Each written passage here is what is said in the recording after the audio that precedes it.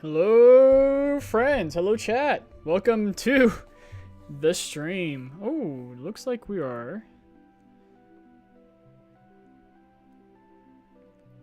Give me a second. Give me a second. Just give me a second. Give me 1 second. There we go. Okay. Now we're here. Whoop, whoop, whoop. Gotta fix this up a little bit. How's everybody doing tonight? I thought I fixed this earlier, but guess not.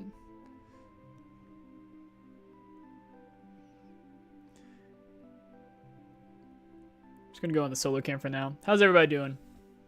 Hope you guys are doing great.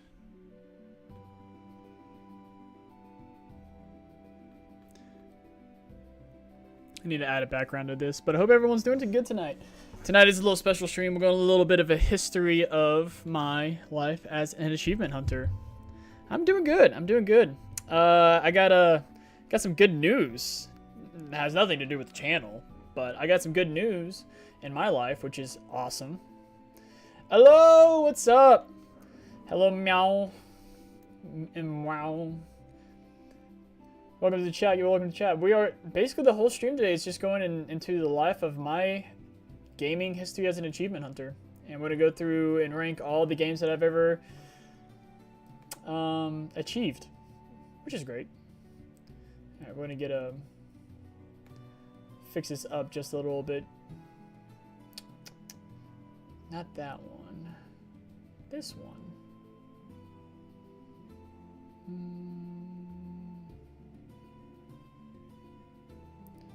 Different source. Did you get? I did get superpowers. I did. We can't talk about it though, because if I talk about it, I lose them, and it's very sad. Okay, I'm gonna get. Can I do this? No, that's not where it is. Oh, there we go. Found it. Here we go. I'm gonna do kind of like this guy. Just gonna do this guy. To cover it up my face. Put it behind it. Now we got an ad. Fun stuff. Brighten skies and remove distractions while you're on the go. And never lose a creative moment. Try Lightroom today. There we go. Nice. Woof! So guys, how's everything doing? Maybe. Maybe what? How's it sound in your ears? How's the background music? How's my voice? Ads, yeah, we got ads. It is what it is. Get that music going. That background music.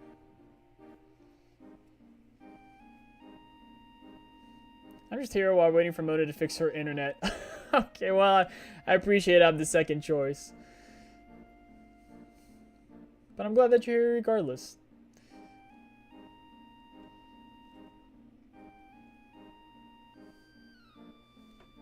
Kind of wish I could. I like had the. I used to have a headset that you could just take this off, which was great. Awesome, thank you. It's gonna be a very long stream, but when I make it into a video, it's gonna be much shorter. Woo.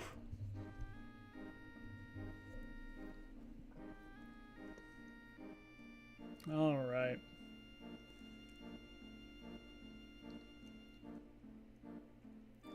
Just getting a little bit of everything ready. Because everything feels good on my end. Anything good that happened in anybody's lives today? I'm pretty excited for the next game that I'm going to be achievement hunting. And it's funny enough, I almost, earlier today, as I was cooking and getting stuff ready for the stream tonight, I almost got 2 more completions in for this list, but didn't get it in time, so doing some stuff. Alrighty.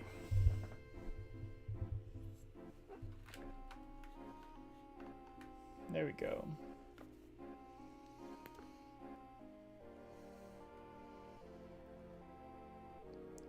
Alright. So yeah, like I said today, we are going to be jumping into talking about every single and ranking every single video game that I've 100% gotten every single achievement in. And we're going to talk about them briefly short so we can end this, relatively early. if you guys have any questions. And honestly, with our new timeline takeover, I might do a whole stream of getting all these achievements over again. Most of these achievements, like we got a lot of ones that are my favorites. And I know that our next timeline takeover, we're going to be doing.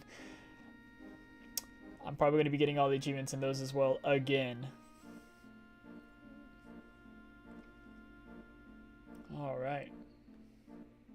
There we go. So I'm going to explain everything real quick about how this is going to look and what all these tiers mean. Let me bring it up real quick on my end. There we go. Boom. Beautiful. It's beautiful. Okay, I'm going to put it right here so I can still see chat as well, which is great.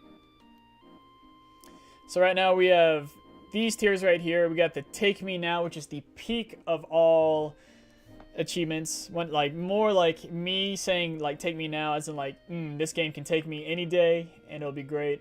Because it's part of, like, the peak of, like, I had the most fun getting these achievements. These are the greatest thing ever. I've had a great experience. Hella fun, meaning it was just a good game. I enjoyed playing through it, but not super, like, not the best in the world. We chillin', meaning, like, this game was, you know, it was okay. It was a game that I got to play and it was fun. Brutal, meaning this game was hard as balls to get through, and either that consisted of frustration or a grind or just like collectibles. And honestly, one achievement in a game could put this into brutal easily. Forgettable are games that I just, you know, I don't really remember, or I did them really quickly. Baby easy, these were super easy quick achievements. And then there's the ashamed tier, because there are a lot of games here that I am ashamed that I got all the achievements in. And so yeah, that's the whole thing. All right, we're gonna fix this because I don't want to have a ad between every single video. So we're just gonna hopefully get one big one going on. Sure. Some lo-fi. Great. Perfect. There we go. There we go. We got some music going. And also, if you guys have any questions about any of these games at any point, it's just me going through and just having a good time. And it's pretty much chill, just talking to you guys. I'm going to be relaxing this whole stream. It's going to be really good. I'm pretty excited, baby. You find a super long one. What do you mean? Yeah, I did. I got one for 4 hours now. So we're going to be going for a bit. So let's go ahead and dive on it. We have over 500 games to go through. So, or close to 500. I'm pretty sure it's around 500. If we look up real quick, I can tell you exactly how many games I've completed. You know what? I'll save it to the end. Because sometimes there are games that I've doubled up. I've completed twice. And it's been great. All right. I'm going to do some doodles every time. I'm going to do some doodles while you do this. Awesome. I'm just glad that you're here. So first game we have right here is called To Revive. I think it's play on words for survive. This was a very interesting game. I bought like a lot of games in this bundle that were just like low resoluted indie games, I would say. Quick put out, maybe for like game jams and stuff like that. So I bought like this whole pack, and one of these games was this one, To Revive, and I enjoyed this game. It wasn't a great game. It was not a good game at all, period. It was a very easy game to get all the achievements in, if that I remember. It didn't take long, but it was baby easy. If you find this game and it's like $1 or 50 cents, I pick it up. Oh, 6 Souls. This is also part of this bundle right here. 6 Souls was another very easy game to complete. Very baby easy. But it was fun. It was much more fun than this game. 6 Souls was like an okay game. But honestly, I would say it's pretty forgettable. It doesn't bring anything new to the table. This game was awful. I hated this game. I needed to add a new tier of just awful games. maybe, yeah, I'm going to do that. I'm going to add another tier. I'm going to say this was just an awful game. It was not good. But I got a lot of achievements because as soon as you get out the achievement in one, you got to get them all. This was just not a good game. Oh, man. Let's fix that. So let's add a row below. And let's just make it dark gray. Or white. Oh, nope. I didn't mean to change that one. Okay. Woohoo. Baby blue for the baby easy. We're actually going to put this below ashamed because games, sometimes I can be ashamed of something and be like, you know, but I was glad I did it. But sometimes when you have a bad experience, you're just like, no, I don't want to do that again. Yeah, we're just gonna put that right there. And you can't even see the text. I wish you could change the text though. So we'll just do a little white boy.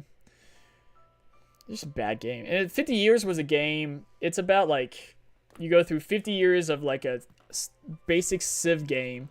It was not fun. Oh man. Make this a little bit bigger for me. There we go. Perfect. Did that change the stream at all? No, it didn't. Let's try to fix the borderline here for a second. There we go.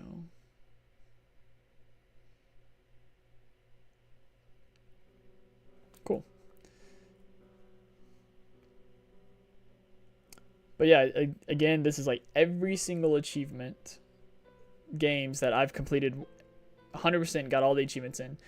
This game, ooh, a Kingdom of Keflings. This was a 360 game back in the day, very early 360 game, and it was a fun game. It was fun. It was a good time. I remember the online achievements were tough. You had to get like 20 people together in one lobby and get into a world and like place your flag down. So one of those achievements was really hard to do.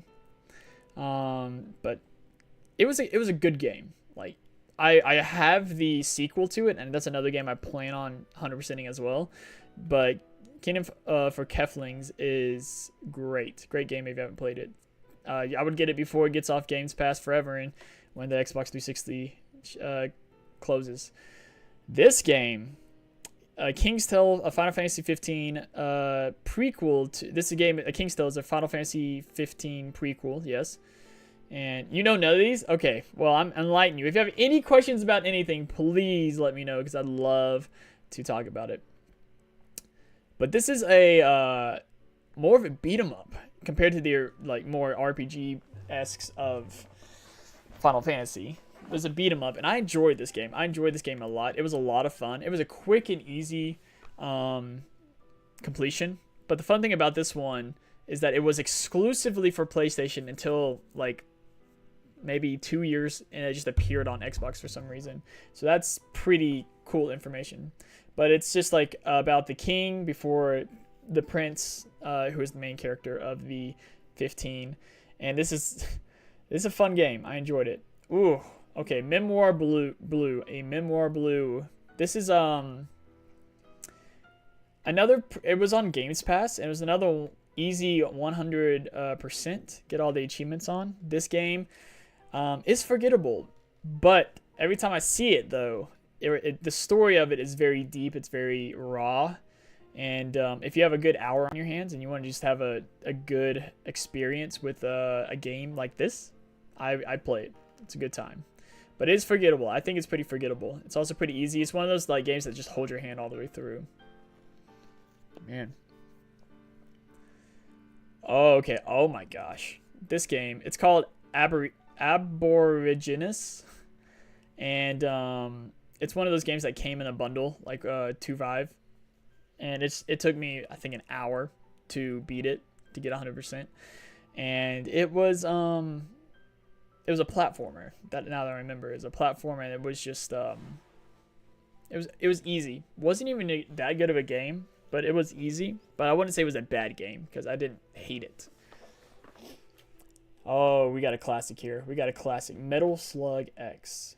This game, fun fact about this game, this was one of the first games that we played on the X Brethren channel back in the way late day. Metal Slug X is a fun game. Any Metal Slug game is a fun game. This game, it's just a lot of fun. Even getting all the achievements, I remember it being pretty easy to get all achievements, but it was just a lot of fun. I remember playing this with Sean, who Shark the Nerd. He's one of our good friends here, and it was a good time. One of the best, one of the funner achievements that I've gotten before. All right, you have some fun putting the kids to bed, putting them down. I'm gonna change up the music. We're gonna hold off on here.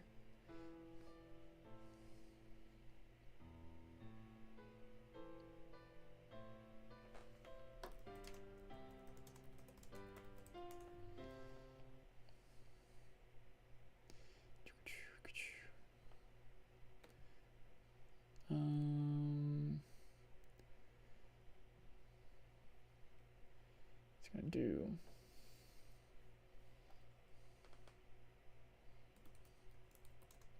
There we go.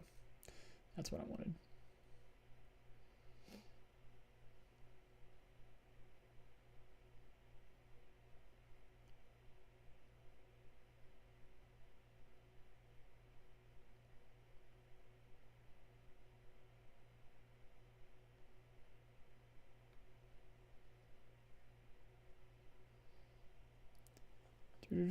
Okay. There we go. There we go.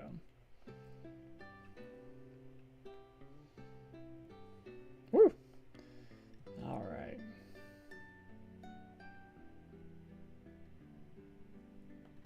Look up Zelda Chill. They have good music.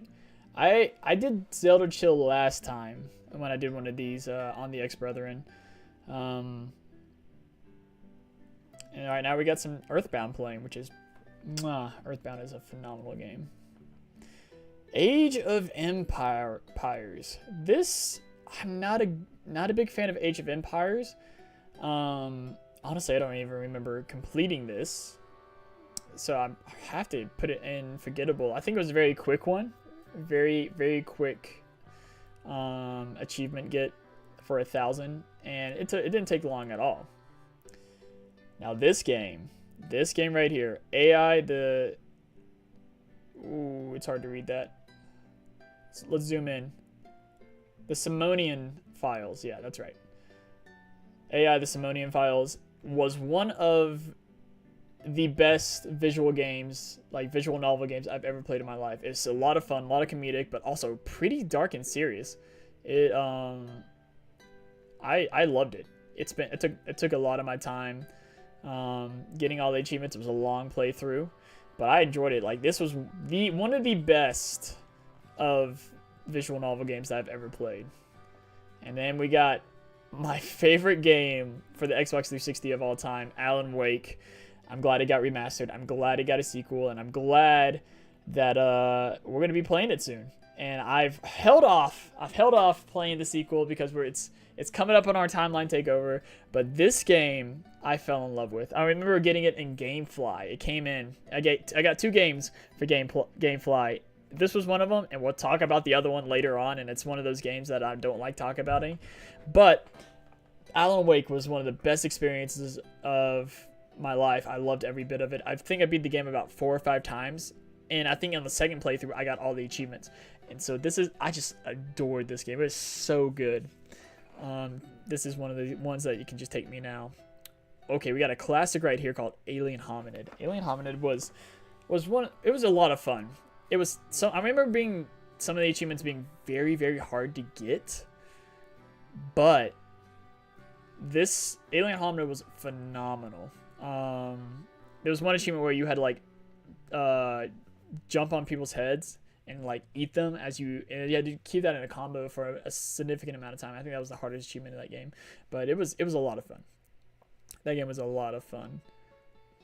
All Zombies Must Die is a 360 arcade game that came out way back in the day. I remember completing this at a friend's house way back in the day. He actually used to be part of the Brethren, but he has moved on to better things. And honestly, if we were to talk about this, I'm probably like the first person in like 10 years to talk about All Zombies Must Die for the 360 arcade, and it's pretty forgettable. Like, it's just one of those like you go to point A, point B kind of games. Okay. Alpha set with Pogi. So there's going to be a couple of these on this list that we're just going to, it's one of those games that I'm just ashamed of that I got. It was like, all right, like it's $2 for a bundle of these. Let's get some free gamer scores. So that's what I did. Alpha set is just a word puzzle, crosswords puzzle kind of game, and it was not fun. Amy, oh my gosh, this was a terrible game. It was terrible for the 360 arcade. Jeez, it was supposed to be a horror game. That was not too good, and you had to beat it 3 different times. I'm pretty sure 3 different times on 3 different difficulties to get all the achievements. But this game was not fun. Yeah, it was just bad. It was just a bad game. Yeah, not a good one for me. Apex Legends. What can I say about this game? There's a lot of good times that I played with this game. Most of the achievements, there's easy achievements to get. Oh, man.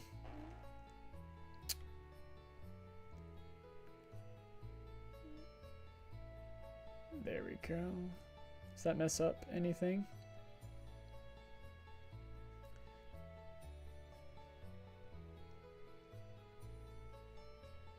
There we go.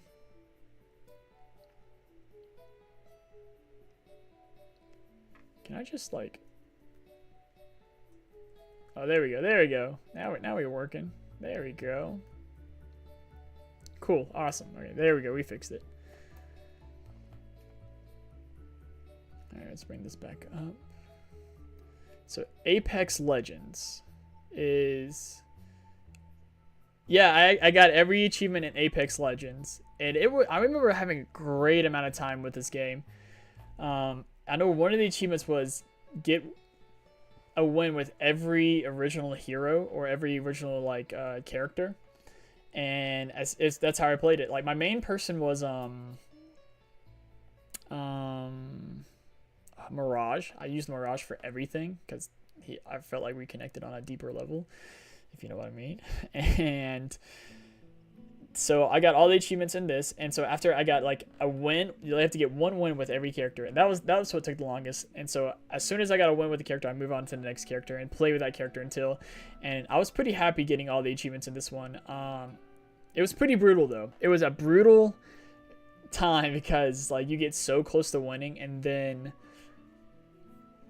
it was just you lose it, and so it took me a long time to get them all. I wouldn't say it's a grind, but it was a brutal time getting all the achievements.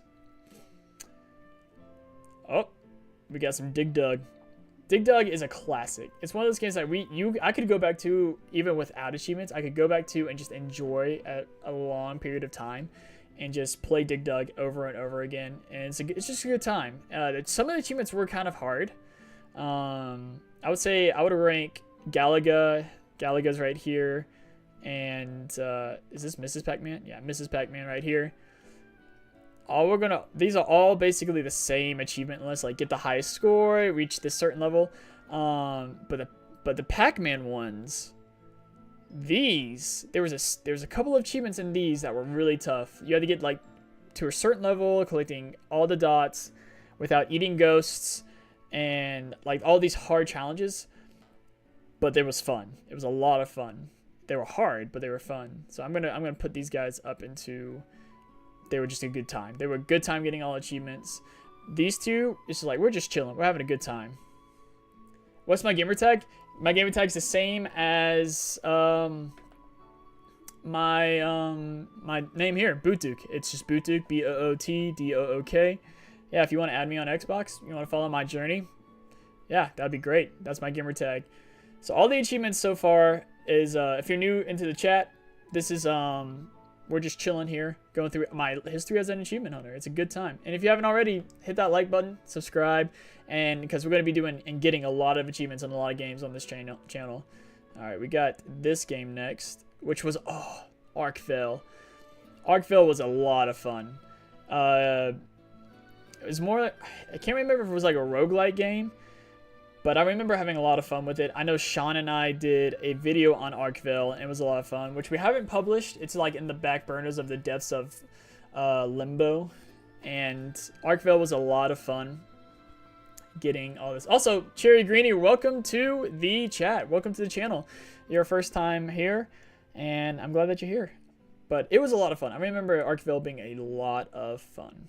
What's this next one right here? Ark Survival. Honestly, if you have a PC, it's pretty easy getting all of the achievements. All you have to do is type in a few things and you get all the achievements very quickly. And I'm not a big sandbox kind of guy. I don't like sandbox games that much.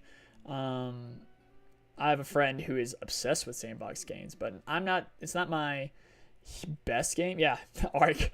It is a fun game, but I never got into it, and it's probably because I never gave it a chance. I think also Hulking Enigma is a big sandbox kind of guy, and I think it's only fun with friends. But it didn't take me long to get all the achievements. It was very quick.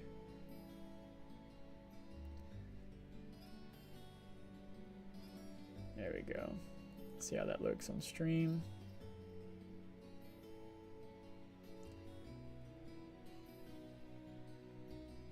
There we go. Cool.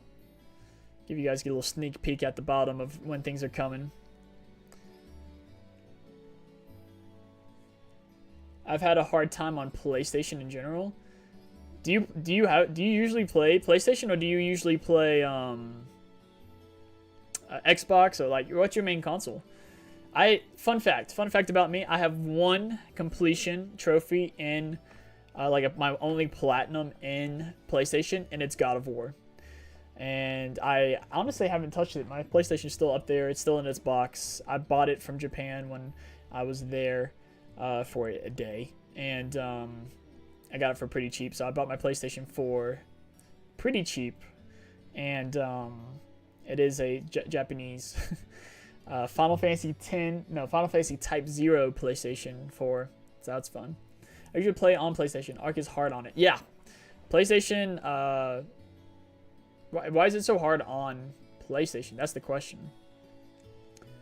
Okay, we got this next game. It's called Arcadian Warriors. It was for the 360 arcade, another 360 arcade game that is a dungeon crawler. And it was a good time. But it got lost in the void. It was very forgettable. It's actually probably like the early on of when I was achievement hunting, like maybe 20... Oh wow, like 10 years ago. It was a long time ago when I got this game. Hotbar is hard to navigate. Yes, it was hard to navigate also on the Xbox. That's why I switched it over to PC as well. But Arcadian Warriors is a very forgettable game. I just move on from it. But it did take a while to get all the achievements, and it was probably one of the first arcade Xbox 360 arcade games that I got all the achievements in. Now this is the game that gave me the name BootDook. This is Ascend Hand of Cool. It was an online service game for the Xbox 360 arcade, and I spent hours and hours getting all the achievements in this game. But this is the game that produced my persona of BootDook. Like, BootDook came from this game. So the basic game of this is like it was an RPG game that that was semi-open world, and you go out, and every time you hit a level cap, you have to ascend, hence the name Ascend Hand of Cool, ascend your character to the great beyond, and then your legacy, your newborn character would be born, and you have to name characters every single time.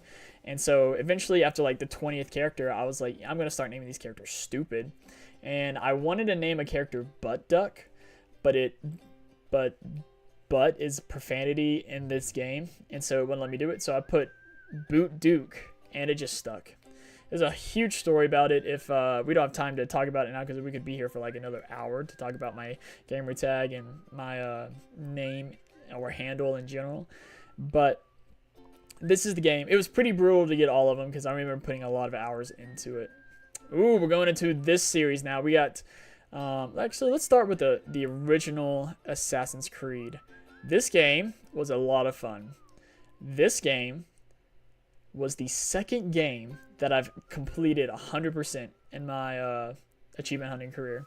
I remember I got it at my high school sweetheart's house, collecting the last final flag, which was brutal because if you miss one, you're done. And I had like a little checklist. I remember I had a checklist of like getting every single flag, and the open world between each and every single town in Assassin's Creed, there's like 100 plus of these other flags, the Templar flags or something, and that was its collectible at the time. It wasn't like the second one where you get like these feathers.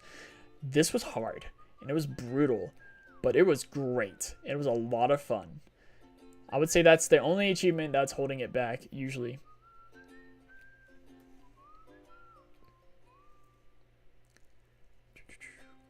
So I'm gonna.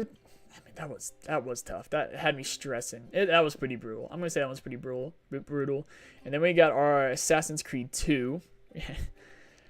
This was a great game. It was the best, hands down the best, the easiest Assassin's Creed game to get all the achievements in. It was a lot of fun, great time.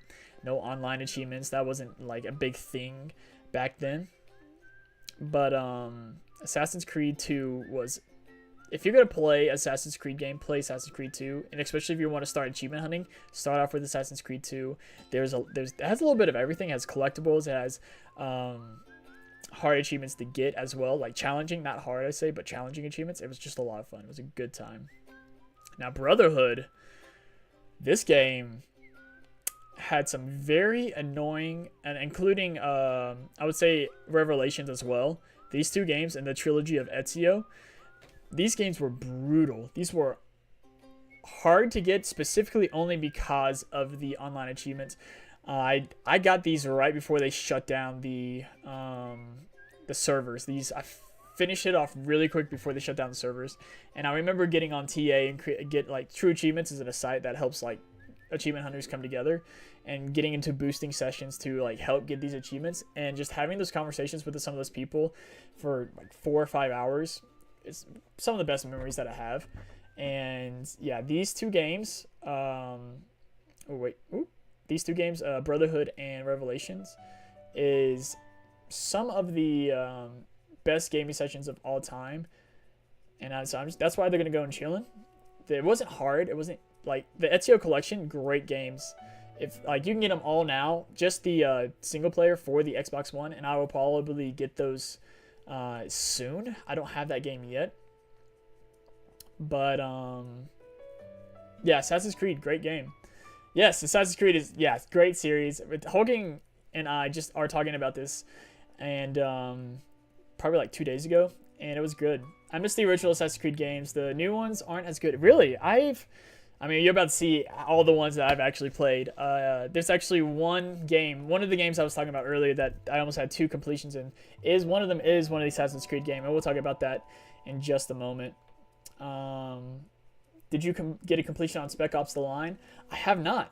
I've heard a lot of good things about Spec Ops: The Line. Just this story in general is magnificent, and it's one of the games that's also had my eye for a while. I own the game, which is not a surprise to anybody, but I have never played Spec Ops: The Line. Assassin's Creed 3. Woo! A lot of people hated Assassin's Creed 3. I loved it. I loved everything about it. I don't remember the online, so I guess it wasn't that bad. I do remember that Revelations and Brotherhood levels, like leveling up to a certain level, was awful. Like that killed it for me. That's why they were just like, okay. But I remember Assassin's Creed 3 being really good.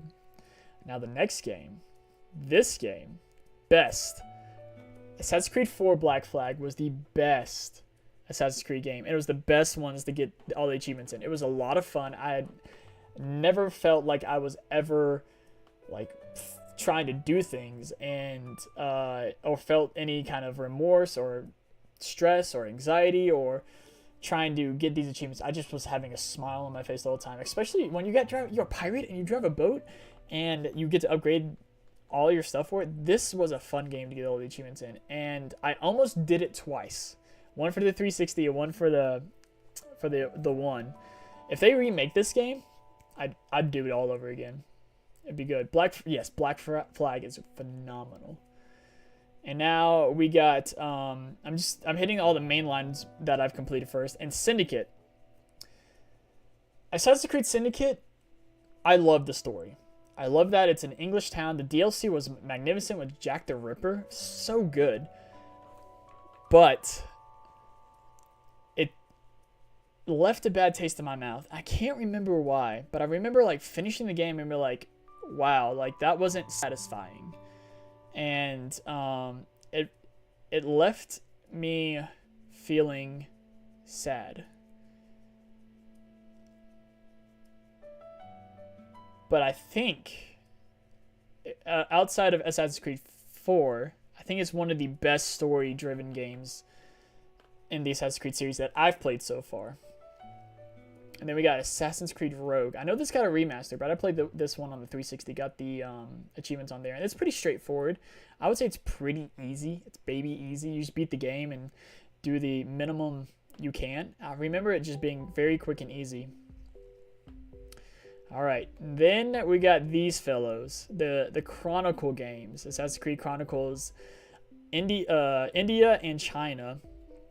India and China. So China was the first one, then it's India, and then it's Russia.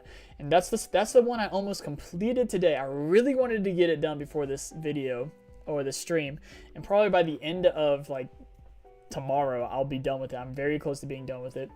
These this was hard. I remember China being very hard and the story being like the second best out of the three.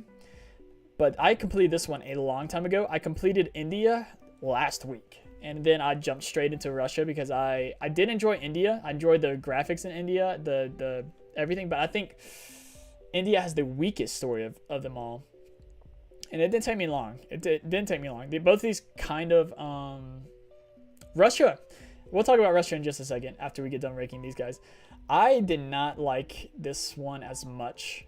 And honestly, these are all pretty forgettable, and I would probably forget about them. They're probably the most forgettable in the Assassin's Creed games, in my opinion.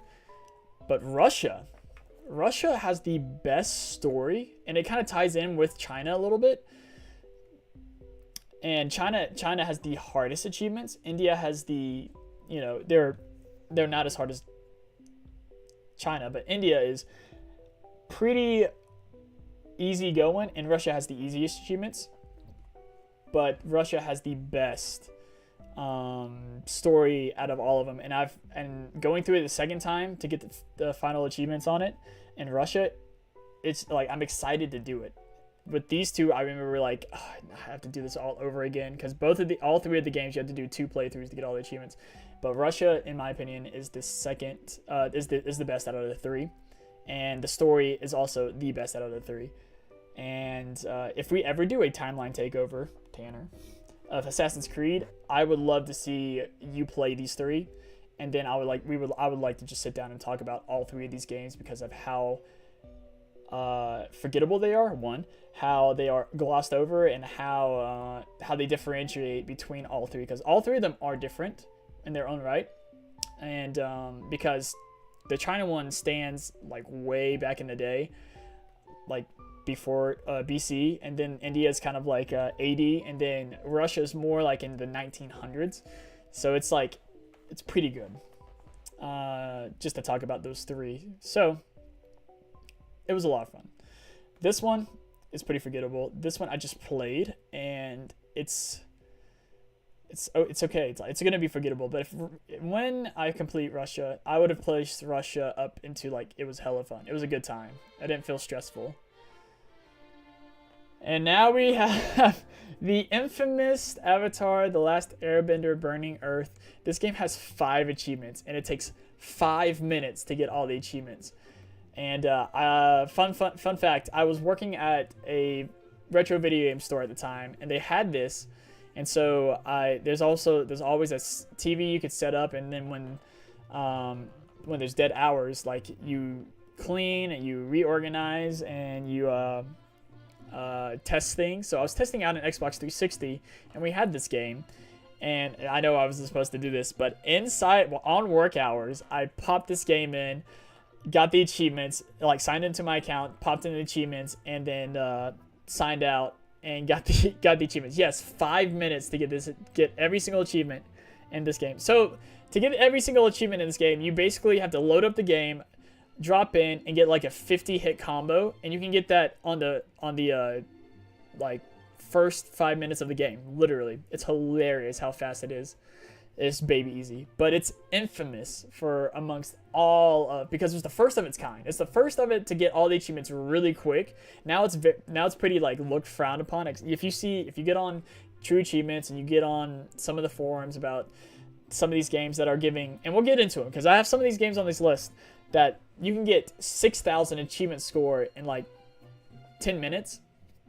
This was the first one of its kind, and that's why it's infamous. But it was, but we all love it for some reason. Like every achievement hunter loves it, and every achievement hunter has played this game, or they've like waited to play this game. Because I know for a fact, the first person to ever get 1 million gamer score in the world, the first person, Stallion, waited for this to be the last game for him to get 1 million. This was the millionth game to help him get the over to 1 million. So, very infamous game. Ooh, here we go. We got our first Telltale game, Back to the Future. This is by Telltale, I'm pretty sure. Back to the Future visual novel, choose your own adventure game. Back to the Future. After I played it, it was a quick game. And I remember it being fun. I remember it being a lot of fun, but I don't remember much about it at all as a game itself. And so it's pretty forgettable. Pretty quick, easy 1,000 gamer score that you can get. And here it is. Here's one of the games. This is a game that I am ashamed I played. It came into like a bundle of like this right here. And this game has 4,000 achievement score, and you can get them all in less than like 30 minutes.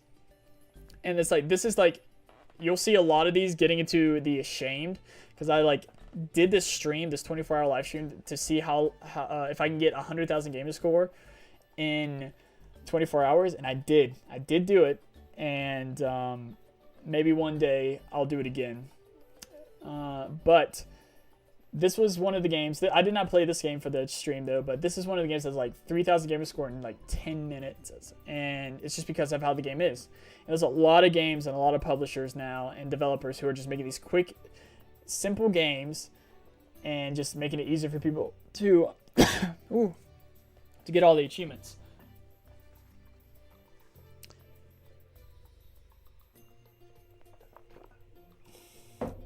That was a great stream. I was dying. Sean was the GOAT in that stream, because if he didn't show up at the very end, I was falling. And I was at the near end, and I was falling apart. And we finally got it. Oh my gosh. We got these two games. We got Banjo-Kazooie and Banjo-Tooie. So these guys got released on the arcade way back in the day, and I loved these games as a kid. And these were just fun games. Mind you, both of these games, like, they could take me. I could play these games again and again and again, and which I have.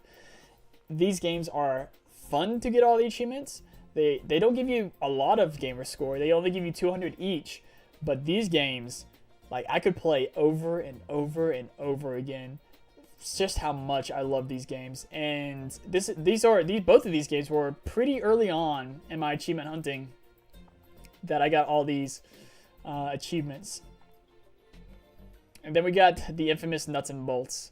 It took me a long time, and it was not fun, especially with the DLC. I remember the DLC, but it was not a fun time getting all the achievements. Not saying the game wasn't fun. I know it gets shit on a lot, but Banjo-Kazooie Nuts and Bolts was not a bad game. It was not what I wanted as a Banjo-Kazooie game. It could have been anything else and been a great game, but as a Banjo-Kazooie game, it was a terrible game. And the achievements were not easy, and it was a grind. It took me a long time, especially the online achievements that you have to get were tough. I remember that being a huge thing. Now, this game, if you have not played this game, I've beaten this game 4 different times, and I've gotten all the achievements 4 different times. This game is called Bastion. It has the most wonderful music, best voice acting I've seen in a long time in a video game, especially at that time. Bastion is one of the best video games of all time. I have loved this game. I got it on the 360, I got it on the One, and I beat it on another person's profile, the 360 and the One as well. So I beat this game 4 times. I love this game. It's a lot of fun. Like, Tanner, you would love this game.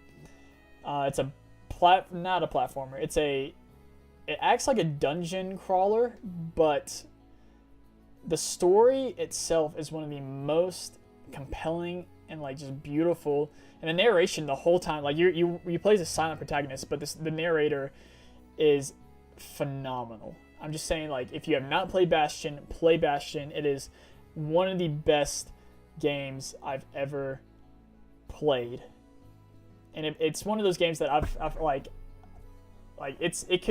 they'll never go back to it. They'll never say anything else about it. Like, this game is like lost in time, and that's the shame. It's a very it's a gem. It's a gem. It's a diamond in the rough.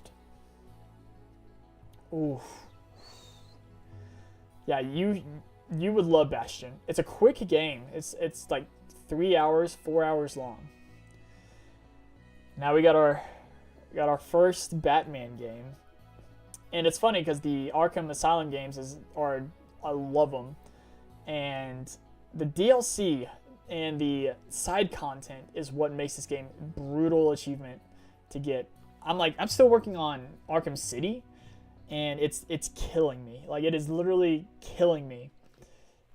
But I don't know anything about Arkham Knight, and I don't know anything about Arkham Origins, and I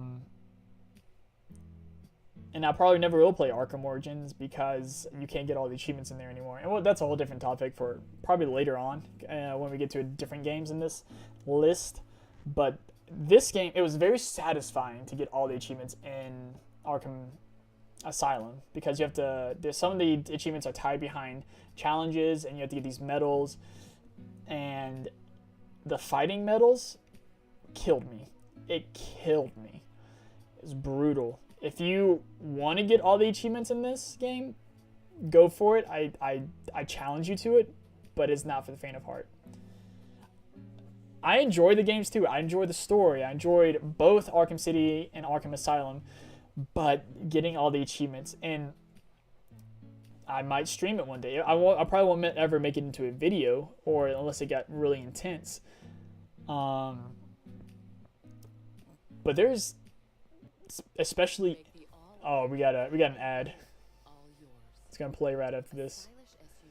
But I'm gonna wait till the ad ends to continue my rant. We can be coerced into getting a new car, you know. Oh, we're back. Okay. But this game is just hard. It's just a lot. It's not hard to play the game. It's just hard to. I remember there's one specific achievement that you literally had to combo every single gadget and every single attack and every single thing that you could do in the game together in one set combo, and I'm pretty sure it's called like free flow combat or something like that, and that was hard. It took me a long time. I still haven't gotten it in Arkham City. It's like free flow 2.0 in Arkham City, so it was brutal. I remember that one being brutal. And we got these two next games, the Telltale Batman games. We got Batman Telltale and Batman Enemy Within. And I don't remember much about Batman, but I remember the Enemy Within. These were great stories. It was a great time. It was a lot of fun. You get all the achievements just by playing the game, kind of like every other Telltale game is out there. But I thoroughly enjoyed every single one of these, getting these achievements, playing the game, and sometimes some of the best achievements out there are just, you know, enjoying the game itself instead of putting it behind like insane grinding longevity achievements that people will keep pouring more hours into it and not enjoying the game in the end and leaving a bad taste in their mouth. I do love these games. If you haven't played the Telltale games of Batman, which I don't know if you can even get them anymore, these are phenomenal.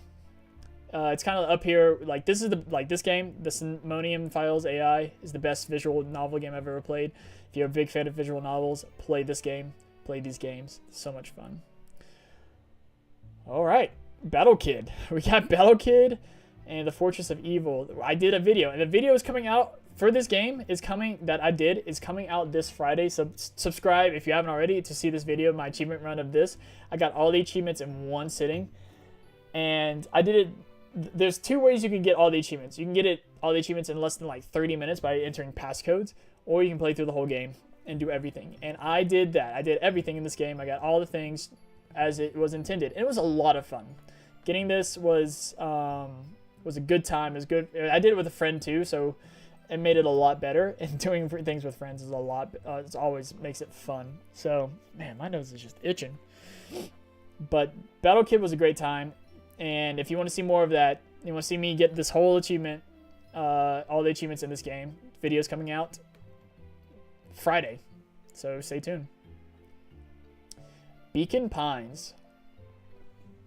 This was on Games Pass, and it was a pretty short game, but the story was really good. It was pretty easy. I remember the achievements were easy to get, but the story was what kept me going, and I loved the story. Like, if you got a good story in your game, you got me. It's phenomenal. But the story is really good, and there was a lot of plot twists and a lot of things that you wouldn't have expected in a game. But the achievements are pretty straightforward, and it's just kind of like, well, we're chilling. But if you like a good time, if you like story, Beacon Pines is a great game. We got Ben 10. Ooh, we got this Ben 10 game. What's it called? It's called Ben 10 Power Trip. And it's one of those games that was on Games Pass, and it looked fun to me. But as I played it, and I think Sean pointed it out to me that as I played this game,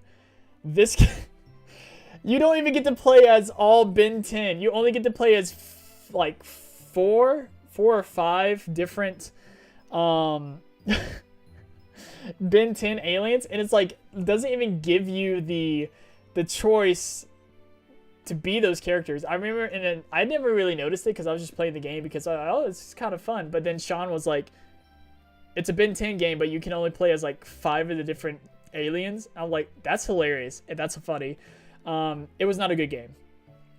I don't recommend this game to anyone at all. So please, if you want a quick gamer score, you can play that. But if you're like, don't want to, that's fine.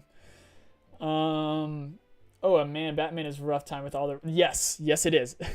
It was rough with Arkham City. It's still rough with Arkham Knight.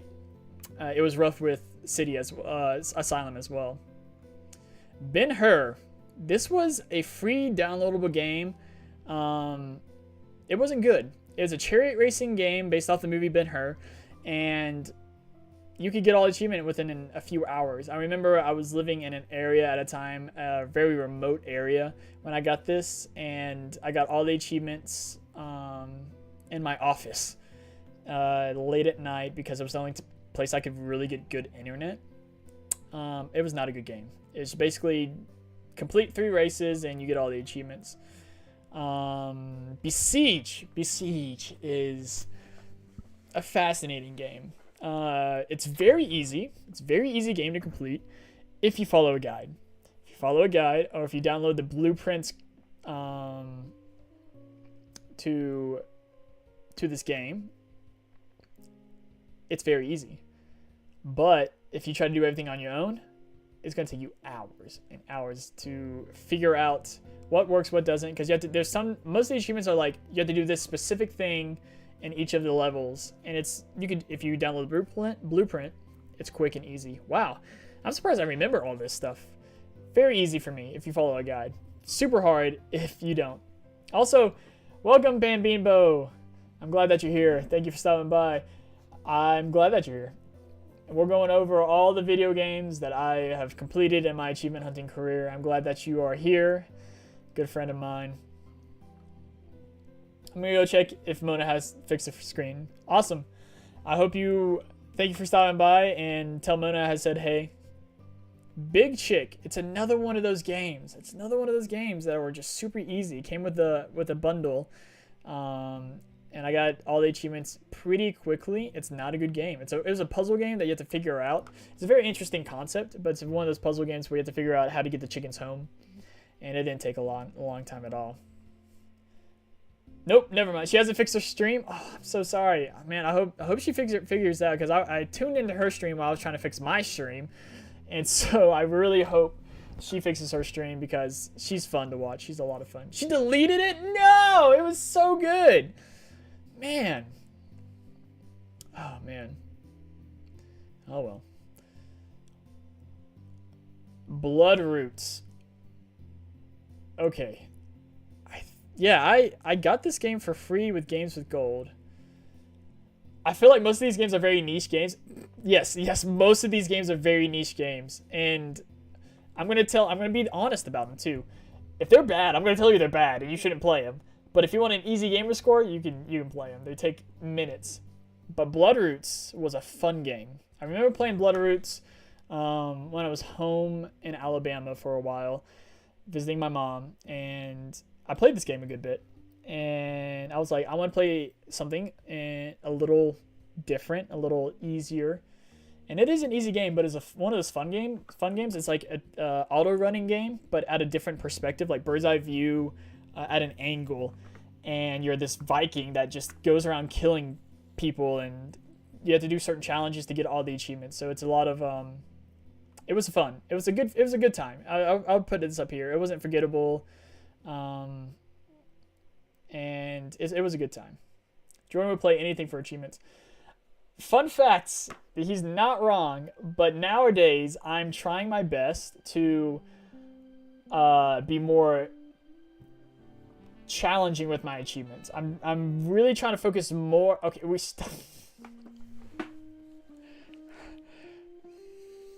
we'll get to Peppa Pig. We will get to Peppa Pig, but I'm trying my best to get there's this little thing called a ratio of how hard achievements are.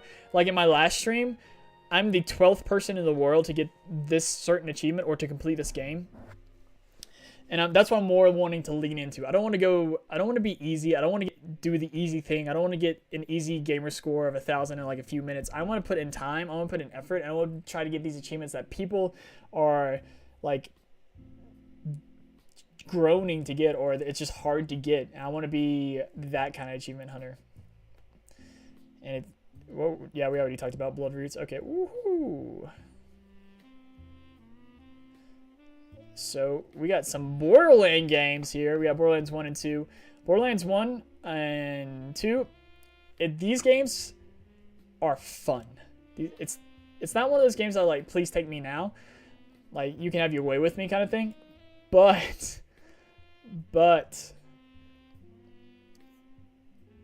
these are really fun achievements to go for if you have friends.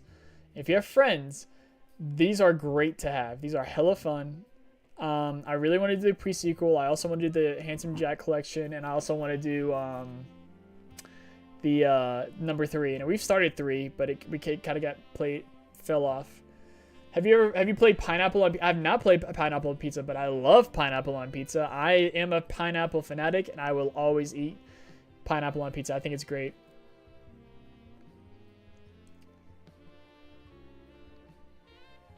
Yeah, Bambibo. Bimbo, you are completely right. There are so many easy games out there just to get the 100% achievements, easy platinums.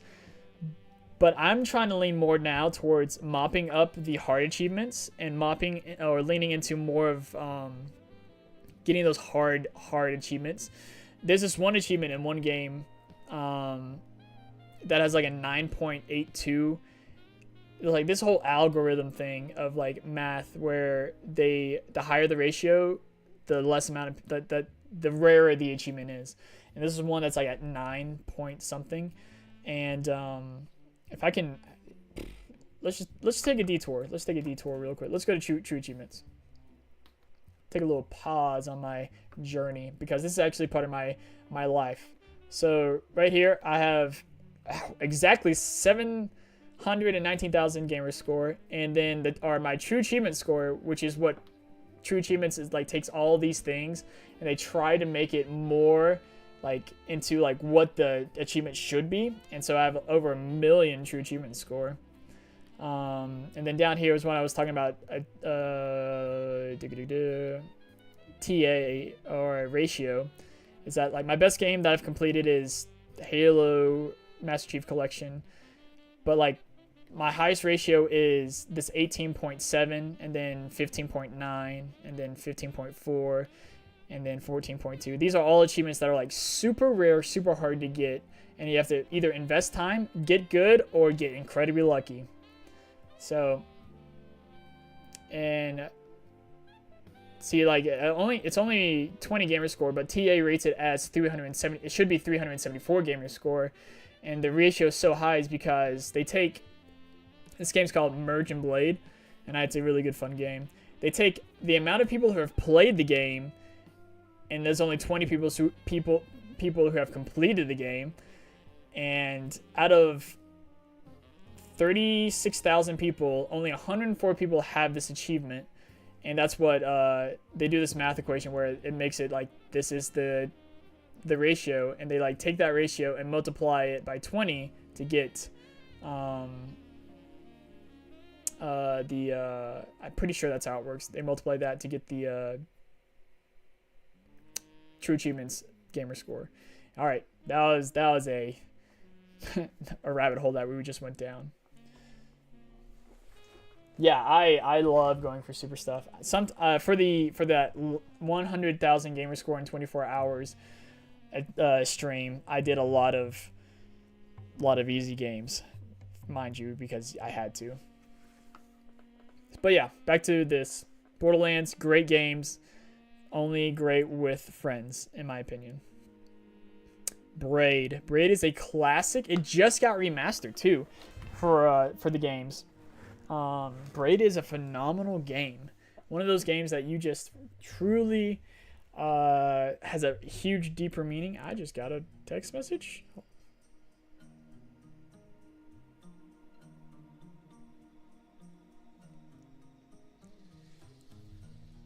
So,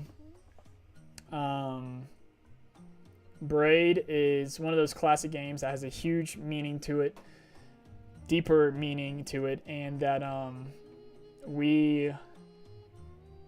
I actually completed this pretty late in my career, so I would say that this is one of those like classics of achievements hunting that you should go for, and that, I mean, it just got remastered. So either I actually play the remaster one, same game, probably has some extra little content to it, and you get more gamer score for it. But I enjoyed this game a lot. But I would say it wasn't a lot of fun to complete, but it was definitely, we're just chilling here. Brawl chess. Easy, shameful, 10-minute completion game to get. So I'm just going to put it out. There's not much to say. It's chess. That's all it is. It's just chess. Brothers, A Tale of Two Sons. If you have not played, I've beaten this game twice, and this one also just got remastered. If you have not played this game, great story, phenomenal story. Go out and play it. Straightforward achievements, easy gamer score, but phenomenal game. Phenomenal. Brutal Rage. This is a baby easy one. Basically, you just you basically fight your way through different matches to get to the end. The story is bare bones terrible. The achievements are super easy. It came in the same pack as 2 Vive, and yeah, Brutal Rage. It's one of those games you just get achievements for. Bug Snacks. Whew, Bug Snacks, man. I got this game. I didn't get it. I played it on Games Pass. Got it pretty quick, and it was very enjoyable. It was a lot of fun getting all the achievements in this game. I just realized, like, yeah, man, this is gonna be a good bit big. Just gonna fix this a little bit. Put that over. Just like that. There we go. So it's gonna get filled up real quick. Awesome. So Bugsnax is a great game. Lots of collectibles. It's like a Pokemon vegetable. If Pokemon were vegetables, and you just go around catching things. It's a lot of fun. And kind of has a darker side to it. And I think they're making a sequel, which would be great. That'd be awesome. But it was a lot of fun. Bugsnax is a really good game. Bullet Beat. Oof. Yeah. This one's super easy. It was a lot of fun though, but it was baby easy. I got all the achievements pretty quick in less than an hour. And yeah, Bullet Beat is just a very easy, like, I think it has like 4,000 gamer score on it. One of those games that they just dump gamer score on. People buy it just to get the gamer score, and that's it. So yeah. Bully, the Scholarship Edition. This was a fun game. I thoroughly enjoyed this game a lot. But there was one achievement that glitched, so I had to beat the game 3 times because it glitched on me twice. And I had to get everything 100% twice, and it sucked. So that was pretty brutal. That was really rough. I remember that being really rough and stressful for me. But yeah, this it's a fun game. If you haven't played Bully, play Bully. Is Turnip Boy on? Turnip Boy is on here. It's it'll come up. Yeah, I just played Bugsnax. Bugsnax is a phenomenal game. I love Bugsnax. Bully is a good game. It's a retro. It should have gotten a sequel, and it should have been remastered too. But Bully's a great game. It's like high school GTA. It's fun. But the achievements were tough. The achievements kind of broke me a little bit. Bunny Factory. Hated this game. I hated this game. It was under the impression that it was going to be a quick completion. No. It took me days to beat this game, and it was brutal, and I hated it, and it was just bad. I'm just going to put this under bad. It was terrible. It was a terrible game. You're basically a bunny in a mech suit just running around picking up stuff and solving puzzles, and it's the same puzzle 100 times. And to get all the achievements, you have to get to beat level 100, and it was tough. The Butterfly games. These are another easy peasy. These are going into Ashamed. They're just bare bones platformer puzzle games that give you a huge amount of gamer score. Ashamed that I played them. I did it for the live stream, so that's where they're staying. Call of Duty 4 Modern Warfare. Woo! Okay. This game, to get all the achievements, beat the game on veteran, and then beat the hardest level on the game. And it's one of the most infamous achievements out there. A lot of achievement hunters have done it. It's called the Mile High Club, and it's beating the post game level on veteran. It's hard, and it was hard. It took me a lot of hours, like of hitting my head against the wall, and it was just not a good time. But the game, it was my first and only really Call of Duty game that I played. So it was fun in that sense, because I'm not a big Call of Duty guy, but Call of Duty 4 Modern Warfare was fun. And it was fun to get those achievements, but I don't really want to ever play a Call of Duty game again, because it's just not my thing, and playing that was enough. Bully is an absolutely fun game. I love Bully. Definitely want to play it. Eventually, just because the pure fun you can have in it. Yes, Bully is a great fun game. What about Call of Booty? I know you like that game. Call of Booty. There is a game called Call of Booty. I have it too. Or is it? No, it's called Age of Booty, and it's a 360 game, and I will probably complete that sooner or later. But I got it, so that's something. Oh, Calterin. This was another one that was like one of those indie games that is Unreal known. I think I got it for like $1, and it was tough. It was it was a lot of fun to play, and it was very satisfying to get all the achievements, but it was not easy. It was hard. It is not for the faint of heart. I think this is one of the ones that like I'm like very low, and actually I'm kind of curious now. Let's just check true achievements. I'm like one of the lowest. Not many people have gotten all the games. Mind you, not a lot of people have played it. So only 150 people have played it, and 11 people have completed it.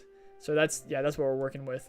And yeah, I got all the achievements in it, and I was pretty satisfied with that. So that was pretty fun. That was a lot of fun.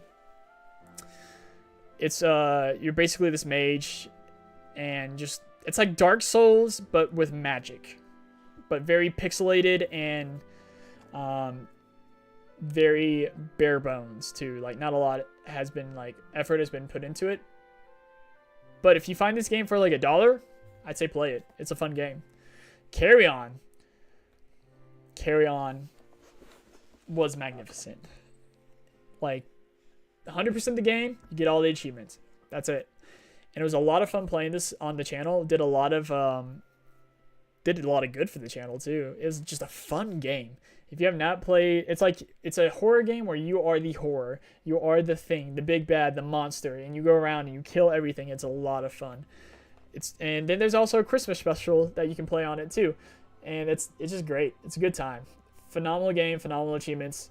It can have me now. Disney's Cars 2. Not much to say about that. We're going to put that in shamed.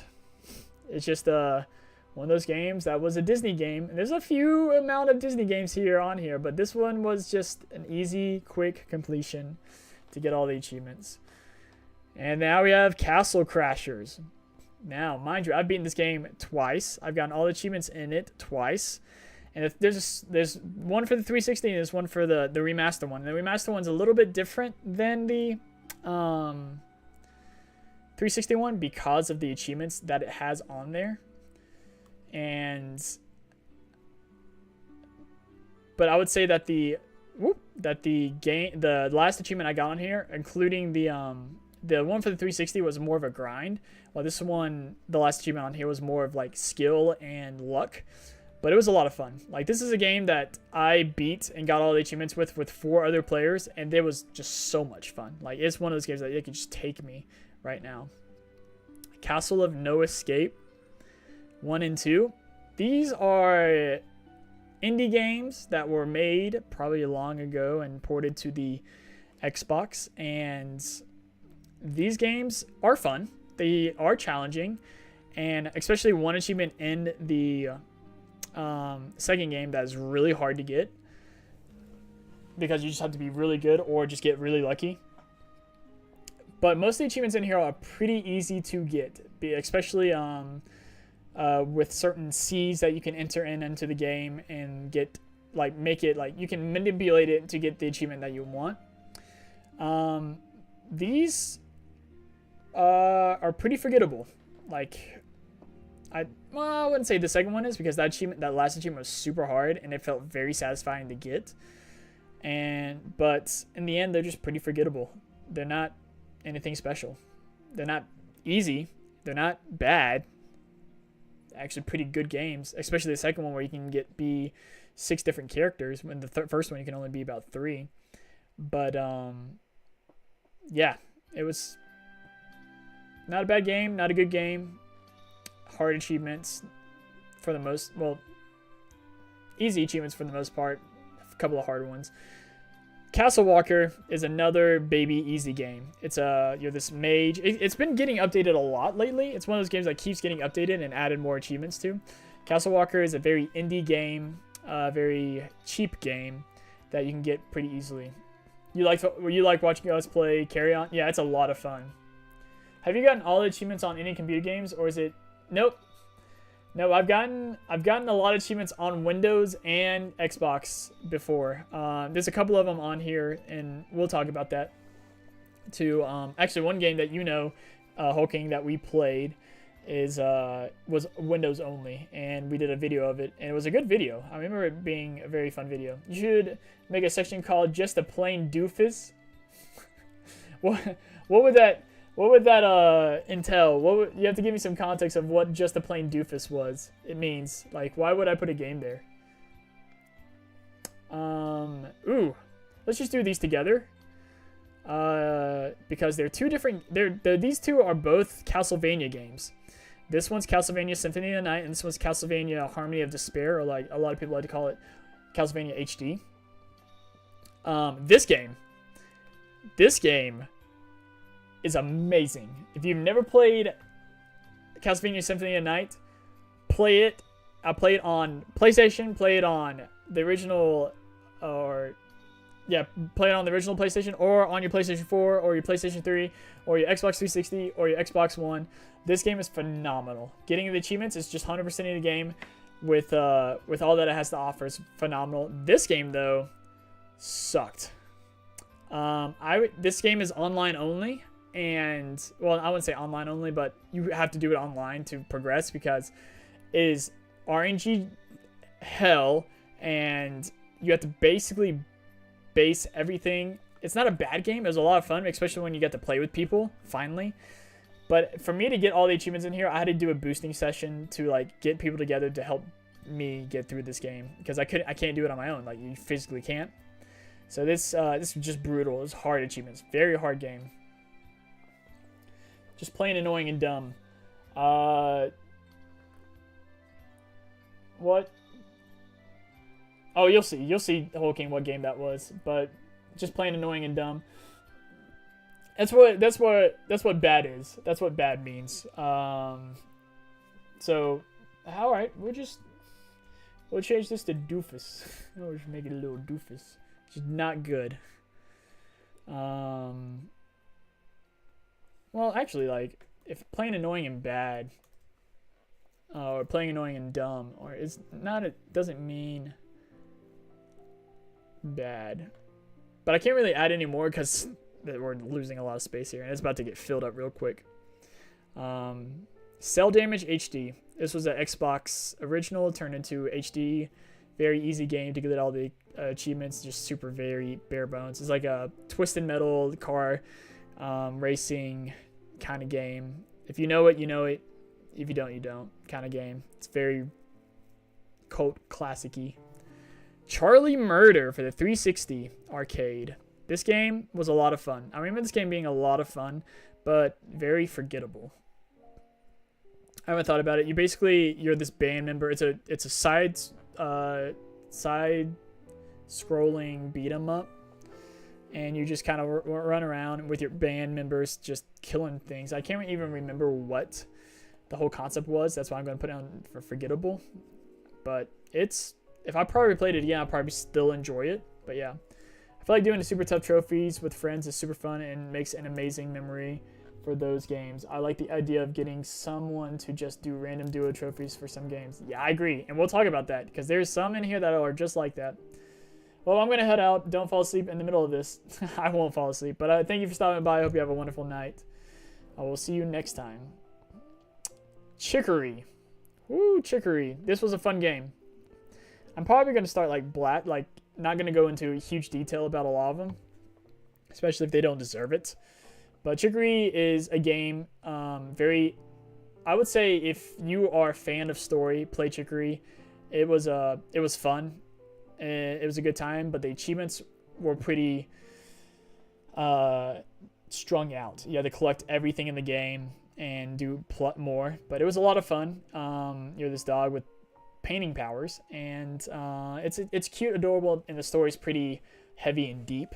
So if you like that, I would recommend Chicory. Child of Light. Oh my god, Child of Light. Child of Light was phenomenal. I'm going to put it up into hella fun. Just because it was a good game. It was a phenomenal game. It was great. And now we have... Yeah, if you haven't played Child of Light, play Child of Light. Phenomenal. Achievements... Actually, I don't think you can get all the achievements anymore. I think some of the stuff is shut down and you can't get the achievements anymore. So, But if you want to just play a game, play that one. Clicker Heroes, free downloadable game on Xbox. It was brutal. It took me a long time to get. I manipulated the game too, but it took me a long time. But it's like a phone game that went into a platform, and it was just not good. Like the game itself was like, it's those AFK games that just, you know, you get the achievements by doing certain things. It took a while, but it's pretty easy. I would say it's baby easy. I wouldn't say it's bad. But it's pretty easy. Clumsy Rush. Just a bad game. Not a good game. It's supposed to be a party game. It's not a good party game. All right. Both Coffee Talk games. The achievements takes a long time. Takes multiple playthroughs to get all the achievements in both games. But some of the best visual novel games that I've ever played. So I'm going to just stick these both right there. It was great. Good time. I enjoyed every single bit of it. But it getting the achievements, it gets drawn out pretty quick. Pretty long. So keep that in mind. Whew.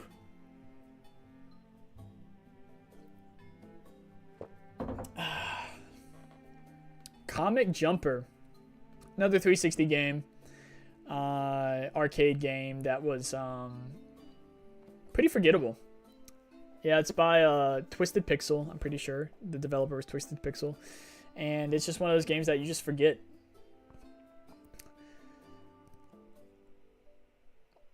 Condemned Criminal Origins.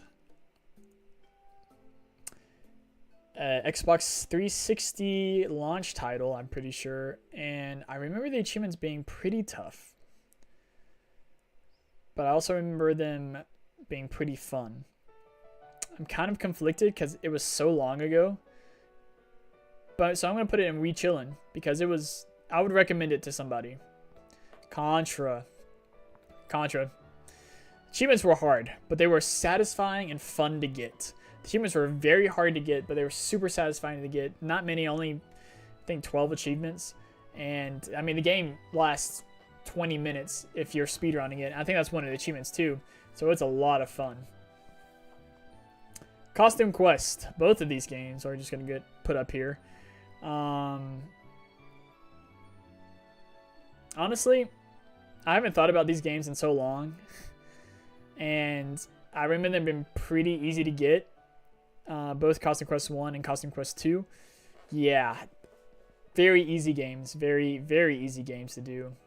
Super easy. Craftopia, just a bad game. Craftopia, I had to... So fun fact about Craftopia, it's the game before Palworld. Same developers, they dropped Craftopia and then launched out with Palworld. Mind you, Palworld is a much superior game. Craftopia had a lot of bugs, had a lot of crashes, had a lot of manipulation into it. And I remember asking someone to help me get the rest of the achievements. It was just a bad game. I didn't want to deal with it anymore. So yeah. This game. The Crash Bandicoot the Insane Trilogy. It has Crash Bandicoot 1, 2, and 3 Warped. Phenomenal games. Phenomenal time. Hard achievements. Difficult achievements to get. And you have to put in a lot of time, a lot of practice, but freaking. And we're back again with an ad. Look at that. Oh, wait. And on what you need, like memory foam inserts. That's real life ready. Visit wellsfargo.com/activecash. Terms apply. Okay, and we're back. The Crash Twinsanity. I keep wanting to say Twinsanity. That's a different game. Crash the Insane Trilogy. Phenomenal games. Play them. They're great. Hard achievements. They will challenge you. They will test your limit. They will test you as a gamer. But I recommend it. Phenomenal game. This game, Cruise Brothers. The first game in Xbox history to give you 6,000 achievement score in one game. It's not a good game. Not at all. Actually, wait, is it 6,000 or... Because I know that Master Chief Collection is 7,000. Hold on, let me check. Cruise Brothers. Yeah, it's 6,000. So I know that Master Chief Collection has 7,000, but that's like 5 games in one. This is just one game. So just keep that in mind. Game is awful. It's a terrible game. If you want a quick completion, it's not even that quick. It's like 4 hours, 4 to 6 hours to complete it. But it also came into the bundle with 2 Vive, and it was just bad. Crypt of the Serpent King, another quick, easy achievement. It's like a dungeon crawler with the feel of Kingsfield. It's just one of those games that I feel ashamed playing. All right, Crypto, another ashamed game. Just got it for the achievements. That's pretty much it. Crystal Defenders, a Final Fantasy spin-off tower defense game. This was a lot of fun. But it's also forgettable. I haven't thought about it in a very long time. So I'm just going to say, yeah, it's pretty forgettable. I don't remember most of the achievements. I don't remember a lot of them. But I do remember enjoying the game, but it's pretty forgettable. CSI, another ashamed game. It was a quick 1,000 gamer score. I got this game and played it when I was working at a retro video game store. Q Farmer, another one of those games that is just bad and it's a puzzle game, and you can easily get all the achievements that are achievable in like a few, maybe less than an hour. It's not a good time. What's this game called? It's called Cyber Heroes Arena DX. This game, it's just bad. It's just a bad game. That's all I'm going to say about it. It's basically you're this robot and you fight and you get achievements by just fighting.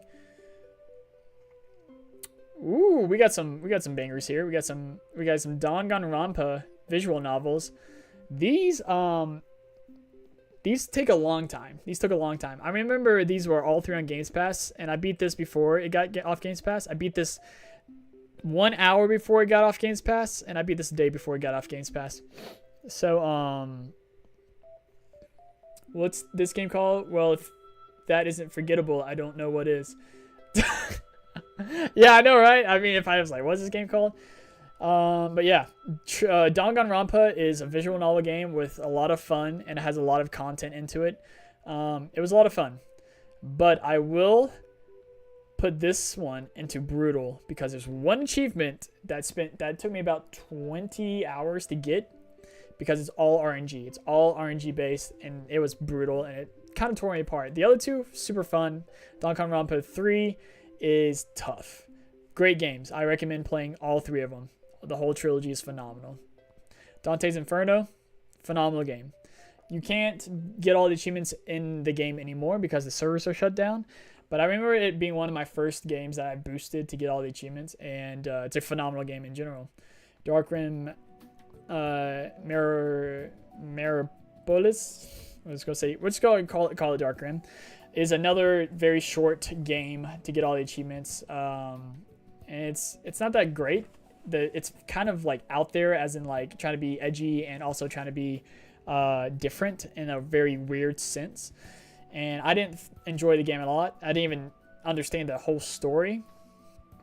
So yeah, here we go. We got our first and only Dark Souls games that I've completed, because mind you, I've only played one Dark Souls game, and it's the original Dark Souls, and it was a lot of fun. The achievements took a long time to get. I think I did 4 or 5 different playthroughs on New Game Plus to get all the achievements, but it was a lot of fun. Like, I know that our friend Mona is playing Dark Souls right now, or was. So Dark Souls is a phenomenal game. Play the game. It's a lot of fun, a lot of good time. Not an easy achievement of 1,000% or 100%, but it's fun. Darksiders. Some people call this the like edgy Legend of Zelda. I remember that being called that. It's a good game. I remember it being a good game. It wasn't a lot of fun getting all the achievements, but I remember it being a good game. Doritos Dash of Destruction right here. We got Doritos Dash of Destruction. It's easy 200 gamer score. It was a free game. You're a dinosaur and you dash along things, and you eat things like Doritos. Day of the Tentacle is a point-and-click game. Yeah, I love visual novels. It's a very, very good game. Good stuff. It's like you can just sit by and just watch and enjoy it. Especially with nowadays when you don't have a lot of time on your hands. Visual novels are something you can pick up and put down very easily. I love visual novels. What were we looking at? Day of the Tentacle. It's a point and click. And if you follow a guide, it's very easy. Just a very easy, baby, easy game. Super classic game that's been remastered. DayZ, I feel kind of ashamed because I got like you can go load up onto his server and get all the achievements in very little. I think Sean and I did this one time, and it was very quick and easy, and I was pretty ashamed about it. Another ashamed one, the Super Pets game on Games Pass. It's DC Heroes Super Pets. Enough said. Dead Ground. It's a bad phone game ported into a console. I think I got it for $1, and it was not fun. It was not good. It was just bad. Easy gamer score, about 4,000. One of those another easy quick gamer scores. But yeah, Dead Rising 2 Case Zero, the prequel to Dead Rising 2. Very, very short game. I don't remember it being very easy. But I do remember it being very forgettable because it was just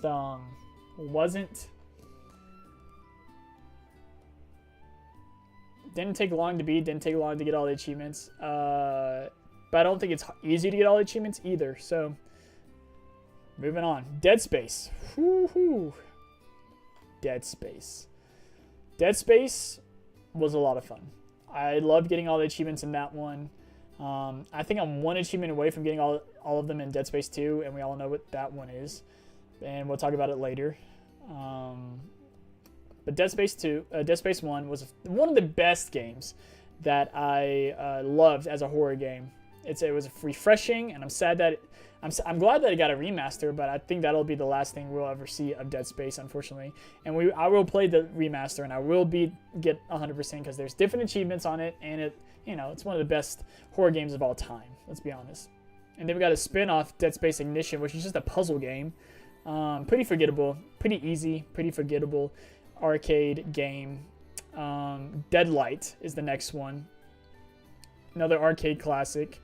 Forgettable. I remember the visuals being very unique and fun at the time, but not much to say about it because I can't remember it. Deadpool for the 360.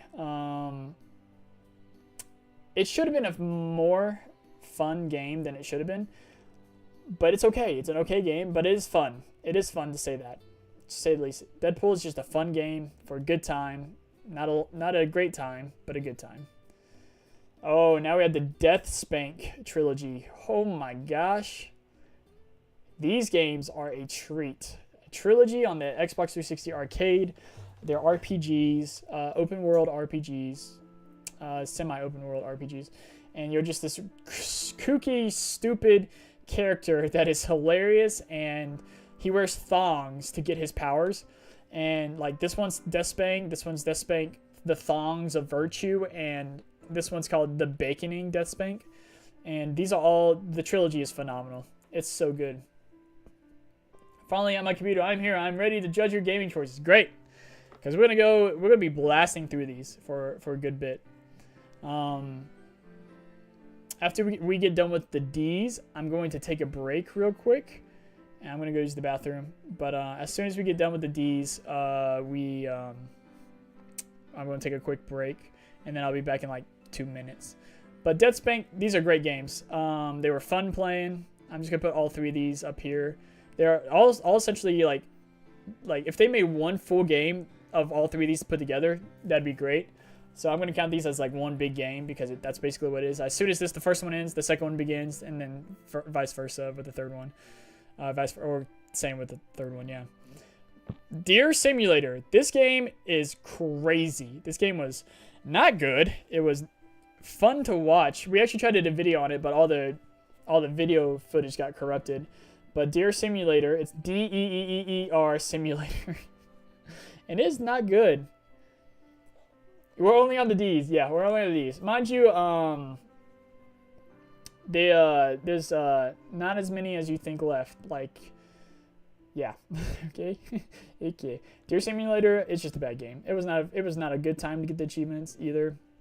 Disney Brave, another shame game of Disney. It's just you're playing Disney Brave, but in game format. Destiny. Destiny was brutal for me. Destiny was so hard.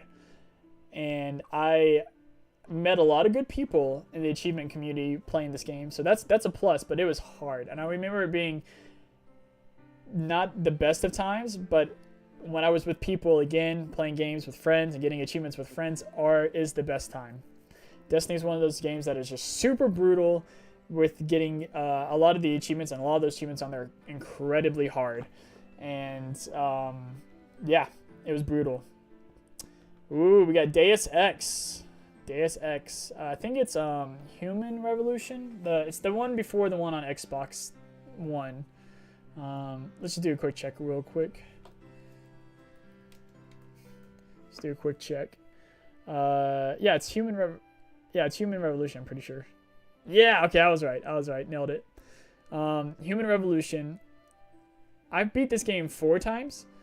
And I love stealth games. This game should only be played during stealth. Like any stealth game, play this game as stealth. You have so much more fun with it instead of just going guns blazing. It was a lot of fun. There was one achievement in it. It's called like Foxiest the Hound, where you couldn't like alert people and you couldn't be caught or something like that. But there was no indication that you ever got heard or you got noticed or whatever. And the first time I did it so perfectly, I thought I did, and I messed it up. And I did it a second time, and I thought I did it perfectly, didn't. Then when I did it the third time, I finally got that achievement, and it took me a long time to finish this game. Devious Dungeon 1 and 2. These are, I'm just gonna put them in bad. Like they're not the greatest games.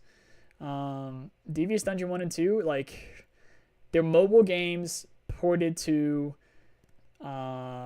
the console, and it's just not a great game. But Disc Room was fun. It's basically survival games, like Survive the Longest, or like use power-ups to get through each room for survival. It's a very unique game. Disc Room was a lot of fun. I actually played that with a friend that I adore a lot, and it was just a good time. I love Disc Room. If you haven't played Disc Room, it's free. I think it's still on Games Pass, but if it isn't, it's probably pretty cheap. Disney's Bolt, ashamed. Another ashamed game. Just play Disney games just to get achievement scores. Dodgeball Academia. We did a full Let's Play on it. It's one of those series that is now in limbo on our channel that will probably never get released.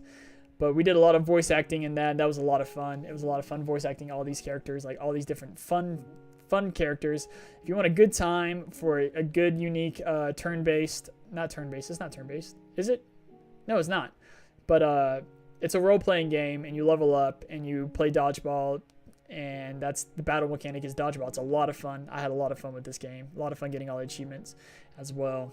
Donut County, man, easy game, easy achievement list, but it's a lot of fun. So I'm not gonna put in Baby Easy because it is a super Baby Easy game to get all the achievements, but it's just a good game. Donut County. I used to love Destiny. I just saw that. Sorry, but yeah, Destiny's gone somewhere else. But Donut County, play Donut County. It takes like 2 hours to get complete the game. Fun time. Fun time. Doom 64. It's a Baby Easy game. Now, let me tell you, it's not a bad game. It's a phenomenal game, but it's a super easy game, especially if you exploit it like I did. Doom 64. Fun game. Doritos Crash Course. Both of these games, Doritos Crash Course 1 and 2, were brutal. These games were hard to get every single achievement. I remember in the first or second one, I was for one of the courses, I got the fastest time in the world, and then when I checked the next day, it was beaten by a lot of people. But these are hard achievements to get, and I think in a couple, either in one or both of them, you can't get all the achievements anymore. So I'm glad I got all those achievements. Wasn't fun. It was brutal. It was hard. DPS Idol. It's a card-based game that you just sit and it's an idle game. It's basically another bad phone game ported to the Xbox. It's not that great. Drone Gladiator. It's kind of like this game. Cyber Heroes. It's just a bad game. I played it on my stream for my 100,000, and it was just not a good game. It was not a good game to get all the achievements. It's easy to get all the achievements, but it was not a good game. DuckTales Remaster. It's DuckTales, the game, remastered, and DuckTales is a phenomenal game. So I'm going to put in Rechillin'. I love this game because it's not forgettable. It's a classic, but it's just remastered. But I wouldn't say it's like a hell of fun time. I would just say it's like we're chilling here. This game has given me nightmares. This is the first game on the list that I never thought I would get all the achievements in. It's called Dungeon Defenders. There's a couple of Dungeon Defenders out there, games. Everyone said I'd have to leave my job to earn a marketing degree. Or pause here. Except WGU. Competency-based online model let me complete assignments and take tests at my pace with no set login times. Apply free at wgu.edu.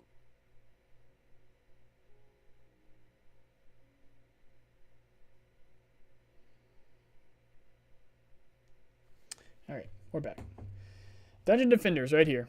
This was one of the first game that I never thought I'd complete until years later, we finally completed. We got a bunch of people together, 4 people together, including myself, to finally just weeks on end finally hit like everything against the head to get all the achievements in this game. And there's only 12, but there's like, to get the final achievement, there's like 60 to like 80 different in-game achievements that you have to get. You have to get all the in-game achievements to get the final achievement, and that was brutal, and I hated it, and it was not a good time. And just stay right there for brutal. Woof. Dungeon Fighter. This is a very forgettable game, but it was not forgettable for me. People won't remember this game forever because no one cares about it, but I do, because Sean and I, like when Sean and I first became friends, he came over and we sat down and on the Xbox and played this game all the way through, and I will always remember that time. It was a lot of fun. He was the fighter, which was the best class, and I picked the gunner, who was the worst class, and I did no damage to anybody. This is Dungeons and Dragons Chronicles of Mystara. And it's like 4 games in one. Yeah, it was a good time. It was a good time, but I would say it's pretty forgettable because, it's just side-scrolling beat 'em ups all the way through. So, it is what that is. This game, though, Dust. This game, right here, I wish they make a sequel. This was one of the best games for the 360 arcade I've ever played in my life. I love this game so much. If you haven't played Dust, I'm pretty sure it's called Dust, an Illusory Tale. Let me see real quick. Dust. An Elysian Tale. I was close. An Elysian Tale. Phenomenal game. Great graphics, great story, great achievements. Phenomenal game. Take me now. Earthworm Jim. One of those other games that I felt like it was really hard, that I never thought I would get, but with enough perseverance, you can get all the achievements in this game. There's one achievement there for not dying, and that's hard in a very like retro video game, and you have to play it on original difficulty from the retro video game era, and hard games from retro times. But Earthworm Jim, phenomenal game. The HD remake, had a lot of fun getting those achievements. It was great. Echo Generation. Woo! Echo. Oh, man. Echo was great. Echo was a hell of a lot of fun.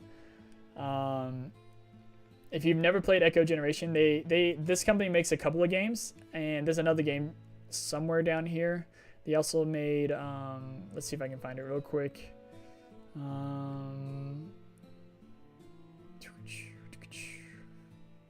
Yeah, right here, Ravenlock. Whoop, there it went. So we'll just bring both of these up there. Why not? Because these both were phenomenal games to complete. They were a lot of fun. This one's like a turn-based RPG, and this one's more of a Zelda clone. Ravenlock is great. I'm impressed you remember most of these. Yeah, I do feel like as soon as I start talking about them, that's what I was worried about playing, doing this, because I was like, what if I don't remember these games? And then I'm like, well, as soon as I start talking about them, like, yeah, I'm gonna start remembering them, and how they impacted me on my journey. So mind you, this is all like what made me become a. And I wish there was a way I could like do it all like in a timeline or order from like in the beginning to the end, but there's no way I could do that. But Echo Generation and Ravenlock, this is one of the most recent completions I did, and I did this one about 2 years ago, 1 year ago.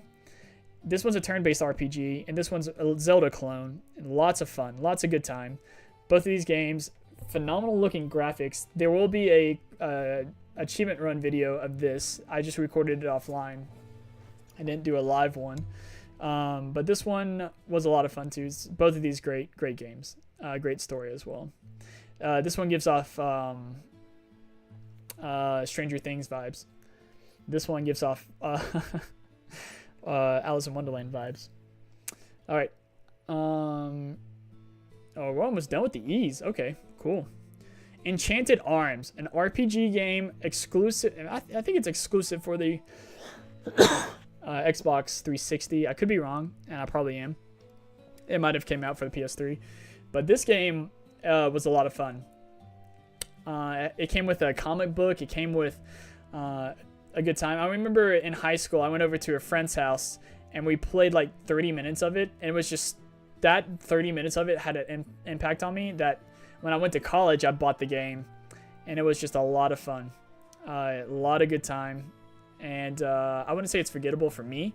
The achievements were pretty straightforward, but we're chilling. It's also like one of those, you get monsters to come into your party as well, and you train them and breed them to make them stronger as well. So I would say it's a good game. Ooh, Enter the Gungeon! Oh my god. This game, I remember I did a whole... I wish I would have done like a step-by-step journey of just this game in my achievement run for it, but I only did the back end of it, like the final steps of the achievement process.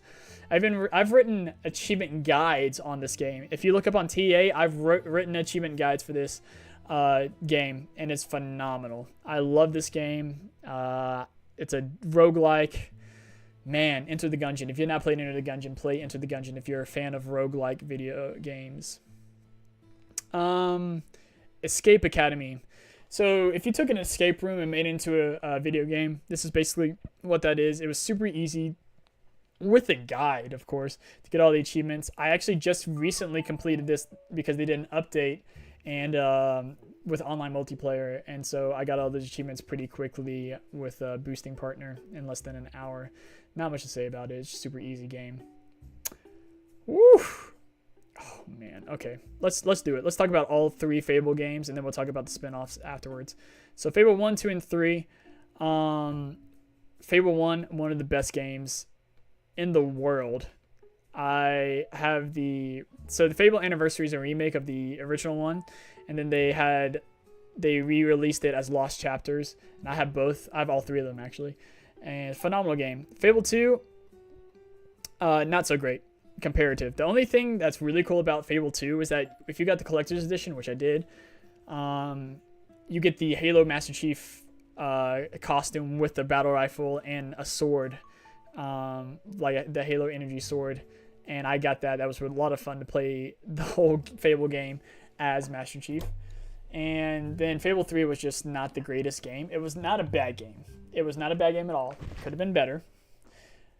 But there's achievement in both of these that were tough as hell to get all of them, and they're all online based, and it's not a good time. But I got them all, and still phenomenal games. I would say everyone should play them. Now for the side games, we got Fable Heroes and we got Fable Pub Games. Fable Pub Games I got for free, I think, for pre-ordering Fable 2. And I remember I enjoyed this game a lot. I enjoyed it a lot. But Fable Heroes, I'm going to say, is pretty forgettable. Pretty straightforward, pretty easy. You're just doll forms of Fable 2 characters. In like this toy world-esque plane of existence that you just run around and do Fable things as dolls.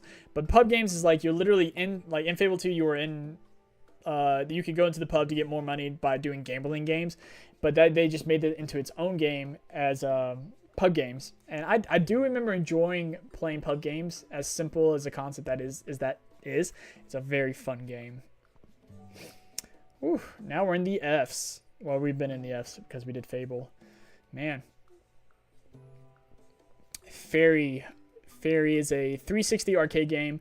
Very forgettable. I don't remember much about it. I see it on sale a lot. I feel like I remember enjoying the game.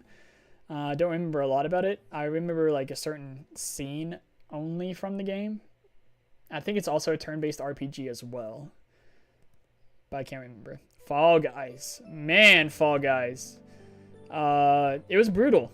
Fall Guys was hard to get all the achievements in this game. It was not my... I like Fall Guys only when I play with friends, but getting all the achievements in this game was a slog and a grind.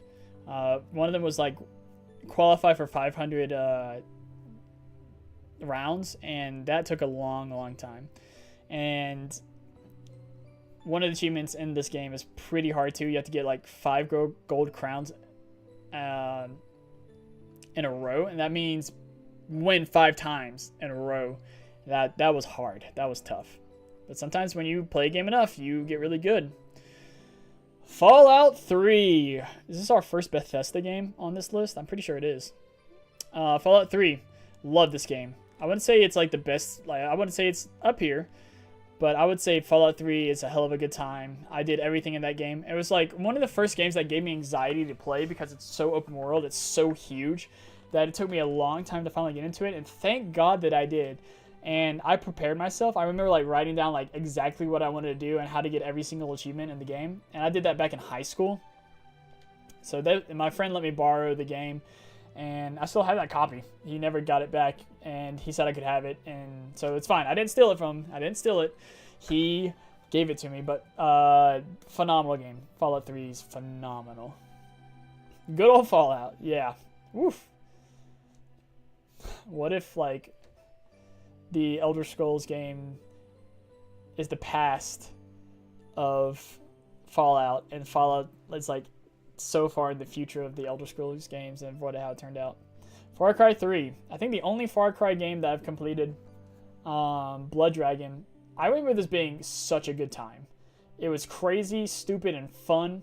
So much fun playing this game. I do remember that the achievements were a little repetitive because you had to go to certain places and certain towers to get to eliminate or to take control over, and you had to explore the whole map. But the concept of it and how insane it was a lot of fun. So I'm going to put it right there. Okay, Feeding Frenzy. Bad games. they're just bad games. I know they are arcade games, but they're not good. They're not fun. They're terrible games to get all the achievements. 1 being the harder one, 2 being just the straightforward one. 1 achievement in Feeding Frenzy is literally play the game for 24 hours. Yeah, I just let that thing stay on while I went to bed. And you have to eat like 1,000 sharks, and it was terrible. It was a bad game. FIFA Street. Another game that that you cannot get all the achievements because the servers closed down. And I am not a very sports game. I think this might be one of the first sports games on this list.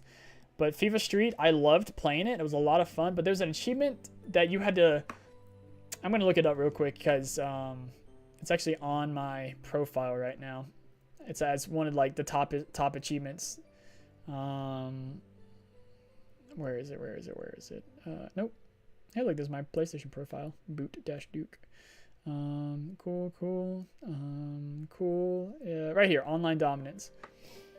This achievement alone was what killed me, because you have to win all 9 online cups as the lead profile, and these were weekly things. Like, you would have to wait a week, every single week, to get the achievement. So you have to wait 9 total weeks to get this achievement, and you would have to boost this achievement, because if you like, it's like tournament bracket kind of thing. So if you lost in the tournament, you had to start all the way in the beginning and start all the way over. And this achievement took me 9 weeks to get, and we would have the same 6 friends helping me boost it in this like whole message system on True Achievements. This game was tough. Yeah, I hate it when you can no longer get the achievements. It feels cheap. It does feel cheap. And there's some in this list that have broken achievements, and we will talk about that later as when it comes up. All right.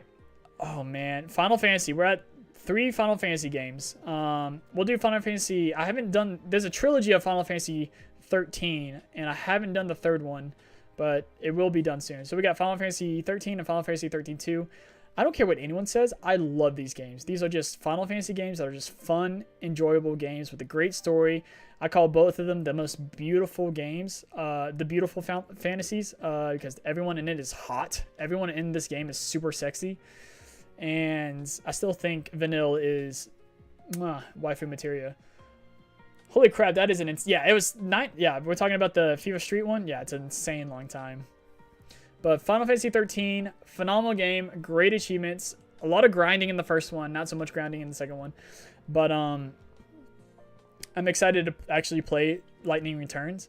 But these two in this trilogy are great games. I don't care what anyone says. I love these. And now we're on to Final Fantasy 15. So we're gonna just do both of these together, because this is the multiplayer part. It's called Final Fantasy 15 Comrades. But it's also in this game. So they like took all this, shut down the servers in this, and then made this. And I remember I was getting the last final achievements like as the time was dwindling into the night when the servers were going to close down. So I barely got the completion of Final Fantasy 15. And then they made it into its own little game. And then they shut down the servers of this. And so I got all the achievements in Final Fantasy 15 and then in Comrades multiplayer. So I love this. This was tough. It was okay. Ooh, Firewatch. It's I wouldn't say it's a visual novel, but it's like one of those like guiding games that like interactive experience games, and it was a lot of fun with it. Phenomenal story. It's short. It's probably only like 4 to 5 hours long if you have time. You probably beat it sooner, but it's one of those games that just like guides you through this experience, and it's phenomenal. I love it. It's a phenomenal game. Firewatch is great. Very one of those games that has like a deeper meaning to it, and actually has like some spots are like pretty scary-esque. So yeah, Flasco Man, another one of those games that's just not a great game. It's not a great game. It's an achievement, like it's one of those that you get just a bunch of achievements at once. I'm actually just I'm gonna put into Ashamed, because I got it because of that reason.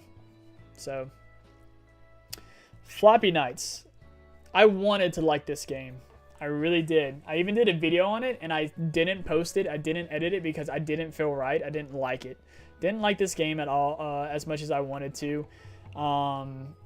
It's a fun concept. It just wasn't for me. It's a card battling RTS game, which sounds awesome, and I just didn't like it. And it makes me sad that I didn't like it. So this RTS game was sad, to say the least. Flowers, another one of those Pogi games that I'm ashamed of that I got. Flynn, Son of Crimson, was a good time.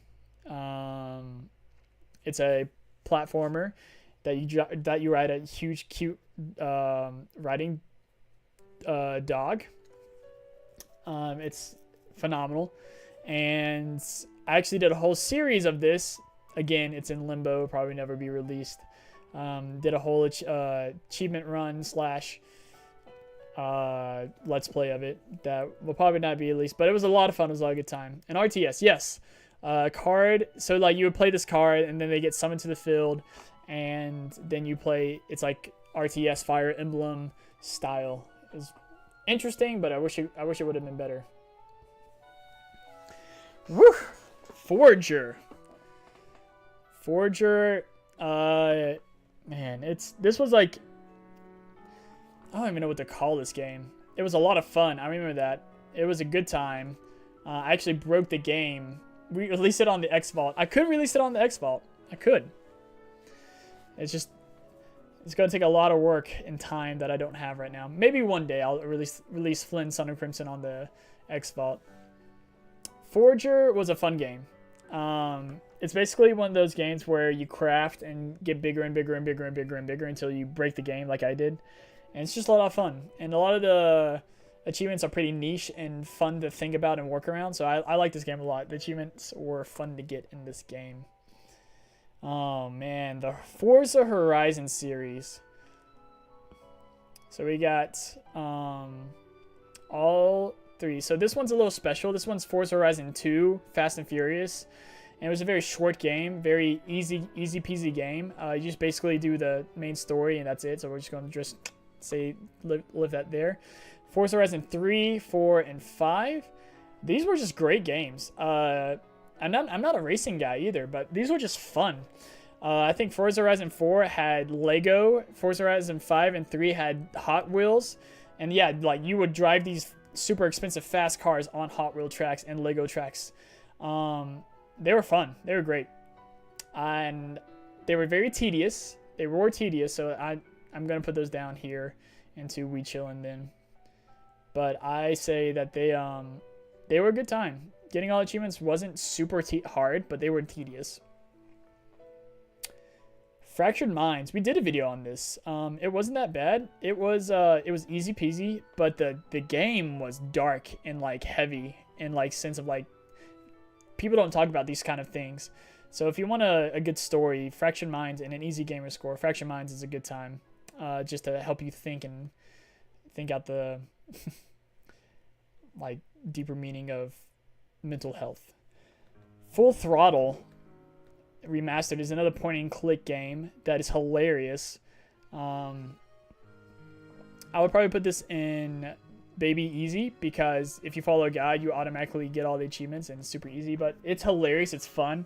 It is very retro, kind of like Day of the Tentacle. Full Throttle is a funny point and click game. A lot of fun. All right, Gabriel's World. I'm ashamed I played this game. I'm not gonna say it's bad because it's not bad. But it's a very bare bones platformer that was a guy made it for his son's birthday and then released it on Xbox. And it's very easy to get all the achievements very quickly. I'm a little ashamed that I bought it just for that reason. But I think it's cute that he made this game for his child and then released it. Galaga Legions. Yeah, I know this game. This game was brutal. I remember it not being easy. I think there's another one somewhere in here that I'm like thinking of it. It's in my mind right now. I can't remember what the game is called. But it actually might be Galaga Legions. It was not easy. It was hard. It was long. There's some very niche things that you had to do. But yeah, it's just Galaga. Gang Beasts. I wish I played this with friends a lot more. We did a video on it and it was fun, and I wish we played more of it. I really did. It was a lot of fun to play with friends. Getting all the achievements as yourself, easy, super easy, takes less than an hour. Super baby easy. Garden Story. Oh my gosh, Garden Story. I would say this is pretty forgettable. Sometimes I mix this up with Turnip Boy, but it's more Zelda-like. And I don't remember it liking as much. Oh, okay, now it's all flooding back. Okay, it's flooding back. I'm remembering now. Yeah, it's very Zelda-like, and you had to collect stuff to craft stuff to pursue and defeat the big bad and the rot, I'm pretty sure is what it was called. But it's pretty forgettable. It took me a second. Gato Ibato. A Metroidvania with a cat in a Gundam suit. You cannot say those words and not let it be a fun game. This game was a phenomenal game. We did a full Let's Play of that on our X-Brethren channel. You should go check it out. It's a lot of fun. This game's phenomenal. Good old Metroidvania. Gauntlet for the NES, re-release for the Xbox 360. This is I beat this pretty early on with the help of a boosting partner. I mean, it's just an easy game. Just beat the level and you get all the achievements. Gears of War 2. The easiest to get all the achievements in the Gears of War series. One day I want to get Gears of War 1 and 3, since I already put like a hell of a lot of time into it. Zelda is good. That's why sometimes you shouldn't play a game because it's a Zelda-like. And Garden Story was one of those games. Like it was pretty bland. But Gears of War 2 is a brutal game. Beating the game on Insanity, co-op, getting 100,000 kills in all of campaigns, which is the easiest out of the seriously achievements, and there's a lot of them now. There's six technically if you count Seriously 5 Part 1 and 2. These games are meant to be played hundreds of thousands of hours into it to get all the achievements. And before I changed it, this used to be called Regret. I would have put Gears of War 2 in Regret, but Brutal is hard. It's just a hard game.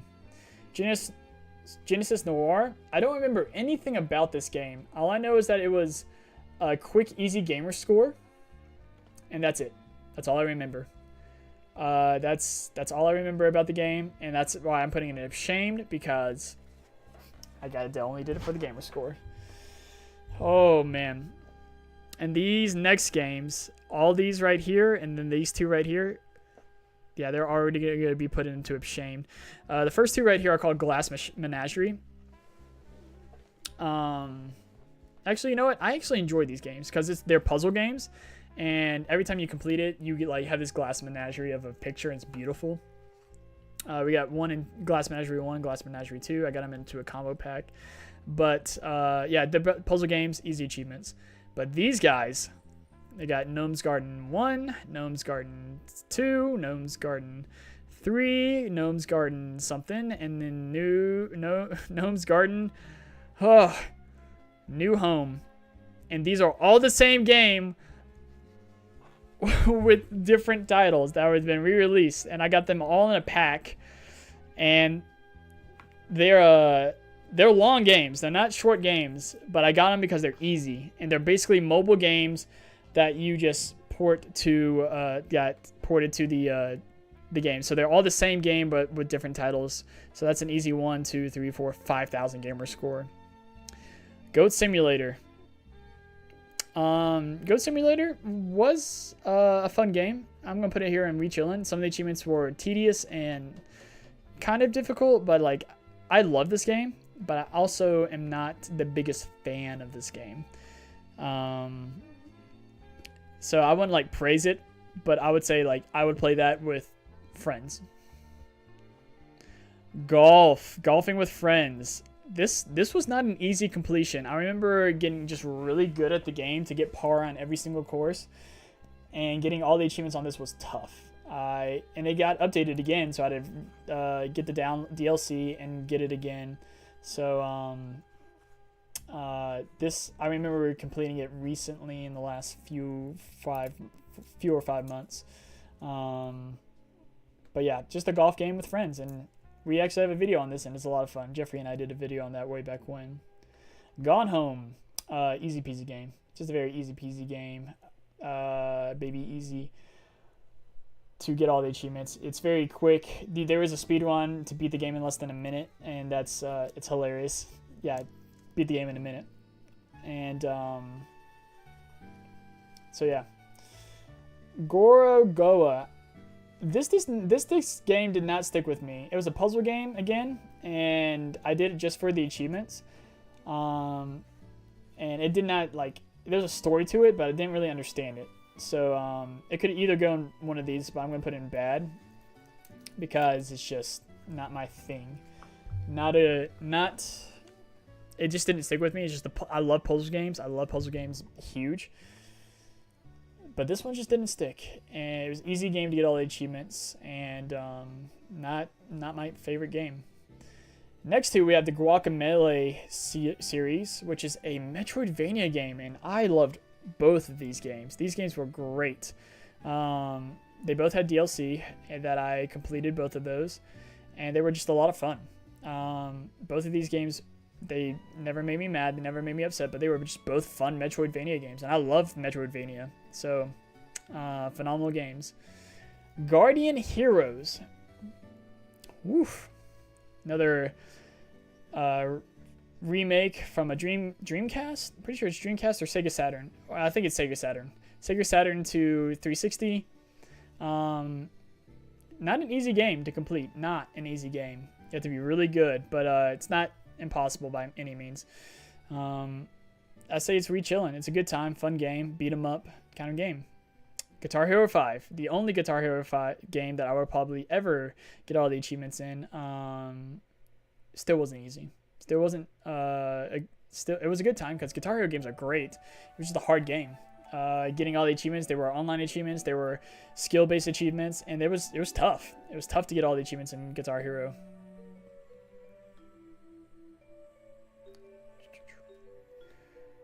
Half Minute Hero. This game was a lot of fun. I did a whole let's play of this game. It was very fast-paced, very chaotic. Half Minute Hero is pretty straightforward with its achievements. There's only 12, I'm pretty sure. It's an arcade with like 200 or 400 gamer score. But yeah. Ooh, all right. We got all these guys now. We got the Halo games. We got Halo 3, 3 ODST, 4, Halo 5, Halo Master Chief Collection, Halo Combat Evolved, and Halo Reach. Wow. What can I say, guys? Like, this Halo 3, let's start with Halo 3. Halo 3 was the first game I got all the achievements in. The first game I've ever got all the achievements in. Of course, I'm going to put it at Take Me Now. The nostalgia factor is great. Halo Reach was one of the funnest games. They were all, and the best thing about Halo Reach, all the achievements were not online. I think it's one of the only games that didn't have online achievements. Yeah, and I think ODST didn't either. But this one is also going to go up there with Take Me Now. Halo Reach is one of my favorite Halo games of all time. Yeah, all the Halos. And then you got Master Chief Collection, which has every single Halo in it. Has Reach, ODST 1, 2, 3, and 4. Doesn't have 5, which is fair because that's more recent. Halo Combat Evolved. I don't remember this being a hard game to get all the achievements, but I also don't remember it being a bad time of getting all the achievements. Let's talk about 3 a little bit more. There's these VidMaster achievements on here. Those 2 achievements on this game, the VidMaster achievements, were probably the most phenomenal and best times I've gotten achievements. I remember on like when I was young and I was with my friends on a weekend and we stayed up all night just trying to get this achievement in the most ridiculous way possible, and 4 ghosts going on through the last level, just all 4 of us in a trail line. It was so much fun. This game brings me back memories and I just love it. How much fun that achievement was to get. So that's why it's going to the top of Take Me Now, baby. Halo 3 ODST, phenomenal game. Some of the best music in the Halo franchise. And I love it. It's a great game. I would say it's up here with Halo Combat Evolved. No online achievements either. Halo 4. Oh, man. Some of the achievements were glitched online, so you couldn't get all the achievements. And this was the first time I beat the achievement. I think this is the first game that gives you the Lone Wolf achievement, which is beat the campaign on solo legendary. And it was just more frustrating than anything. It wasn't hard. It was frustrating, but not bad. So I'm going to put it in rechillin'. Halo 5. Honestly, out of all the Halos that I've completed, I think this was more of the easier one. But I'm still going to put it right there. Let's talk about Halo Master Chief Collection. Let's talk about Halo Master Chief Collection. This is going into the brutal column because of the simple achievements of the lasso achievements. If you don't know what lasso is, it's legendary all skulls on, and also the speedrun achievements, which have been, the achievements were made and named after speedrunners who completed it with the fastest time. And so when you unlock the achievement is called the name of the speedrunner, and it's basically beat every single Halo game individually, not all of them. That would be insane. Beat all of them individually with 3 hours or less, which is on some games not that hard, or not that hard, like Halo 4 and ODST and Reach. Those are pretty easy because you can play 4-player co-op. But with Halo 1, 2, and 3, that's pretty tough. And mind you, they have to be on Legendary. It has to be on Legendary. And when you play Legendary on Halo 2, you have this thing called the Iron Skull on. It's automatically on, I'm pretty sure. Correct me if I'm wrong. But the Iron Skull, when you die, if you're playing co-op, it resets to the last checkpoint. Like automatically, even if the other person's still alive. If you're playing solo, it restarts the whole game, I'm pretty sure. The whole level. And so with that being said,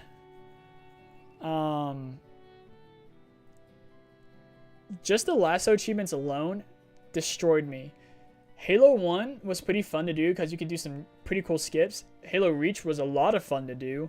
Halo ODST, but Halo 2 and Halo 3 and Halo 4 lasso achievements killed me, especially Halo 2. That's all I'm going to say about it. One of the most hardest achievements and proudest achievements I've ever got, but it turned me into a different person. Okay, all right. So remember in the beginning where we talked about Alan Wake and it being my favorite game of all time, and I got it in GameFly? Well, with GameFly you get 2 games, and because the other game I got was a little game called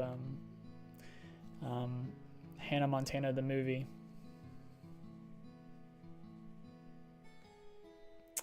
And I got it because it was an easy 100 score. Or 100%. Yep. Moving on. Easy Peasy Harm's Way is another Doritos game. Just like the Crash Course, just like a Dash of Destruction. Actually, I'm going to put Dash of Destruction up here because that's where it belongs. Dash of Destruction and Harm's Way were both... I just saw the chat. Wait, really? Wait, really? Yeah. Yeah, okay. We'll not gloss over it. Yeah, this is Hannah Montana, the movie for the Xbox 360. And I got it in GameFly.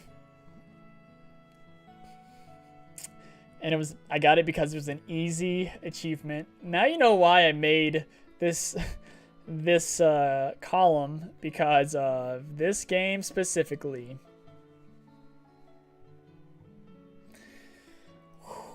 Yeah.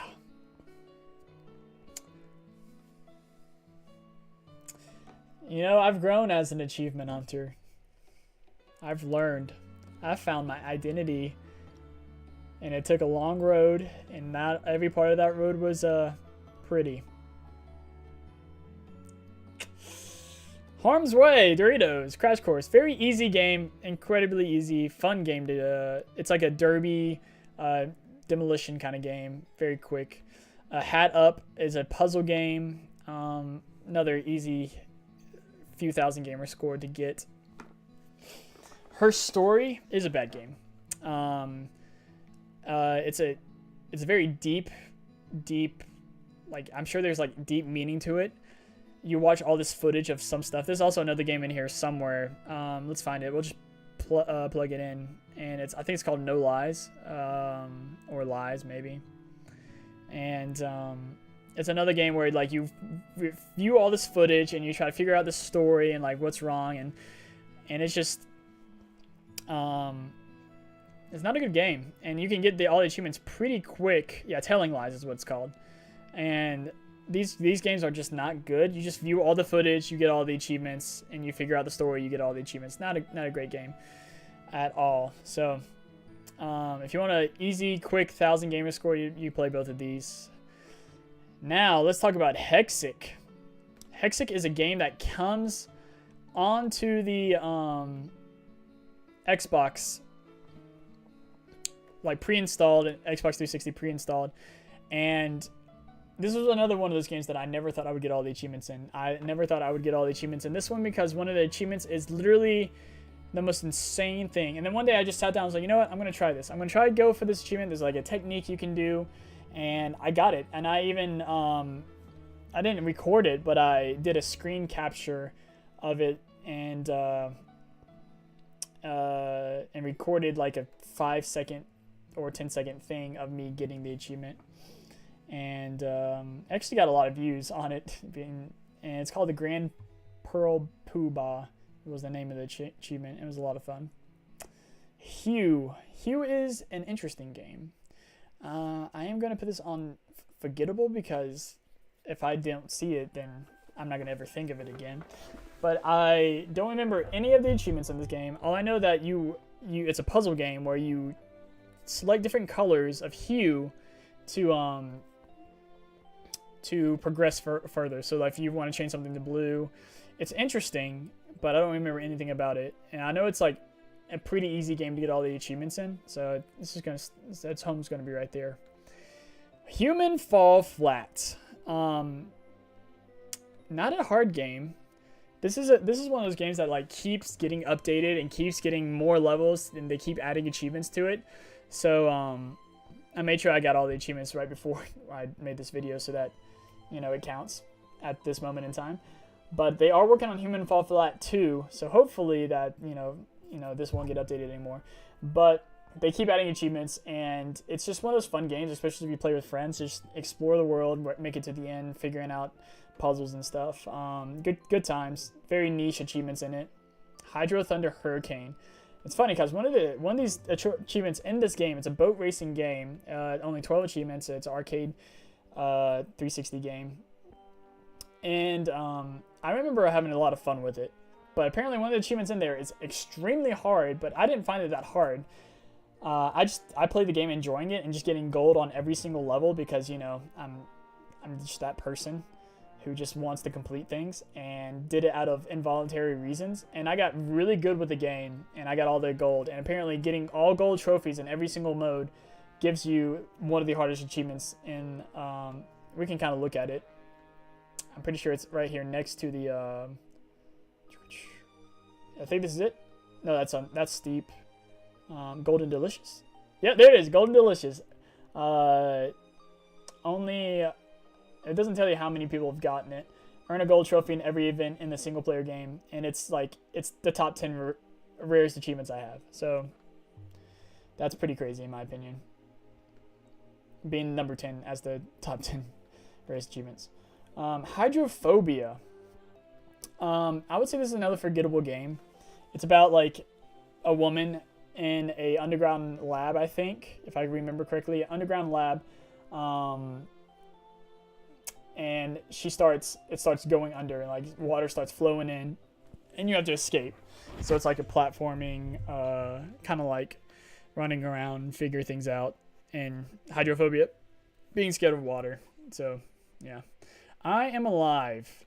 I remember when this came out, and I always wanted to play it, and I didn't play it till many years after it came out. I don't remember anything about it. It's just basically like a survival, but like not your typical survival, what you think. More like the illusion of being in a survival situation where you have to collect stuff, but like it's so linear. So I'm gonna just say it's forgettable, and I wish it was better. Like if they made it into like a AAA game, I'm sure it would have been phenomenal. But it's okay. Iceline, not a great game. It's basically a puzzle game that you're this mage and you like create lines to like complete the map in a certain way in order, then unlock the portal to get to the next level. It's not a great game. It's not a great game. It's just a puzzle game. Idle Champions. Ooh, I spent a lot of time in Idle Champions. Idle Champions, it's just like Idle IPS or DPS Idle and Clicker Heroes right here.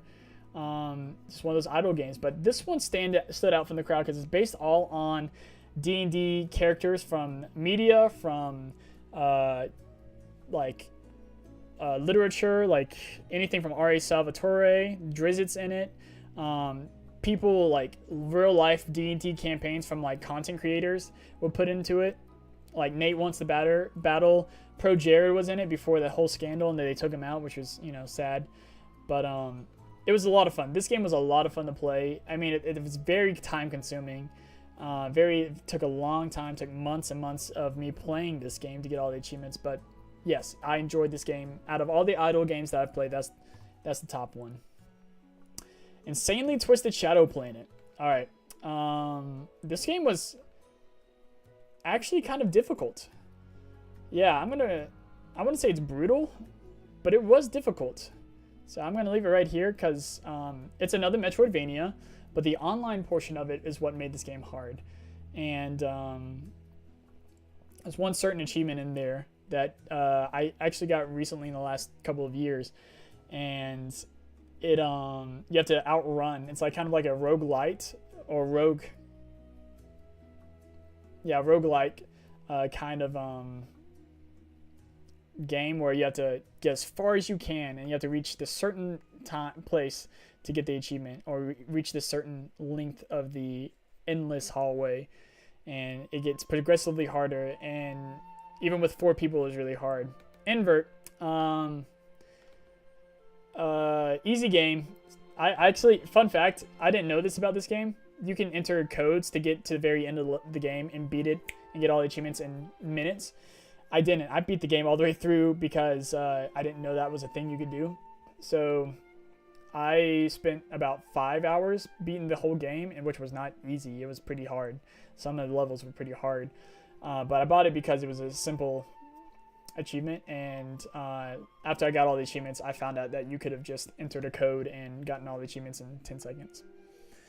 But it's just a platformer game. Not that great. Islands of Wakfu, another forgettable game. It's a spinoff of the MMORPG Dofus game. It's interesting. It has a good story, I remember, but I remember like being pretty tedious to get all the achievements, but not terrible. And I think it was tedious because it was pretty bland. Not a bad game, but not a good game, but pretty forgettable. Jetpack Refueled. A rare game, and I started this game because I'm on a journey to try to get every rare replay game achievement, and I wish I would have, you know, done that for a video, but you know, the damage is done, and hell no, I'm not going to try to do that all game because this game is brutal. This game is hard, especially getting all the achievements, and it's very tedious, and it's very long. It puts in a lot of hours. And it's the same thing over and over and over again. So Jetpack Refueled, brutal game, fun game, if you want to like melt your brain for a few hours, but great game. Hard achievements. Almost all rare replay games are all rare games, except for like Banjo-Kazooie and Banjo-Tooie, are pretty tough to get. Juju, bare bones, terrible. Bad. Actually, I'm just gonna put it right here. I only played it before the achievements, but it was a slog, and it was bad. It was not a great. It's a kid game for kids, and it's like brain rot for a 360 game. Jump Force, the anime fighting game. I remember this game taking me a long time. The grind itself was brutal, and I think this is also like one of the games, right? Yeah, Jump Force, yeah. Top 5. The 5th rarest achievement I own is from Jump Force and getting all the achievements. And this game was hard. It was hard getting all the achievements. It was hard. It took a long time. I put in the time. I put in the effort. And I got all the achievements, especially until after the end. So Jump Force took a lot of my life, you might say. And I remember it's because I was in between jobs and I was trying to figure out stuff for myself. So just to, you know, appease myself, I just played this game just to fill a void. Was it a bad game? No. Was the story bad? Yes. Was it terrible to play? No. Was it a grind? Absolutely. And if you want to play it, play it. It's a fun fighting game. I will say that. Katamari! Ooh, Katamari is just a fun time. Getting all the achievements, collecting all... It's just a collect-a-thon. It's hella fun.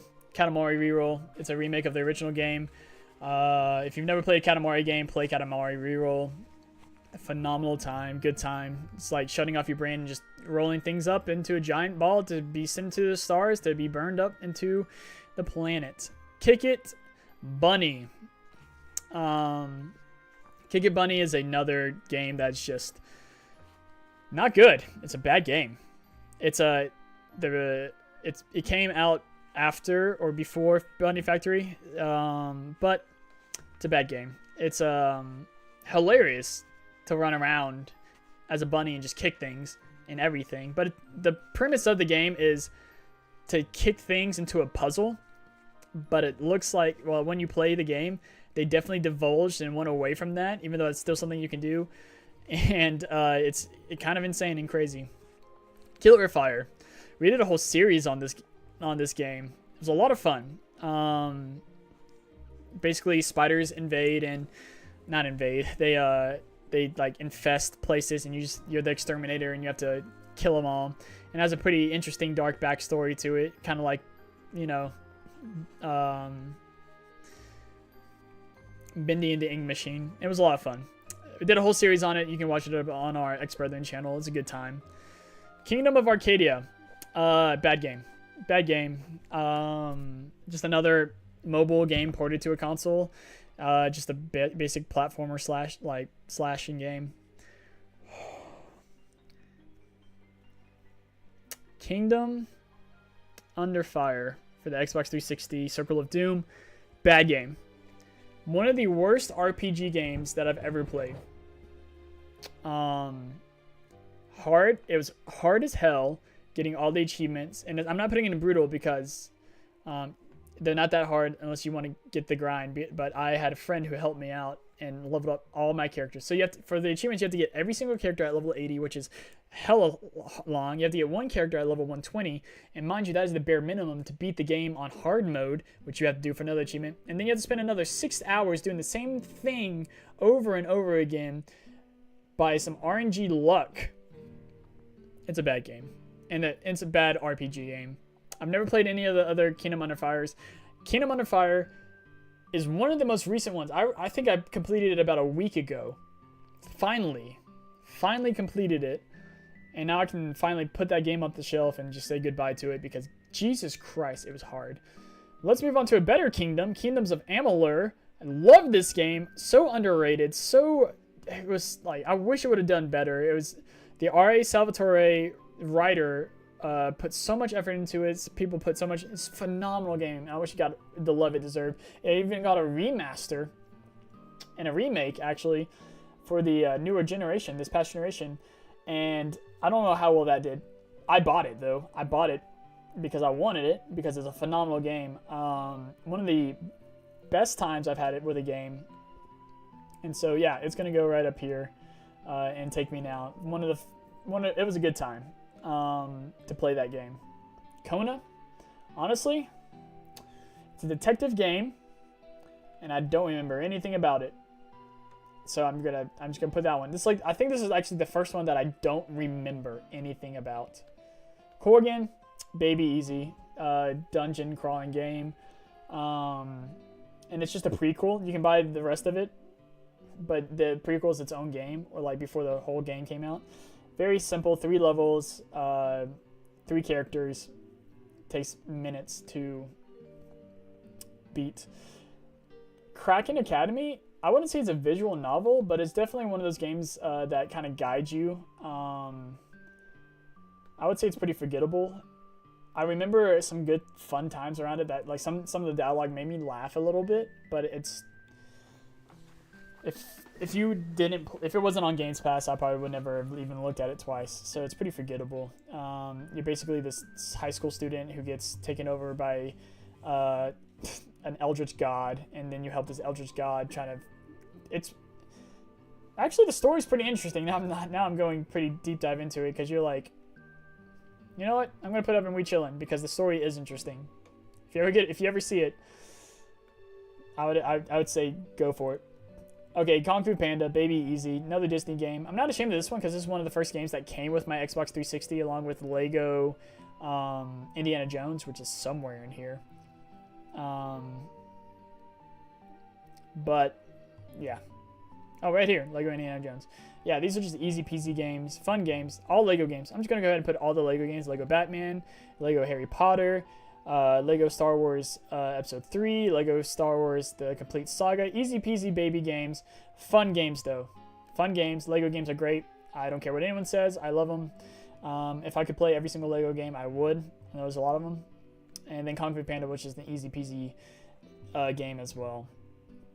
Lab Crisis. Another puzzle game that I'm ashamed that I bought because of the gamer score. And it was one of those games that I also bought because of the gamer score, and it's just a puzzle game.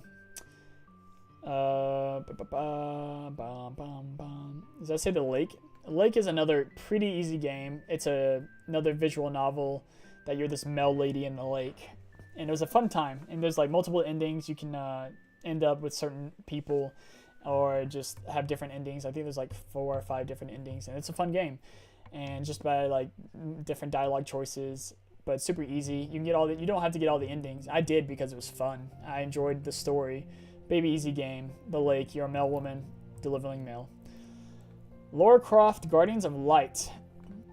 This one took me a long time to complete. Not like long time like the game is long to complete, but like me getting the effort to play it. Not the best Lara Croft game. Bird's eye view, kind of dungeon crawling kind of game without the RPG elements. Not a great game. Lies of P. Lies of P. I did a full Let's Play on our channel for this. I was going to try my hardest to make it into an achievement run, but then I realized like halfway through the footage that it was not an achievement run. But this was my favorite game the year that it came out, and I was jazzed about it. I was having so much fun with it. It's a Souls-like kind of game that I love so much, with Sekiro vibes to it with the combat. I loved it. 10 out of 10 if you have not. Liza P, he is a real boy, and I'm thinking about just making it into a series and just releasing it onto the X Vault to just do it justice so that it's out there, so that we can have some kind of clout. I don't know, or I can have some clout. But a phenomenal game. If you have not played Lies of P, we will play Lies of P. If we ever do a timeline takeover of the Souls-like video games and play every single Souls-like game out there, I'm going to make Tanner play Lies of P. God, it's amazing. It's so good. He's a real boy. I'm a real boy. God, I love that game. God, and it's dark. And it alludes to a second game coming out. And it's Wizard of Oz. So just keeping that out there. All right, we got the Life is Strange games. I loved all of these games. We got the first Life is Strange, and then the prequel Life is Strange Before the Storm, Life is Strange 2, and Life is Strange Colors. These are phenomenal games. If you love visual novel games, these are almost like Telltale kind of S games, where choose your own adventure. These are all going up. Yes, Wizard of Oz. Can you imagine that? Can you imagine Wizard of Oz? Yeah. Looks like someone didn't watch my stream. Life is Strange. Easy games. Get the achievements. Just play the game and see it to the end. But with multiple endings, phenomenal game.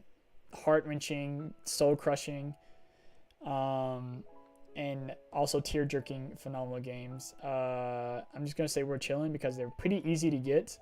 But if you like Choose Your Own Adventure games, Life is Strange games, great. All of them. So yeah, the Wizard of Oz, it was a teaser at the end, like one of the characters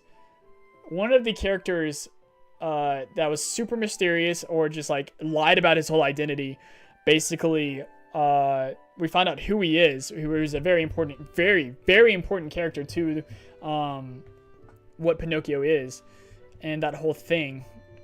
And it's hilarious. Oh my gosh, it's so good how they set it all up and all that. But yeah, it's just basically this character lied about who he was and what he did, and then you find out who he really is. And then they said they're looking for this woman, and you see this girl. You don't actually see the girl. You see the bottom half of a girl walking on top of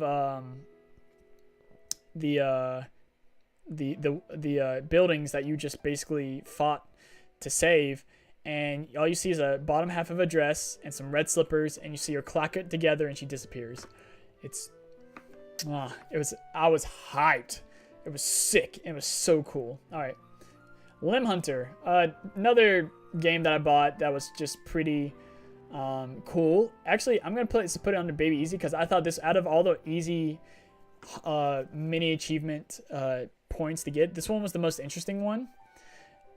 Because you're this robot and you go through this post-apocalyptic place, and then as you kill things, the things that you kill you can put onto your body as like upgrades, and I thought that was really cool. Lollipop Chainsaw. If you don't know, then you don't know. All right, no, I'm not gonna put in that one, but it will go right there. Lollipop Chainsaw is a phenomenal game with great achievements. And great simping vibes. Oh my gosh, this game is the same game as the Gnome's Garden games. This game's called Lost Artifact, and it's the same game. These games are the same. There's also another game down here that's the same game. Literally, these are the same games in the series, but different. But where is it? I think it's called Royal Roads. I actually played that game because I was like, oh, this looks interesting. It looks like you're like going on this adventure. No, it's not. It's the same game that I've played 8 different times. I'm like, are you kidding me? I feel a little ashamed about buying the same game but playing it differently. Where is it? Royal Roads. Should be in the R's. Right here. Yeah, we're just going to go ahead and just put this shame for everyone to see. Look at that. Lost Snowmen. Bad game. Just a bad game. Bad puzzle game. Another game that you could get a lot of gamer score. Lost Words. Oh, I know of an achievement you had to get in the game. I saw it on a video once. You looked up.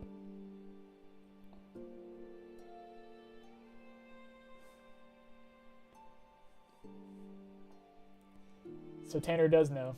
You do look up. You do look up. If you know, you know about Lollipop Chainsaw. Lost Words. This game right here, you're in basically a storybook, and your powers are like from this book, and you get these powers to save the village that you're in, if I remember correctly, or it might just be a story that someone's writing and you're living it out in the story. But it's pretty forgettable. The achievements were pretty straightforward. Beat the game, you get all the achievements. Mad Max. One of the first games, it might be the first. Let's check. I'm actually curious. Let's check. Let's go to my games. This might be the first game I've completed on Xbox One. Nope. So this is an timeline takeover. Timeline. So first. Okay, yeah. Now we need to go back a little bit. Might be the first Xbox game. Actually, it'll probably be easier. Okay, there it is. No, I beat Clicker Heroes first. What is the first Xbox One game? It was Halo 5 Guardians. That's right. Halo 5 Guardians was the first Xbox One game, because I remember I borrowed the Xbox from my friend Christian, and I just got all the achievements like that. So, but Mad Max is one of the first games that I did beat, and I loved Mad Max. This game was phenomenal. If you've never played Mad Max, the game, play it. Phenomenal game. Great achievements. I don't remember any of the achievements being really hard, but it was a good time. Ooh, Marvel vs. Capcom games. We got Marvel vs. Capcom 2, Legendary game, and then Marvel vs. Capcom Origins, which is 2 games in one. Phenomenal games. Yeah, these were great games to play. Very satisfying to get one of the achievements in Marvel vs. Capcom 2. I think it's I can't remember what. I know the achievement name is called I'm the best at what I do, and that's a Wolverine quote. But it's like, actually, let's just look it up because I'm so interested. Marvel vs. Capcom, probably 2. 2. Okay, fine. We'll just find it this way. But yeah, Marvel vs. Capcom 2. There we go. Let's look at the ones. I think, yeah. Oh, wait, no. Yeah, here it is. Perform 51 character victories within 20 unique teams. That means basically getting all the achievements, getting all the wins with one character. Because I think you get 3 characters you get to choose from, and you have to literally get all the wins with one character by killing 3 other people, and it's removed from. But yeah, that was very fun to get this achievement right here. This, mind you, Marvel vs. Capcom 2, one of the best games of all time. Tough achievements though, long grindy achievements. Mass Effect, the only Mass Effect game that I've beaten, and you know, I remember it being okay. Mass Effect 1 was okay. Wasn't the worst game. I remember the Mako being the worst thing in the world, but yeah, Mass Effect was pretty good. Pretty good game. All right, man, I'm still here chilling, having a good time. I mean, yeah, this is a great time. I'm having a great time just talking about all this. Meet the Robinsons. Meet the Robinsons, another game from Disney that I'm just ashamed that I played. Pretty straightforward, beat the game, get all the achievements. Mega Man 10. This is Mega Man 10, yeah. Mega Man 9 has the harder achievements, but Mega Man 10 is I remember this being pretty hard. Some of the achievements are like, beat the game without getting hurt. I'm pretty sure that was one of them. Beat the game without getting damaged. And, that was tough, but it was a lot of fun. Like, it's in the brutal category because of how tough the achievements are, but it's also really fun. It was a fun achievement, probably one of the best ones that I've enjoyed a lot. Metro 2033. It's not last night, and it's not the newest one. I think it's Metro 2033. And this was a fun game. Very fun game. I'm going to change up the music real quick. Man, we're already 2 hours, 30 minutes in. That's fine. This can be a long one. That's why we started early today.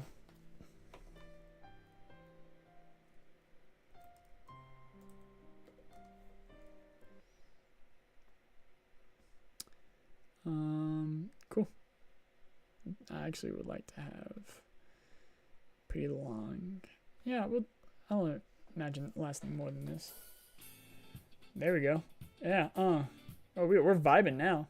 Well, we're not vibing anymore. I lied. You know what? I'm going to play our music. So fun fact, we made our own playlist. Let me look it up real quick. It's with the Brethren. I spent a lot of time making this, and we're going to listen to it because it's fun. Actually, I should probably listen to it every single time because it's just a phenomenal. Can we open up this, please? Thank you. Or not? Okay, we're just goofing now. Videos, and I'm just gonna type in music because I made this playlist. Backgrounds, the musical. Oh, it's not here. I'm pretty sure it's like the first video we released on our comeback channel.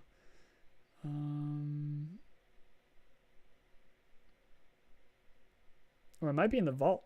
Let's check the vault.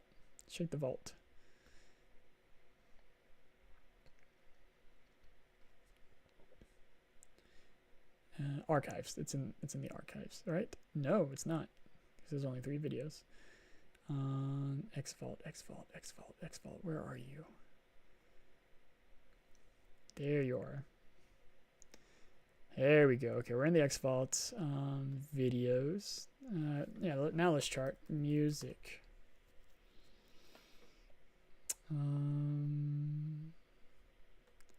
Should be here.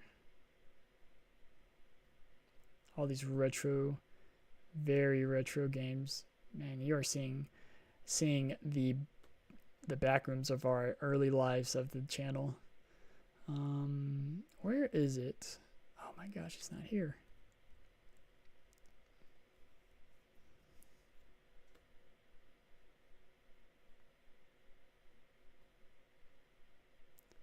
Trying to find it. Don't tell me it got taken away. Is it gone? Yeah, now we're just chilling. I remember what it looks like too.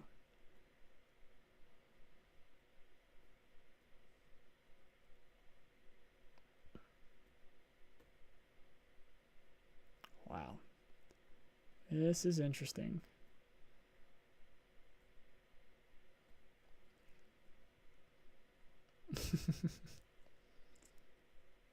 Some of these thumbnails that Sean made was great, but other ones he kind of like slapped it together. No offense, Sean. You know what you mean. What happened to it? Man, is it really gone? I have to wait till Tanner comes back and I'll be like, man, where is it? Is it like gone forever?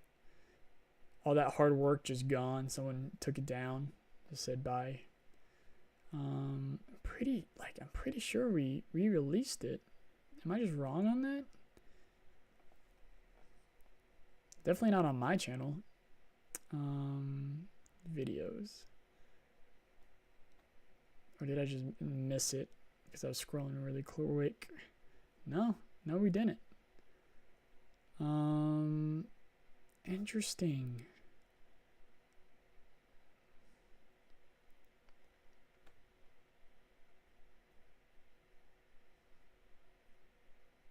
Definitely, it's not going to be in shorts. Well, let's see if we can find it. Ex-brethren, best music through the ages or something. Music through the ages.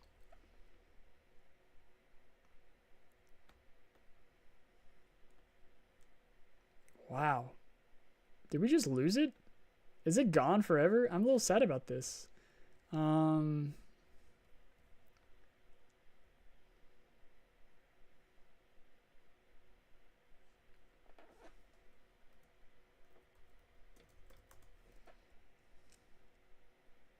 Interest. Well, now we're getting into cultish stuff. Let's put the dash in between, see what happens. Cool. It's gone. We made this whole playlist and it was fun. So alright, iconic video game music.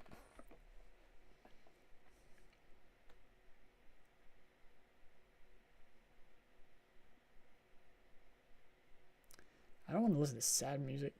Bangers? Yeah, but let's go with bangers. Alright. Alright, I'm gonna send Tanner a message real quick and just be like, yo, what happened to that thing?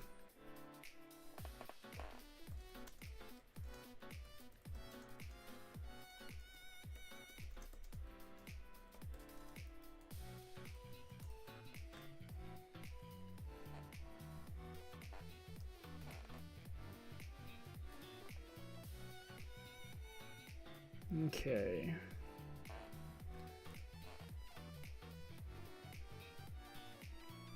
I don't know what song this is, but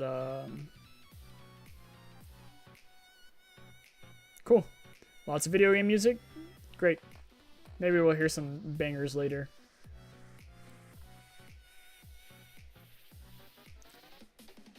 Bum, bum, bum, bum, bum.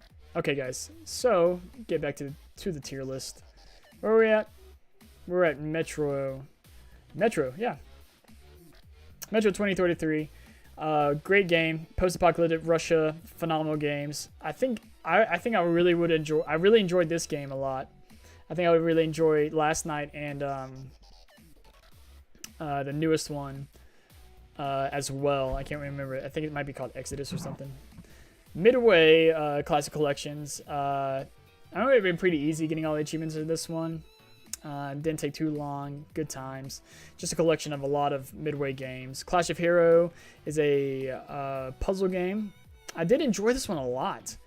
So I'm gonna put it right here. It's a 360 game, arcade game with some DLC to add more characters to it for different abilities. Puzzle-like game. I would say if you haven't played Clash of Heroes, it is enjoyable. Mighty Goose. I would say this is probably one of the most forgettable games. I don't remember a lot about it. I know you're a goose in a giant tank going around killing everything. I was wanting to do a video on this, but we didn't, and I think that's why it's less memorable in my head. So I can't tell you more than that.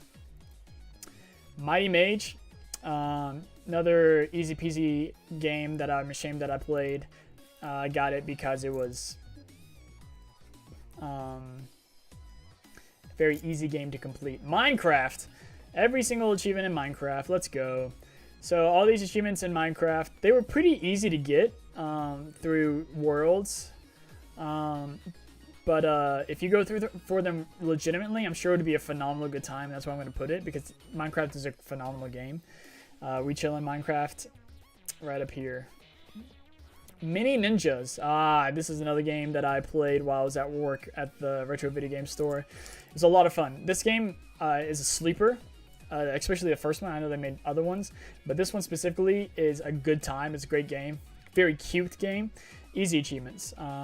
It was really easy to get all the achievements, but it's a great game. Do not let the discount that minute. Sean and I did a great time playing this.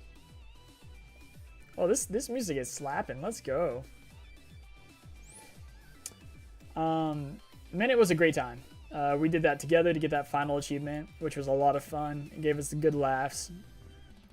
There's a video on it, and I'll probably release it also on our on my channel just to show you, because I mean that's where the achievements go. Oh my god, Microsoft Solitaire Collection took me a few years, not even kidding, a few years to complete. Welcome back, Hulking Enigma. I'm glad that you're back. I changed the playlist. I tried to find our playlist. I couldn't find it.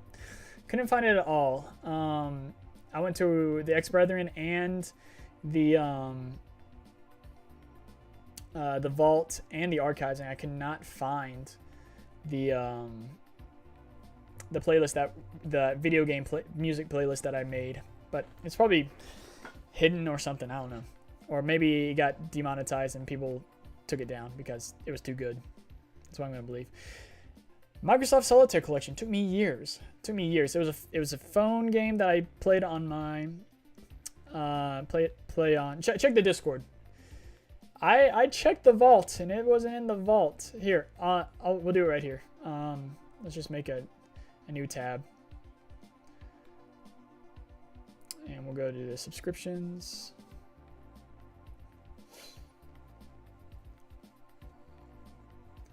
Let's go to the vault.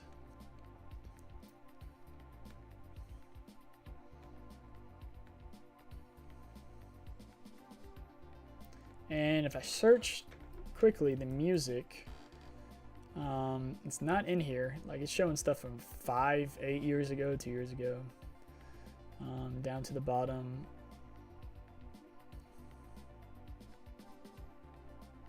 Yeah, I couldn't find it at all. And which is fine. Like, if we it's something we can, yeah, I mean I found something else. But we can search later. Let's get back to this. We're in the M's now. We're getting there. We're almost done. This game sucked. This game sucked to get all the achievements. Microsoft Solitaire Collection was awful to get all the achievements. It took me years. Monday Night Combat, another Xbox 360 arcade game that is lost to the ages and forgettable. Basically just an arena combat shooter. Monkey Island, LeChuck's Revenge. Let's try to find Monkey Island 1 somewhere. Did I not get it?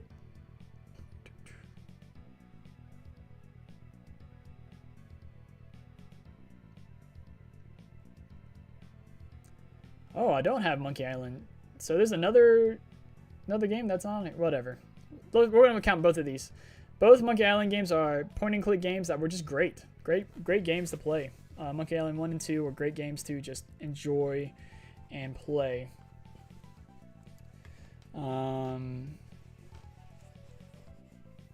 If you haven't played Monkey Island, there's a new one out that just got released for the Games Pass, and I would like to play it.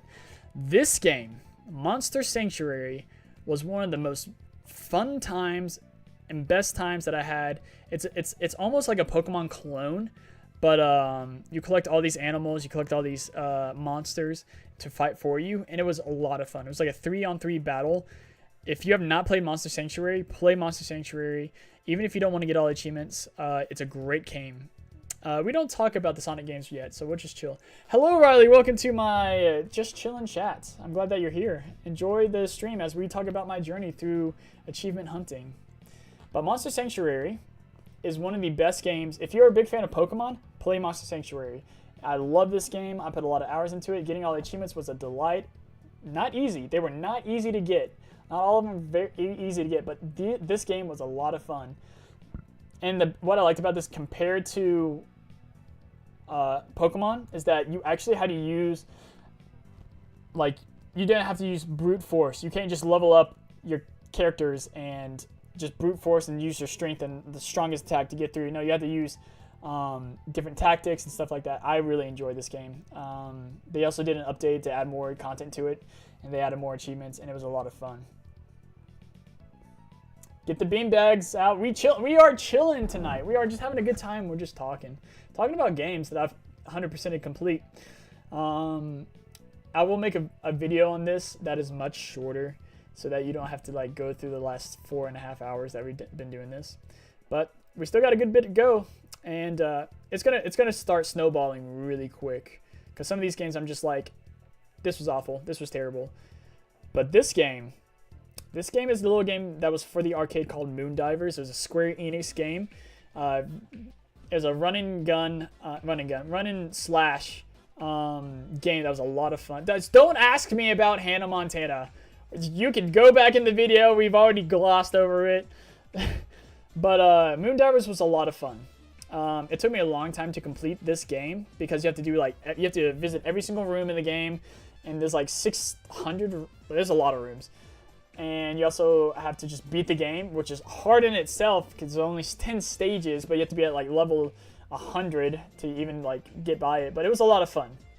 Like more like an RPG hack and slash run game. Moonscars. I thoroughly enjoyed Moonscars, but if I didn't see this here, it would be very forgettable. I beat this game as it was going off of Games Pass, but Moonscars was a Metroidvania with very darker demonic tones, very dark, brooding,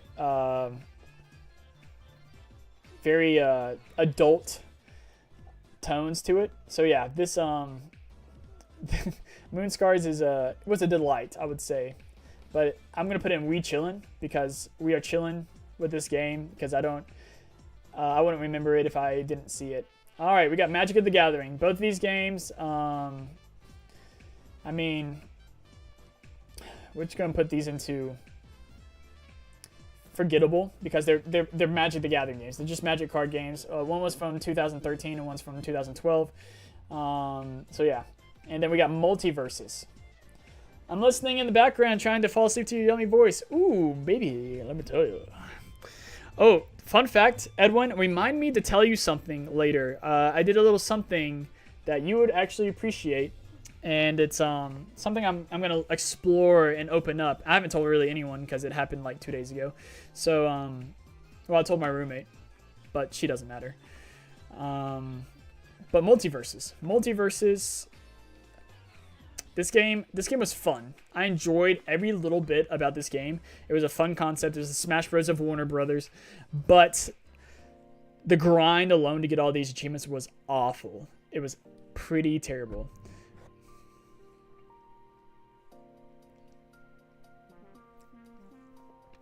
Mushroom Quest and Mushroom Savior. One's a sequel. I'm pretty sure Mushroom Savior is a sequel to Mushroom Quest. It's basically a puzzle game that you get all these save the little mushroom guys, and then you get achievements. Basically, it's just another mobile port.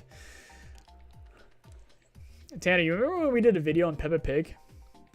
I'm not gonna lie to you. Playing Peppa Pig, playing this specific game for children, for little baby children, made it feel like I was playing a horror game. And it terrified me playing this game because I didn't know what was going to happen. I felt like it was going to be trolling. So that's why we're going to put it up here and we chillin', because of the way it made me feel playing it with you and Sean. And mind you, the achievements were like, you walk into a room and you get an achievement. You walk into another room, you get an achievement. You do this little thing, you get an achievement. The achievements were baby easy, but geez, Peppa Pig made me feel like I was literally terrified the whole time. I don't know what you changed, or if I'm imagining, but your audio quality is significantly better than what I remember. I did tweak a lot of stuff with my audio, and I'm actually using a soundboard now that everything's plugged into a soundboard, and it makes it sound a little bit better, and I can control every little aspect of my little audio. So thank you for noticing. At least I appreciate that. At least all my hard work didn't go to waste. Oh man, Mist. What a classic. You can't forget Mist. It's a classic. Mind you, this is a remake with achievements, and they were hard, especially on controller. If you do this on keyboard and mouse, done. Easy completion. But mind you, when I say this, that it took me 15 hours just to get one achievement, trying to speed run through this game as fast as I can, knowing all the knowledge that I've done this. Because mind you, after you beat the game, you know all the puzzles to every little thing. But you have to beat the game in a certain obscene amount of time. And it's really hard with the controller. So Mist goes into brutal because of just the amount of time it put me into this. You might tell me something because you did something exciting. No, I know I will tell you something because I did something, but I think you would really appreciate it, and I'm probably just gonna put it in the council of our Discord so that everyone can see, because I'm pretty excited about it, knowing it might not ever go anywhere. Mythic Ocean. Mythic Ocean was a very easy game, and I don't remember anything about it. All I know is that you're this entity trying to create a god of this world with a lot of cute little creatures, sea creatures, and you can talk to you can talk to fish, you can talk to crabs, you can talk to sea anemones. And Mythic Ocean, I don't remember anything about it. It's just a lot of people, just a lot of things going on into the sea. So yeah, Mythic Ocean, pretty good stuff. Whew, man. Wow, we're actually rocking through this pretty quick now, which is making me kind of happy. Naruto. Let's talk about these Naruto games. I'm going to talk about the sequel first because I'm going to rip this one apart for what it was. Hey, don't worry. Only a few people noticed. Me personally, I couldn't tell at all. You as ever. You sound great. Thank Riley. You're making me blush. But thank you so much. I'm happy that I sound great, and thank you guys so much for being here. I appreciate this. Let's talk about these two games. This game, I started maybe 12 years ago, and this game, we'll talk about first. And I started this game probably 7 years ago. So this is called Naruto The Broken Bond. This game was it was okay. It was a great Naruto game. It was a great. If you like Naruto, great. You should play it. It's one of the most sought after Naruto games. The Broken Bond. It's pretty expensive. Around like $60 still. I could be wrong on that, but it was pretty expensive. One of the achievements in this one though is 0, and it's reached the high. It's worth 0 gamer score. You get nothing for it. But you have to reach the highest rank, which is called a Hokage rank, and it's like, and to get that achievement, you have to get more wins than the lowest Hokage rank. You have to get one more win than the lowest Hokage rank, and then you get the achievement. So that's that could be up to like 500 wins online. So it's just a grind, but otherwise it's a phenomenal game. And that's like my first 0 achievement I've ever gotten. Now let's talk about Naruto Rise of the Ninja. And this is technically like one of the first games, and I'm going to leave it in brutal because the online achievements were insane to the point where you had to chance it with like in a group lobby of 16 people trying to get achievements, because you have to reach the online was you have to reach the highest point in the Tower of Death, which is an arc in the Naruto show, with every single character. Now, technically I haven't completed this game, but here's my way of just justifying this with getting all the achievements. There's 3 DLCs to it. One of the DLCs got delisted, and which unlocked, and the other 2 DLCs also got delisted, but they were released as broken, which meaning you can never unlock this achievement, meaning this game can never be completed by anybody, and it's a very sad thing, and that happens a lot in the achievement community. And such games like this is games that deter me from playing these games. Like, there's a game that I really want to play, that I want to get all the achievements, but I choose not to because it has broken achievements that you can never unlock, and that breaks my heart as an achievement hunter. And I played this game before I even knew that was a thing, and so I actually got this achievement 2 days ago. Got the final achievement, and getting that final achievement I thought was going to be the worst time of my life, because you have to collect every single collectible in the game. But mind you, I beat the whole game again, didn't collect any collectible until the very end of the game, and this achievement was actually the last achievement, which is a very rare achievement, like not a lot of people have it, was very fun to get. It didn't take too long. It took me about 10 hours to get that achievement, and so it was very satisfying to finally get that achievement after so long. Yeah, they should just give out all the achievements. I've actually talked about that with a lot of my friends, that they should just like just update the game, unlock the achievements for people, for the games that you like, just unlock it, just flip that switch. I don't know how it works. I'm sure if I went into coding I could find out like how easy it is to just flip that switch to unlock that achievement, but sometimes game developers just like shelve the game and never want to touch it again and be like, all right, well, we're done with this game, we're never gonna work on it again. So I mean, it's the reality of gaming development and what it is. Man, I am vibing to this music. Oh.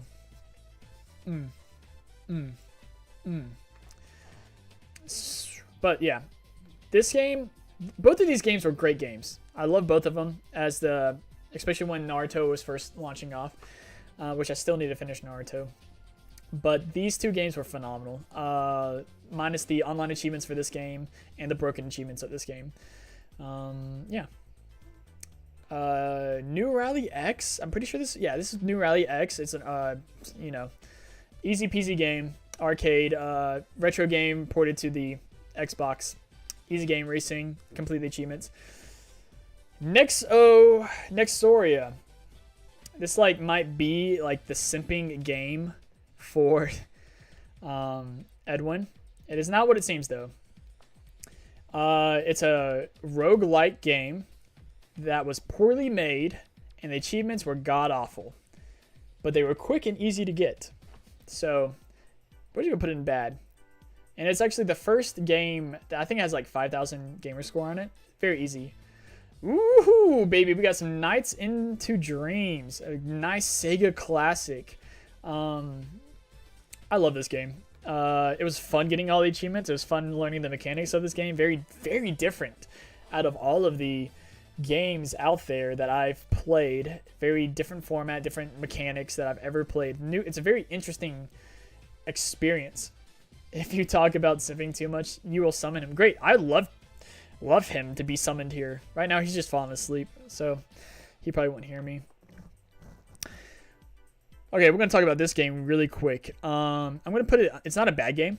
Very easy peasy. But this game is like a fever dream. Like you took some kind of hallucinogenic and just literally was going crazy. And this is this game. It was super easy to get all achievements. It took me like an hour to get it. I think I bought it for like $1. It's called No Thing. Obviously, it's right there. Oh, okay.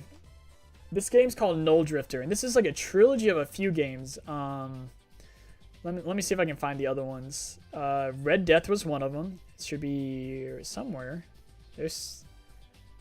Oh, it actually might be closer up here. Yeah, here it is. So we got Project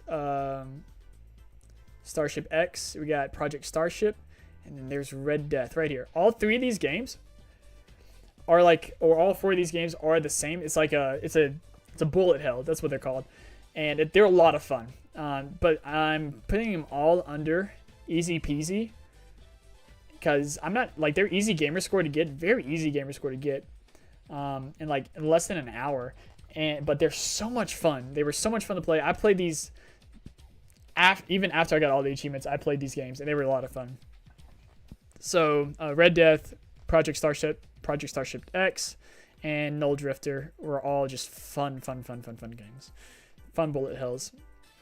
Ooh, we got a classic here with Oblivion, one of a mini launch titles for the Xbox 360. We're going to put this all the way up to hella fun. I enjoyed this one. Mind you, I've never played Skyrim. I've seen everyone else and their mom play it and beat the game, so I've avoided it. One day I will play it. It'll be a lot of fun. But Oblivion was a good time. I enjoyed it. I loved the game. I got all the achievements. I loved the DLC for it. It was a lot of fun. Some of the DLC is a little questionable. If you know, you know, kind of thing. But yeah, Oblivion, it's good. Good stuff. I would love for them to remake Morrowind. That would be so good. Obscurity is a very interesting game. Easy peasy. But it was kind of hard because it was unfair mechanics, but also just very dark, and short. It was a very short game, but easy to get all the achievements. You are this little girl who's possessed by a demon that they can like interchange through the body and summon the. Yeah, it's. If you find it for $1, play it. Wait, were you the one who was telling me about that? I think you were telling me about like some like modders were remaking that game. And there hasn't been a cease and desist though, so oh well. Olesia. Olesia was a interesting game, and I say interesting. I'm not gonna say forgettable because I do think about this game, not a lot, but quite a bit because we did a whole video on it. And this game has a very interesting story, and it's like very pixelated graphics, like back like it almost feels like it's Atari graphics, but like modern, and it has a little charm to it too. But it's like the story's kind of dark, but you're like this pilgrim-esque nomadic man who like gets somehow into this new world, and it's like I don't want to spoil it too much if someone plays it or whatever, but it's if you find this game for pretty cheap, I'd play it. It was great. They are remaking Oblivion, Morrowind, and Skyrim engine. See, that would be sick. I wouldn't be surprised if I would be surprised if Bethesda actually did something good for once. Yeah, I retract my statement. I just had a thought. But I think it's all the way down here if I'm looking for it. Yep, okay. We'll talk about that when we get to it. Now, we have made a huge dent. Omno, very forgettable. Very forgettable. It was an easy game to complete. It was on Games Pass, and I think I played it just to play it. So you're this like guy who just... I don't even remember the story. It did not leave a lasting impression. I do remember it being a very beautiful game. I remember that. Huge. It's a very beautiful game, but I don't remember much about it, so we're just going to leave it at that and move on. Oh, there's a story about this one. It's a very funny story. One leaves, very easy peasy game. We did a video on this. It's in the X Vault. Jeffrey and I did a video on this, and we did the whole video thinking like it's a free game. Mind you, it's a free game for the Xbox One, and you can play multiplayer on it. and you're trying to escape this place, and it's like it's kind of like Silent Hill-esque, like body horror kind of stuff. And we're like, what is going on? Like we're trying to escape this place. Like, what is going on? And then at the end, like, you have to like run for your life to escape this place. And if you don't escape, you are you're stuck there and you lose and you like or die. And then at the very end of the game, we find out that it's a no smoking ad. It's a no smoking deterrent game where people are trying to scare you to not smoke or do meth or stuff like that. And I was like, had no idea. I had no idea. But that was the funny part of it, that it was a no smoking thing. So that was great. Ooh, Outland. Okay, yeah, this game's called Outland. This one's pretty forgettable. Mind you, I don't want to like say forgettable as in this was a bad game. Like, again, it's one of those games that I won't think about unless I see the picture. This game was fun. I do remember this game being a lot of fun, and I do remember this game being hard as well. But like, you have these two different powers that you kind of like split between two dimensions, if I remember correctly, of like red and blue, and you're trying to like do some specific task to save the world or something. So yeah, that's how much I remember that. I know, yeah, that it is kind of really funny. That is a no smoking ad. So yeah, it's a good time. All right, Tanner, here it is, Outlast. I've gotten all the achievements in Outlast, and mind you, I want to do Outlast 2 as well. But let me tell you this, and I challenge you, Tanner, Hulking Enigma, last name enter here. I know what it is, but I just don't want to say it on the internet. This game did something for me when I got the final achievement. It was so hard, but so fracking satisfying when I got that final achievement in this game. And I would love to challenge you to get the final achievement. I'm going to bring it up now. Outlast. And it's called Energizer. I know it for a fact because that's how much it impacted me. Oh, thank you. Oh, I love sounding wonderful. Thank you for giving me all the compliments. So, right here, Energizer. Finish the game mode in insane mode without reloading your camera batteries. Mind you, I did I do this all at the same time? Yeah, I did Claustrophobe, Lunatic, and Energizer. Got all three of those achievements at once. And I challenge you, Tanner, to do at least the Energizer one. I did all three of these because, you have to do insane mode anyway. I didn't want to do it twice.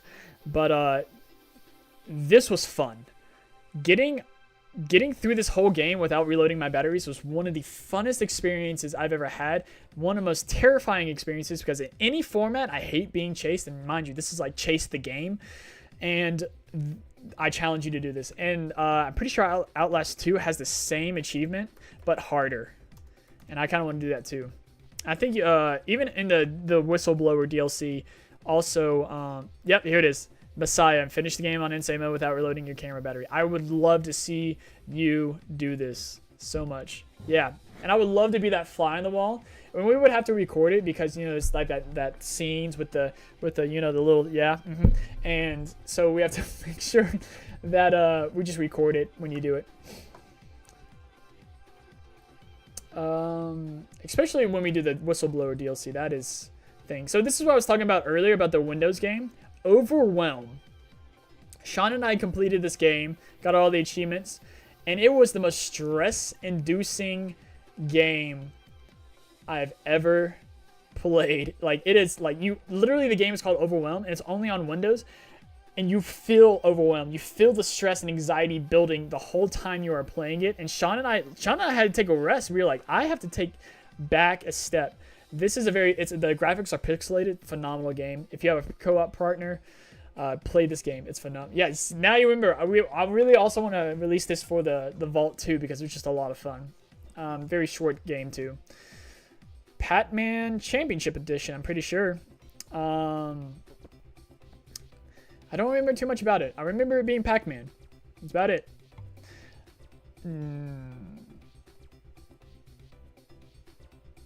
I mean, it's going to stay unforgettable. It's a Pac-Man game. All right, baby. We got some Power World.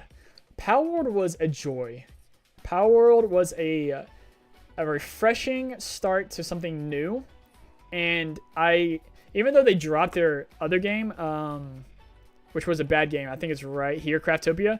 Craftopia was their first game, and they just dropped it. They just stopped working on it, and it was a pretty buggy mess, kind of like the same aspects as Power World. But Power World did something for me that not any other game has, and I kind of want to put it up here to Take Me Now because I couldn't stop playing it because I thoroughly enjoyed and wanted to explore everything about this game. And exploring all the game and doing all the things literally gave me all the achievements. And it was fun playing it with Hulking. It was fun playing it with Pyronxer when he was around. There was a stream that we did. Even Edwin and I, Telestial Gaming, talked about this game and played it. And it was a lot of fun. He was like a backseat friend while we did this. And it was it was a lot of good. It was a good time. So it's staying up there and Take Me Now. Paradox Error. It's not a bad game. It's a very easy game. But I'm a little ashamed that I bought it just for the gamer score. And that's all I did. I just got the gamer score. It's a platformer. And glitches happen throughout it to mess you up. Okay, let's talk about this. We got 3 games here. We got Paw Patrol Grand Prix. We have Paw Patrol Saves Adventure Bay. And Paw Patrol City Calls. Let's talk about these two. Surprisingly, these are fun games. Easy games, fun games. We did a whole video on it, and it actually pretty well. That these were fun games. We were very surprised by these games. If you want to go see it, go to our ex-brethren vault and our X vault and watch it. It's a good time. But they were fun games. I'm not ashamed that I played them. This game, I am ashamed that I played. Because it took way too long. It took me about 20 hours to complete it. And the reason why I'm ashamed of it is that you don't even have to play the game. You can press one button and it wins the race for you. You just be like autopilot and you walk away and you go make dinner and then you come back and you're like, oh, okay, the race is done. Let's start up another one. And then you watch anime while they've... Yeah, pretty much. This is why I feel ashamed about this one specifically.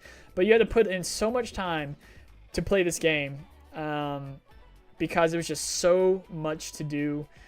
And you had to get first place in everything. So...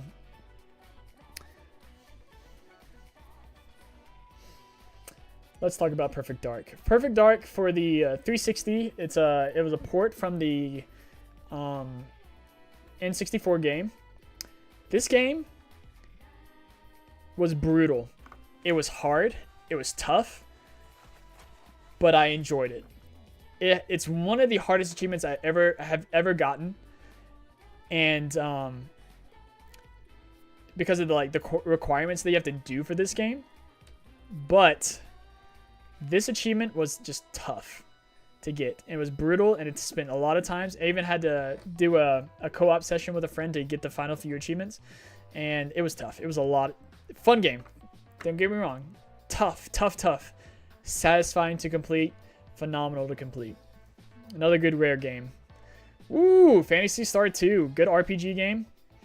Traditional RPG. I'm gonna put this up here with We Chillin'. It's actually one and only Phantasy Star game I've ever played, and I loved it. It wasn't too hard. I know the third one is unfairly hard, but that one was a good time. Picto Quest. I'm gonna put this in ashamed. It's Picto with RPG elements or just about RPG stuff, and you do what's it called? I can't remember it. Puzzles to just basically finish this game. This music is... I'm going to like this playlist because this is sick. Oh my gosh. I'm going to like that. Okay. Pity Pit. Easy peasy game. It's pretty good. And that's where it's going to stay because... it's one of those games that are just super easy, but it's different and unique. It's like kind of Mr. Driller, kind of keep going to the bottom.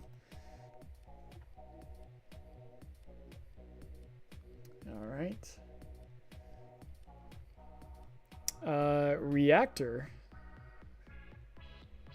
No, this is Pixel Gladiator. Okay, yeah. Looks like, kind of looks like these are the same right here. Isn't that weird? It might be by the same developer. Kind of look at that. Look a little bit closer. It's close. It is very close. They might be from the same developer, because let's do all three of these right now. So we have Reactor X and Reactor X2, which are puzzle games. And then we have Pixel Gladiator. That is like a survive until you die kind of game. And they're not bad. They're just very easy games. Super easy games to get all the achievements. Not bad. Not ashamed of that I played them. They're fun, but they're super easy. Plants versus Zombies. And we got two of them right here. We got Plants vs. Zombie Garden Warfare 2. This game sucked to get all the achievements. Was it a bad game? No. No, it was a fun game. But it left a bad taste in my mouth trying to get that final achievement, because I'll tell you a little story as I'm placing this guy up into Brutal. The Garden Warfare achievements, their servers were shutting down, and there's only like one achievement for a certain game type mode, and they finally released the game type mode for 1 week, and all the achievement hunters were literally trying to get their achievement into this game so that they could get this game completed. And that was the last time it was ever seen. After that week, 2 months later, the server shut down. So I'm so glad I finished it, because I don't think I would have ever finished it. But and I'm pretty sure I got it on the last day of the event. Crazy. Brutal. It left a bad taste in my mouth. I remember the original Plants vs. Zombie game being pretty easy, so I'm gonna put it on baby easy. Pocket Witch, bad. It's just a bad puzzle platformer for gamer score. Kind of like another mobile game. Prey for the 360. Prey is about an Indian who gets abducted by aliens, and you use your ancestry powers like to escape the aliens, and it's pretty dark game, but it's not forgettable. I've thoroughly enjoyed the campaign. Most of the achievements, some of the achievements were actually locked behind multiplayer online, which were pretty easy to get once you had a boosting partner. I'm going to put this up here because of the story alone. It was super interesting. I don't think I've ever seen anything like it. I know they were going to make a second one, but it got canceled, unfortunately. Tony Hawk's Pro Skater Proving Ground. Tony Hawk's Proving Ground. This is definitely going under Brutal. This is probably one of the hardest games that I've completed, and one of the most satisfying games, because once you know the mechanics of, like, skateboarding games, you can do everything in it. But getting everything in this game was hard. It sucked, but once I did everything, it was satisfying. And if you know about this game and you know about all the stuff that is in this game, you know how hard it is to get through everything and everything. Well, man, I'm crashing. Keep up the good work. I'll watch the rest of the stream tomorrow. Awesome, man. We're getting there. We're doing a lot quicker than I expected. I don't even know. How long have we been going? 3 hours? Yeah, I figured as much. But thank you for staying, man. I hope you have a wonderful night. And yeah, it's gonna be great. I hope you have a wonderful sleep. Paparazzi, another easy peasy game, but a fun game nonetheless. It was a good time, and you just take a picture of dogs. Fun game. If you could play it, I would play it. I mean, it's a good time. Taking a picture of dogs, looking at the little cutie patootie butts of corgis. It's adorable. Play the game. Easy achievements too. Pure. It's another game that I played that was bundled with Lego Batman. And yeah, I started it. I think the hardest thing about this game was the online achievements. I remember the online achievements being very hard, but very forgettable. Like, it's one of those games that, like, I don't remember why, but I do remember the achievements being online, the online achievements specifically being tough. Everything else pretty easy. Pure. It was a fun game, but pretty forgettable.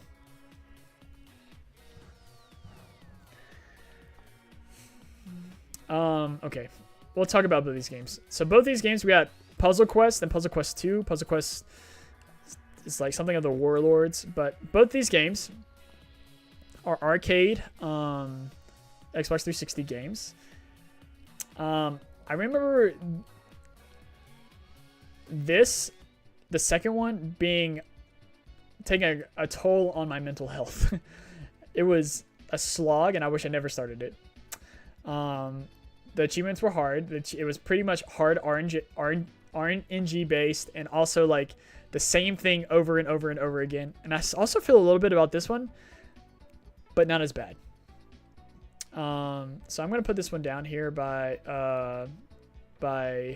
just the way it made me feel in bad, because like it really felt like it was repetitive and over. Rabio, another bad puzzle platformer. I just saw the next one. Rabio is a puzzle platformer, just bad, bare bones, easy gamer score kind of game. And mind you, I'm not most of these in here that are bad because of the achievements. And the games are only here because they're easy achievements to get, or they're just bad games like Kingdom Under Fire. Race with Ryan, just a bare bones, bad racing game. I think I recorded, or I think we do have another video of this game where Sean's playing it and he's dying playing it, and I think it's lost to limbo, but it's there somewhere. Rascals is a fun game. I'm gonna put it up in We Chillin' because it's slept on. It was slept on, and I wish more people played it. It was a lot of fun. I played the whole thing with my friend James Pyronxer, and we beat the whole game together. And it's basically we're just fighting. Like you race against each other to get to the end. It's a pretty fun party game. Raidland, another bad puzzle game. Oh my! What is it called? It's like we have to.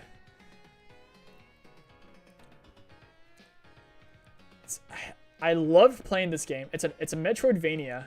Hold on, let's find out real quick. But it's a Metroidvania that kind of feels a lot like Symphony of the Night. It's like Wondered Labyrinth or something. Let's see if we can find it real quick, because I named all the pictures after the game.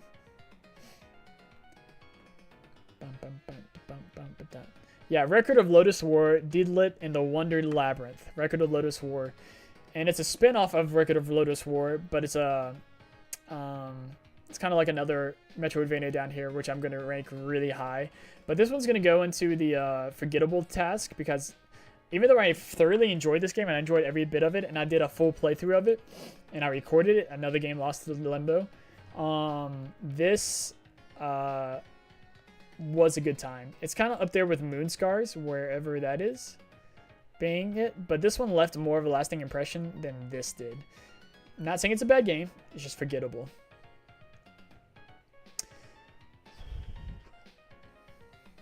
There's not much to say about this then. It is literally one of the best games that I've completed, and one of the best games that I've ever played in my life. Resident Evil 2. If you have not played Resident Evil 2 the remake, you need to do yourself a favor and play this, even if you don't go for the achievements. This game is phenomenal. It is a phenomenal game, and it's a faithful recreation of the second one. Mind you, there's a couple of things in it that I don't agree with, and I find the original being better, but this is phenomenal. Mind you, Resident Evil 2 is my favorite horror game of all time. This does it justice. This does it phenomenal. Unlike Resident Evil 3, the remake, awful, terrible game. Will always be awful. I will complete it, but Resident Evil 2, phenomenal game.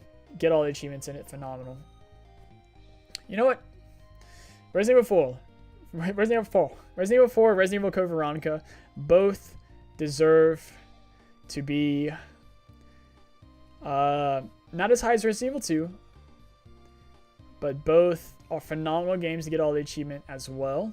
I enjoyed Code Veronica is also it's probably in second place as favorite Resident Evil games, but we're gonna put it down, both of these down here at hella fun. Getting all those achievements were a lot of fun.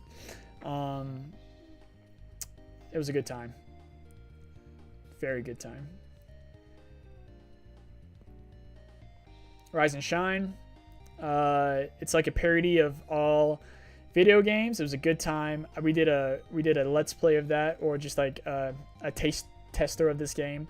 Getting all the achievements except for one of them was tough. One of the achievements was really tough. I remember that. But this game was fun to play. It was a lot of fun to play. It's almost forgettable. I almost want to put it into forgettable, but I think it's because we did a let's play or taste tester of it that it is gonna stay up and we chillin'. River City Girls. River City Girls is one of the best beat 'em up games I've played in a long time.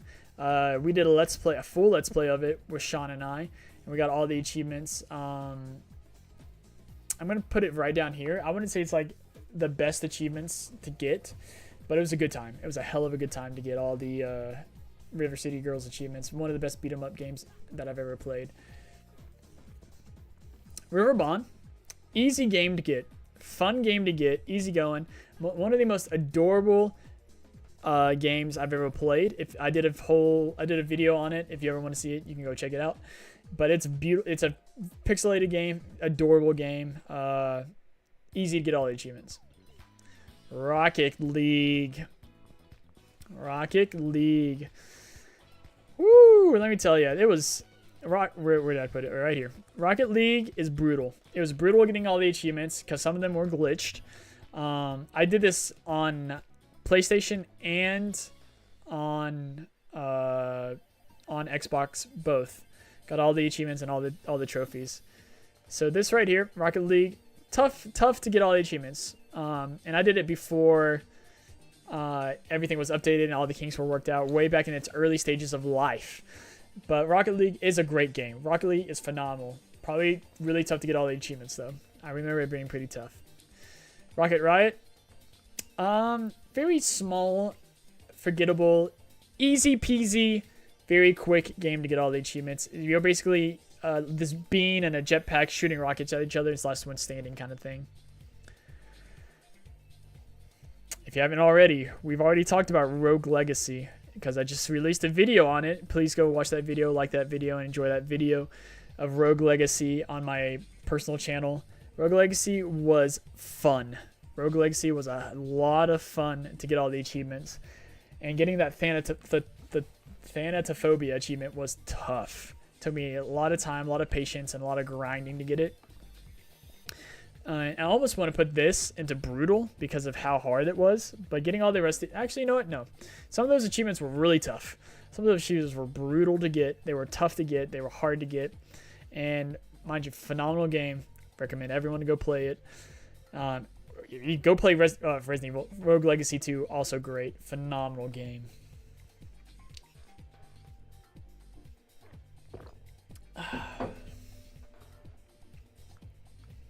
Rubber Bandits. Easy peasy game. Game Pass game. That was super easy. Like 1 to 2 hours to get all the achievements. Hilarious game. Also slept on. Would have been fun to play this with a bunch of people, but it is what it is.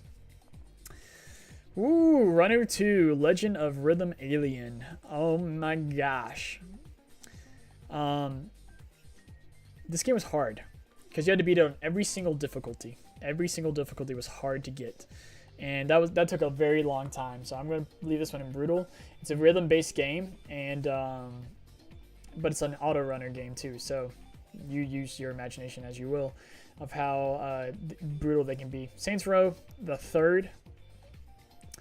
It's the only Saints Row game I've completed. I would love to play the other ones. They sound like a great time. This guy's gonna go and re-chillin' because it was a good time. Not too notable, fun game to do. Some of them I do remember them being some of the achievements being a little challenging, but other than that, great game. SD Gundam Battle Alliance. If you are a Gundam fan, I recommend this game to you. I think I put about 40 hours into it. It was another game that was leaving Games Pass. I was like, I really want to play this game. I'm not a big Gundam guy. I'm not a big mecha anime guy in general.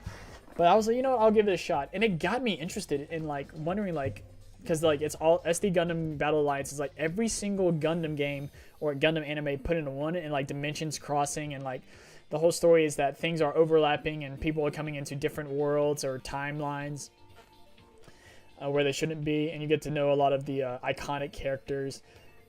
But at one point, I think it was like more later on the later side that it got really repetitive. And yes, it does get really repetitive, but I love the game so much and the collecting aspect, because you have to collect parts to unlock more like iconic Gundams. But I recommend this game. It was a lot of fun. If you're a huge fan of it, play it. Getting all achievements was not hard at all, but it does take time. It does take a lot of time. Okay, we're gonna do 2 of these games. These 2 are gonna go together. This is Sonic Mega Drive Classics. This is Sonic and Genesis Classics. These are basically a compilation of every like huge amount of Sega games, and they were great. I love playing Sega. Sega Genesis is the first ever. I think this one's for 360 and this one's for Xbox One. Mind you, they are great games, phenomenal games that I'm going, and they're easy achievements to get too. You just got to play every single game to a certain part, and it's just a good time. If you ever find these, just put them right here. The perfect spot right there, and hell of a good time. Let's talk about Sega Superstar Tennis players. And when I say let's talk about, let's not talk about it a long time. I'm gonna put this up into. It's not bad. The achievements are hard. It's not bad, and I'm not ashamed to do it. But they're not easy, but pretty forgettable. Yeah, I'm gonna say pretty forgettable. The missions are fun and interesting, but everything else about it was just like, oh, I'm just playing tennis. That's all it is. All right, we're gonna rank all of the Sega Vintage collections. So we got Monster World, we got Streets of Rage, we got Toe Jam and Earl, and Golden Axe. Golden Axe, straight up pretty easy to get all the achievements. I mean, it's all 3 Golden Axe games. Beat the games and you get all the achievements. Same with Streets of Rage. Some miscellaneous achievements here and there. Toe Jam and Earl was kind of hard. I remember it being kind of hard getting, especially in Toe Jam and Earl 2. But other than that one achievement, I'm gonna put Toe Jam and Earl back in baby, just except for one achievement. It's pretty easy. Monster World though, this was okay. So when I played Sega Vintage Collection Monster World, it was my first exposure to the Monster World series, and I enjoyed it a lot. And so I'm putting it right up here because it was a lot of fun playing all the different. I think there's 3 or 4 different ones in that collection. So that's where they're gonna stay. Man, this music is bapping. Whew. Okay, Shadow Complex, the 360 version. Good Metroidvania game. Doesn't leave a lasting impression. I remember one of the achievements being kind of hard, getting to level 50, but there's a grindy, cheap way to do it really quickly, and it takes a couple of hours. But yeah, it's pretty forgettable. Great Metroidvania though, but it's pretty forgettable. Middle Earth: Shadow of Mordor. There were a couple of achievements in this game, especially in the DLC, that left me frustrated. But overall, the game in general, the main series of the game was fun to play, and I thoroughly enjoyed it a lot. Shadows of the Damned. Great game. It wasn't easy because you have to beat the game on every single difficulty. It doesn't stack. The achievements don't stack, which is a boo-boo, dumb kind of game. But we're going to put this in forgettable because I heard they're making a remaster. Cool. Am I excited about it? No, not excited about it. But if you ever find yourself, I think it's pretty expensive now, Shadows of the Dam.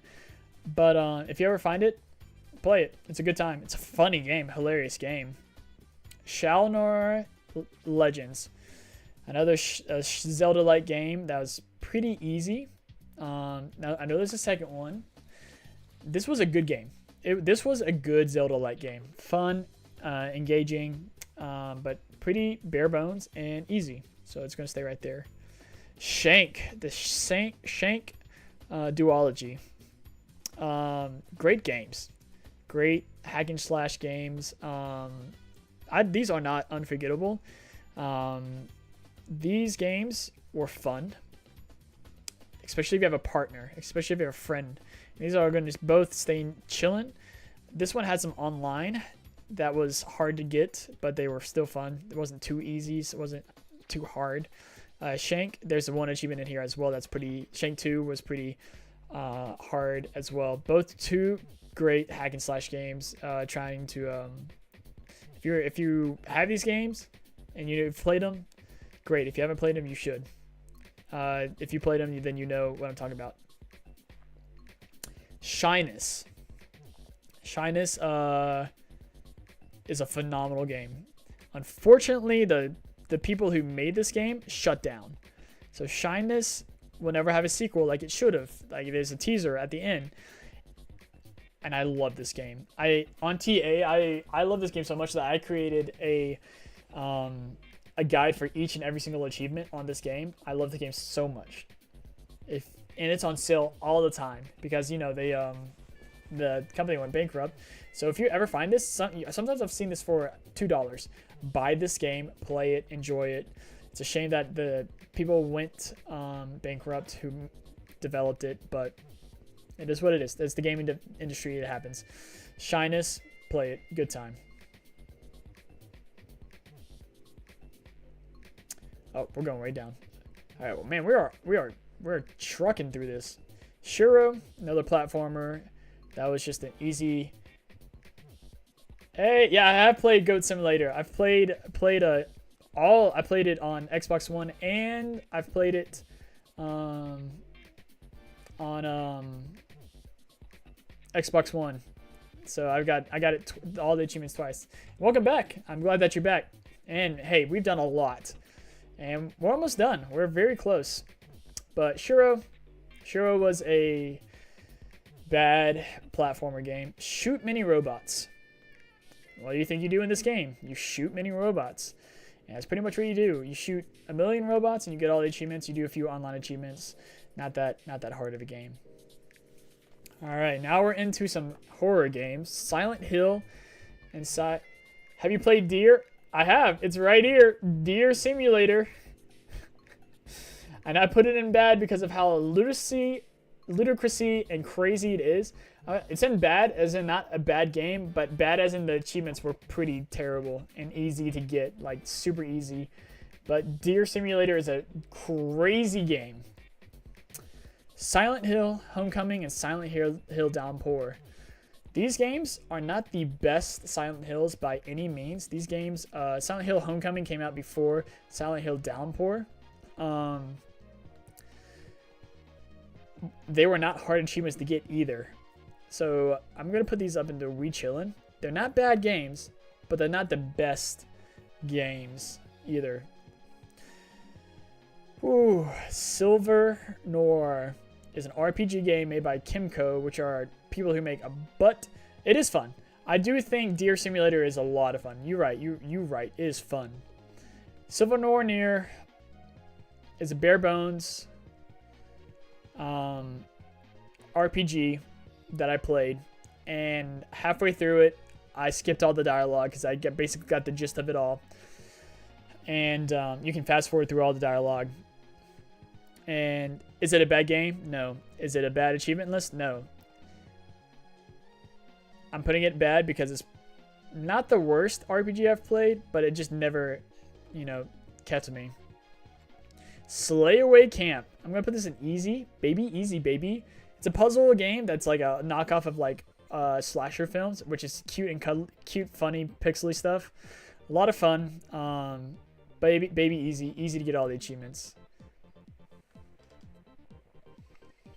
All right, friends. One of the best games I've played, Sleeping Dogs. I think this game is phenomenal that I beat it twice. Sleeping Dogs is one of the best video games ever made, published by Square Enix and developed by someone else, I don't know. But Sleeping Dogs is one of the best games that I've ever played. Even with the collectibles being really tough, play Sleeping Dogs. Wish we would get a sequel. Don't know why they would need a sequel, but I just want another Sleeping Dogs game. God, it was so much fun. So much fun. Slender Man, the rival. I would say this is pretty, like, we're chilling. Like, not hard achievements. Good time. Not really fun, but we chilling, you know? Slender Arrival has some good achievements. Pretty scary moments, too. All right, smart move games. Basically puzzle games, trying to figure it out, knock your head, like both of these. Just a couple of other games that should be mobile games that are just ported to the console. Okay, friends. We are in the Sonic collection. If you haven't noticed that I am a fan of Sonic with all these Sonic games. So let's organize these a little. We got our retro games. We got Sonic 1, Sonic 2, Sonic 3, Sonic and Knuckles, Sonic 4 Episode 1, Sonic 4 Episode 2. Let's go ahead and put Sonic Mania right behind Sonic Episode 2, 4, and then Sonic Generations before that, because that's basically all those games. We got the adventure games right here. We have the racing games right here. And then we have Sonic CD. Mind you, I have a lot more Sonic games that I need to play and complete. So there's going to be more coming your way. If we ever do a timeline takeover, I'll do all this all over again too. So let's start with Sonic games. Sonic Adventure 1 and 2. Sonic Adventure 1 can easily go up into hella fun. It's a good time. It's a great game. But Sonic Adventure, even getting these achievements were hard. But the good kind of hard that just makes me love this game so much more. So just take me now. Sonic Adventure is going to go into hella fun. Achievements, specifically the Froggy achievements, were tough and stupid. But it was a good time. Still a good time. Yeah, I'm still going strong. I'm still going, man. And we're almost done. We're in the Sonic category, if you haven't noticed. We are getting close to finishing this, and a lot of these are going to go by really quick. But the Sonic ones, we're gonna indulge ourselves. So here's the Sonic All-Star Racing games and All-Star Racing Transformed. Oh, we're missing another one. I also have the other Sonic game, unless it's somewhere else. Oh well. There's 3 Sonic games, and I have all 3 of them completed, but it's not on this list. I think that's 2 games that we found so far that just jogged my memory. Oh well. So Sonic All-Star Racing was not a hard game. It was not a hard game. It was not an easy game. So we're going to put this into We Chillin'. But this guy, Transformed, one of the hardest achievements I've ever gotten in my life. Like, seriously. I think it's also top 10 hardest achievement or rarest achievements I got. So let's go check real quick. I think it's called Yokozuna or something like that.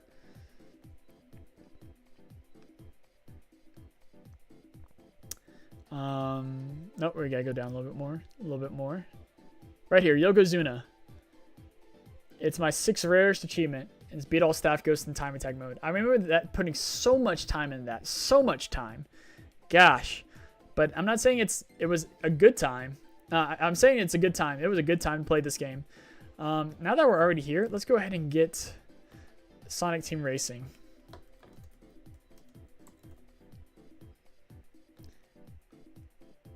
See, 100%, not even there. So we're going to go ahead. Oh, wait, no, it's under T. It's under T. So is it there? Is it there? Team Sonic Race. Oh, there's Monkey Island. Yeah, okay, that was the other one. So we found that one, but where's Team Sonic Racing? There it is. We're going to go ahead and put this up there. This was also a good time. Team Sonic Racing was a fun time. New way to play a racing game with a set of team. Kind of like what they did with Sonic Heroes, but better. It was a good time. I loved it. 11:11, make a wish. But it's only 8:11 my time. Okay, I'll make a wish. My wish is to be loved. That's all I want. I just want to be loved. That's my only wish. Everything else can go by the wayside. Sonic the Fighters. Easy peasy, easy game. Fighting game. Terrible game. Very terrible game. Sonic the Fighters is a terrible game. Woo! Okay, let's rate these guys. I'm just so biased towards the Sonic retro games. So let's do Sonic 4. Sonic 4 and Sonic. I'll consult with Riley about that. Well, thank you. I appreciate that. Sonic 4 Episode 1 and 2 were bad games. They were just not good. And I wish they would have been better, especially for modern Sonic games.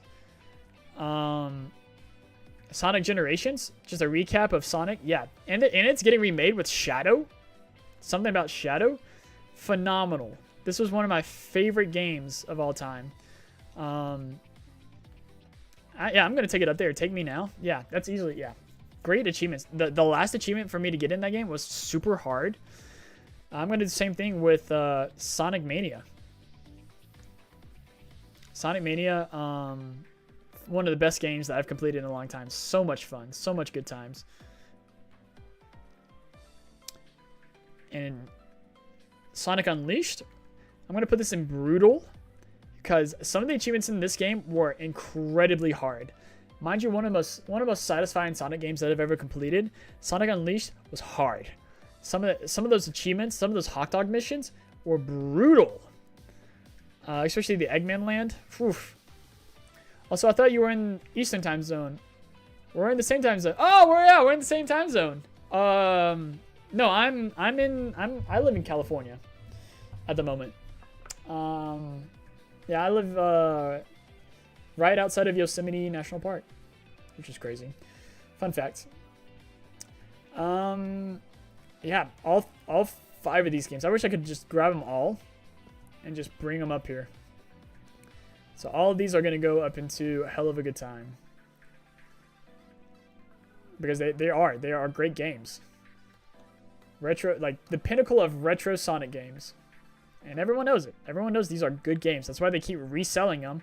And technically the 360 games are delisted now because they just packaged them into one Sonic Origins Plus, which I'm going to complete that too. Which is kind of a scummy move, but you know, I understand. I mean, it's a business.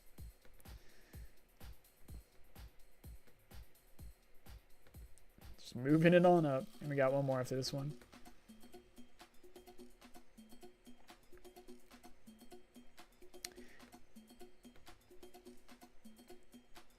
And the same state. We live in the same state? That's sick, dude. That's pretty cool.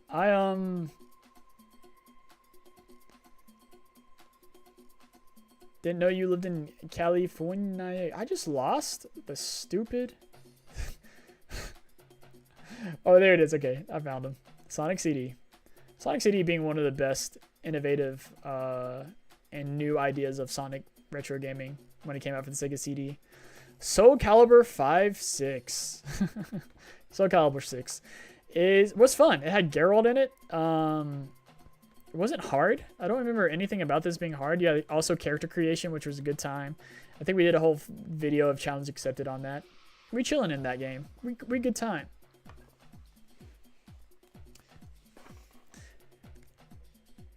This game, South Park Tower Defense, Let's Go Play, was hard. I could not do this game without boosting it, and one of the achievements is one of the hardest achievements I've ever gotten because we failed it 3 or 4 times, but it is a hard game, and I'm tempted to say it's not even a good game. Crystal Defenders, this tower defense, better tower defense than this game. Fun game. Actually, I want to play this game again. Maybe we'll do a video on it one day. Space Invaders. This game was not easy. This game was not easy, but it's also pretty forgettable. I don't really want to remember it again. So yeah. This game and one more. Yeah, these two games. These games were produced by NASA. Super easy games, and I'm ashamed I only play them for the achievements. Yeah, this game and this game were super easy to get all the achievements. One of them is a card-based game. I'm pretty sure it doesn't matter. One of them is a card-based game. Like, you just like keep playing cards until you like get the achievements, and then the other one's like go explore this thing and then do this thing, and then like in a space station. So it's very easy to get all those achievements. Space Warlord Organ Trading Simulator. Wow. We also did a video on this, and it was insane. It was crazy. Tanner probably would remember this one if he was not asleep right now. But Space Warlord Organ Trading Simulator was a fun time. Getting all the achievements was pretty fun as well. So I'm going to put that one there. We're chilling. Speedrunners.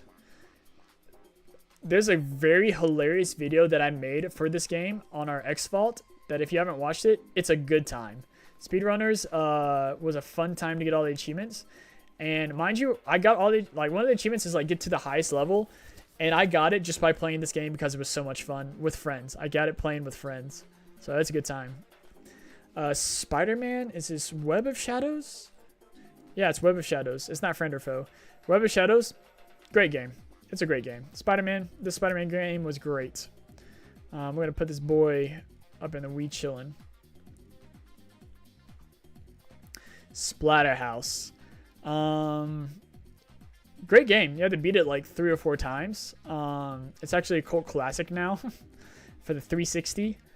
A pretty expensive game now. Splatterhouse is a fun game to play. It's a beat 'em up, hack and slash kind of game. Very brutal. And it's a good time if you ever want to play that. Splosion Man. Splosion Man was a twisted pixel game for the 360 arcade. And to get all the achievements, you have to beat it in co-op. And you have to collect cakes. And that was one of the best games that I've had a pleasure doing it with a friend. And the friend who did that was an old ex-brethren. His name was Pyroxer. I wish we recorded it, but this was like way back in the day. Like way back in the day. And I think he was visiting me from New York. So that's a good experience, and it was a hell of a good time. Have you played Gran Turismo 7? I have not. I haven't played a Gran Turismo game since the original PlayStation. So yeah, I've not played Gran Turismo 7. Ooh, they're all the way up to 7. That's crazy. All right, SpongeBob Truth or Squared. I hated this game. I did it. Actually, I'm a little ashamed. I'm ashamed. I only played this game because of the achievements, and it was not a good game in my opinion. And at the end, it was a little grindy. Squad Killer. Not a good game. Wasn't a good game. SSX. This game, if Jeffrey ever watches this and gets to this part, this game was, me and him played this for hours, and I enjoyed this game thoroughly. Like, this game was so much fun. Jeez, SSX. Man, just playing it like different runs, see if we could go faster, see how long we could last. It was great.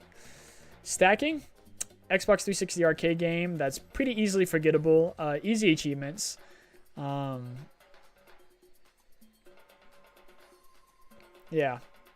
But start talking about SSX. The achievements on that game also was very fun to get. Very good time if you like snowboarding. Star Wars Pod Racer. Easy game, easy to get all the achievements. Super quick, super easy. You can use cheat codes even to get all the achievements. But yeah, super quick, easy game to get all the achievements. Lots of fun. Played a lot of it when I played on the N64. Steep. Steep is also one of these achievements.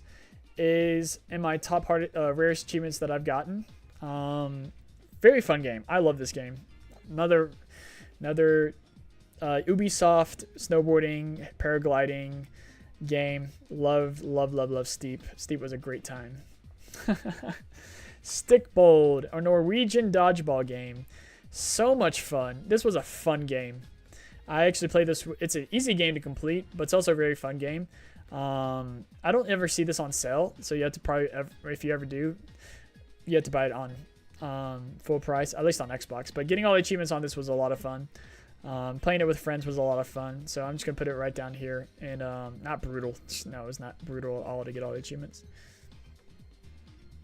Stranger Things the game. We did a full Let's Play of this, getting all the achievements. Very good game. I enjoyed it.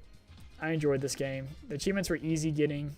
Actually, I'm gonna put this in easy peasy. It was easy getting all the achievements in Stranger Things 3.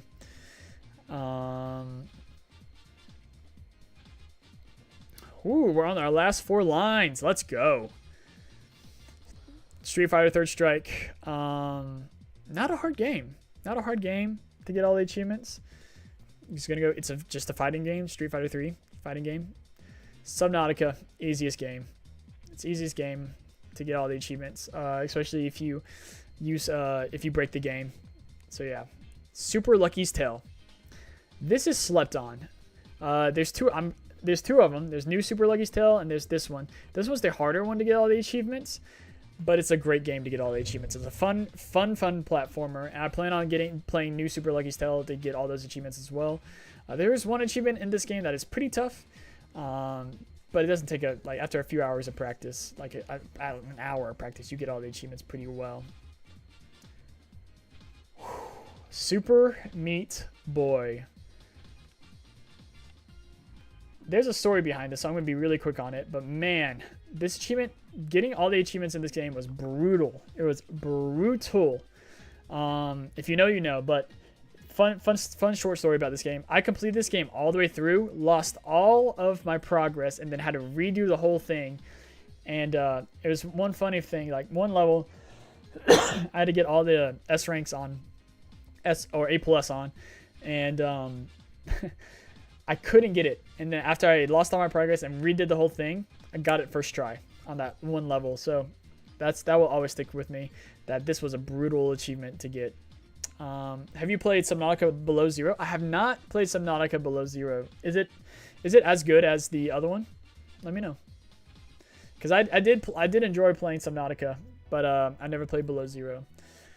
Okay, we got the 2 Superland games. Superland 1 and 2 right here. Were fun. They were fun, but they were pretty easy. Longer. The achievements are really easy to get. Just basically beat the games. But the 2 ones in this one are collecting all the treasure chests, and that's tough.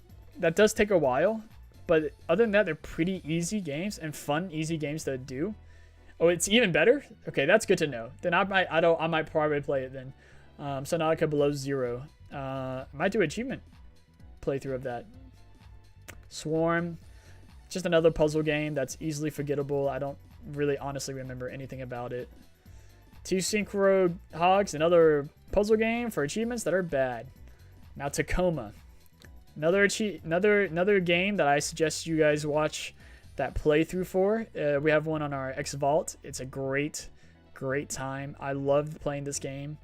I'm gonna put it here because it's just a good time getting all the achievements, and the story's great too. So I'd say right there, Tagotan. This is another like easy, like kind of like almost ashamed and bad, but like it's a bullet game that I actually enjoyed. I enjoyed getting all the achievements in that one too. Tales from the Borderlands. The Telltale game that it's just easy. It's just easy getting all the achievements right here. Just follow the story, and that's it. Tekken Tag Tournament 2 and Tekken 7. Those were pretty easy that I remember. There might have been some online stuff, but I don't remember it like ever being an issue.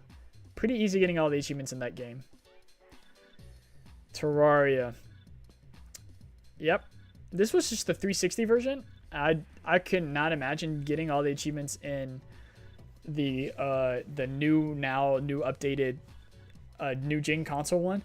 Remember this being pretty brutal and time consuming to get all those achievements in Terraria. Terraria was a great game. I loved everything about it. So, yeah. Alina Temple. Easy game. Easy peasy. Just very easy. Same with Artful Escape. Or is that what it's called? The Artful Escape, yeah. Another visual novel-esque, like Firewatch or something like that that guides you across a story. Good story, easy game to get all the achievements. The Cave, this is called The Cave. It's the Xbox 360 Xbox 60 game that is easily forgettable. It's not too easy to get all the achievements. It's actually a little time consuming, but it's multiple playthroughs. All right, so we got the Dishwasher and the Dishwasher Vampire Survival. And when I say the Dishwasher, these two games is not what you think. And if you know, you know. Like, dude.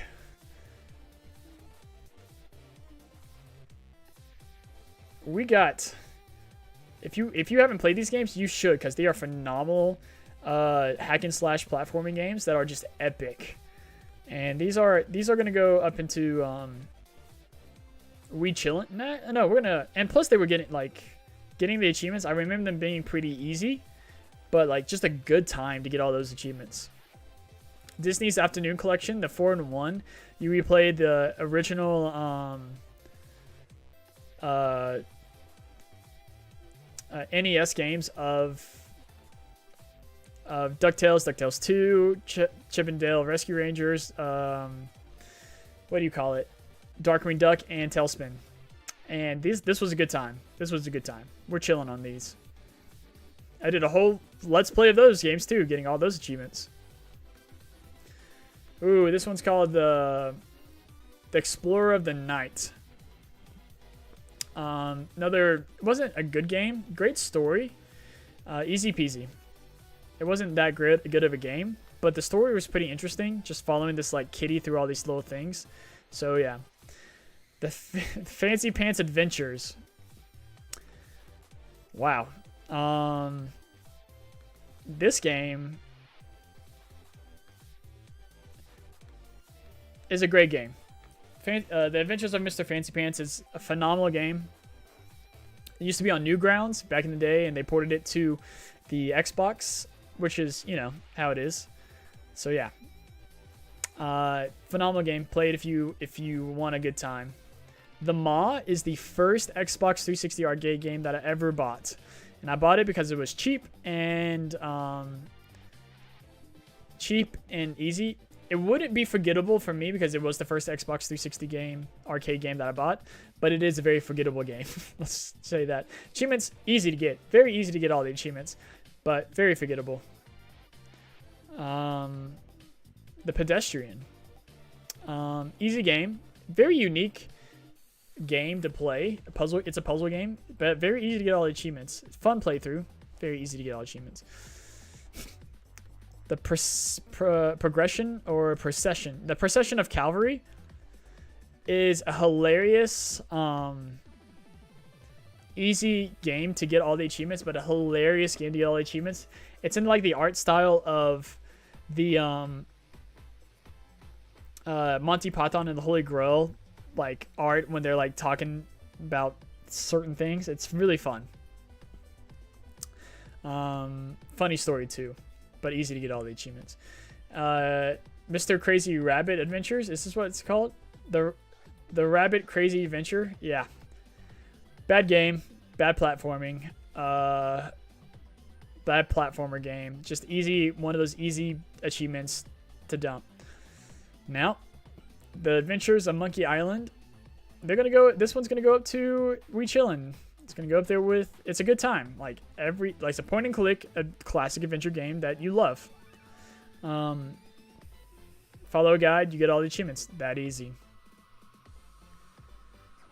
All right, this is called the Skylia Project. It's just a bad game. I don't remember anything about it. I just remember it not being a good game. And same with this is called the Storyteller or the Storytell.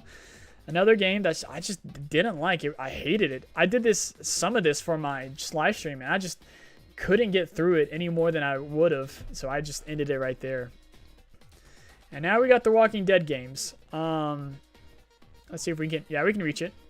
So Walking Dead season 1, season 2, and the New Frontier and Michonne episode, all very easy, phenomenal games. If you have not played these games, you should play them. Great games, but very easy. Very easy to get the achievements. Just follow the guide or choose your own adventure. Just play the adventure and you get all the achievements. Super easy. The Witcher 2 was very conflicted with The Witcher 2. Is nothing like The Witcher 3, which I haven't played either, but it was a good game, and I enjoyed the game, and I loved getting all the achievements. And I did 2 playthroughs of it to get all the achievements too. So I thoroughly enjoyed it and got to know everything about this game. One day I'll hit the Wild Hunt eventually, but The Witcher 2 is good. The Witch's House, phenomenal game. We did a whole playthrough of that, Tanner and I. You should go watch it. It's a good time. But it was a good time just to play with him. The achievements, we chilling. The achievements we were okay.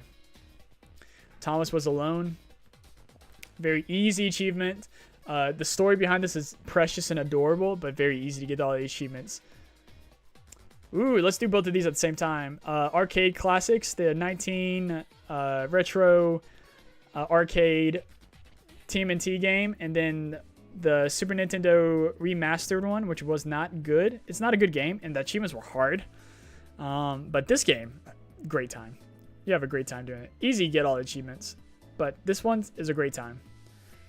So we're gonna head this one up all the way up here. We chilling. Oh, Lara Croft. The Tomb Raider for the 360, not the definitive edition. Love this game. The online was tough. It was a slog. It was a grind, but not as much as I loved the game itself. So, yeah, pretty good. The story of Below Zero is a bit straightforward, but it's good. Okay, so I'm a sucker for any kind of good story, and if I'm going for achievements, which I always am, I'm here for it. Oh, we are slowly getting there. We're almost done. Tony and Clyde, just another bad game. Another bad game to dump to get easy achievements for. Ooh, too human. Was a fun game, but a very repetitive game. It might also be impossible to get all the achievements in this game now. Borrowed this from Sean, one of his favorite games, or he liked the game a lot. And I got all the achievements and had to ask for help for that on a boosting session. Torchlight, it's a pretty easy dungeon crawler game to get all the achievements. Long, but pretty easy. Toho Luna Nights, did a full Let's Play of this one. Very great. Very, very good game to play. It's a very phenomenal Metroidvania.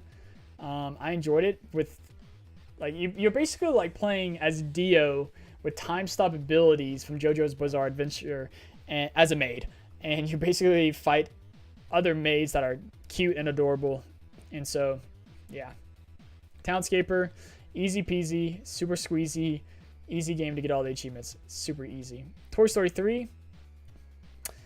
Yeah, I'm kind of ashamed about playing this one because I only played it for the achievements. It was a fun game to play, but I'm a little ashamed to play that I just did it for the achievements. Toy Box Turbo. I remember not liking this game at all. It was bad. Tracks. Easy game to get all the achievements. Very easy game. Not a good game.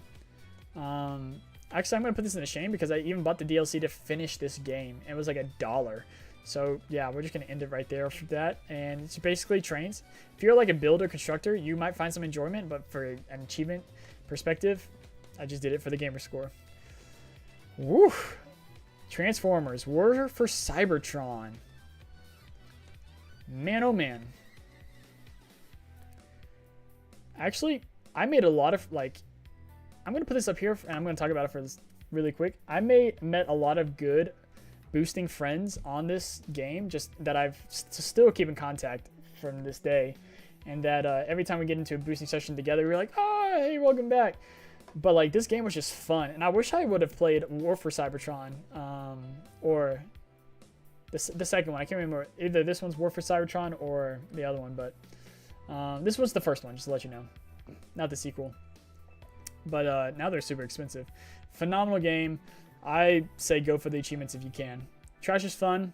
Terrible game. Bad. Just bad. Neo Witches. Oh, what's it called? Man, it's called Super Neo Witches. Let's find out real quick.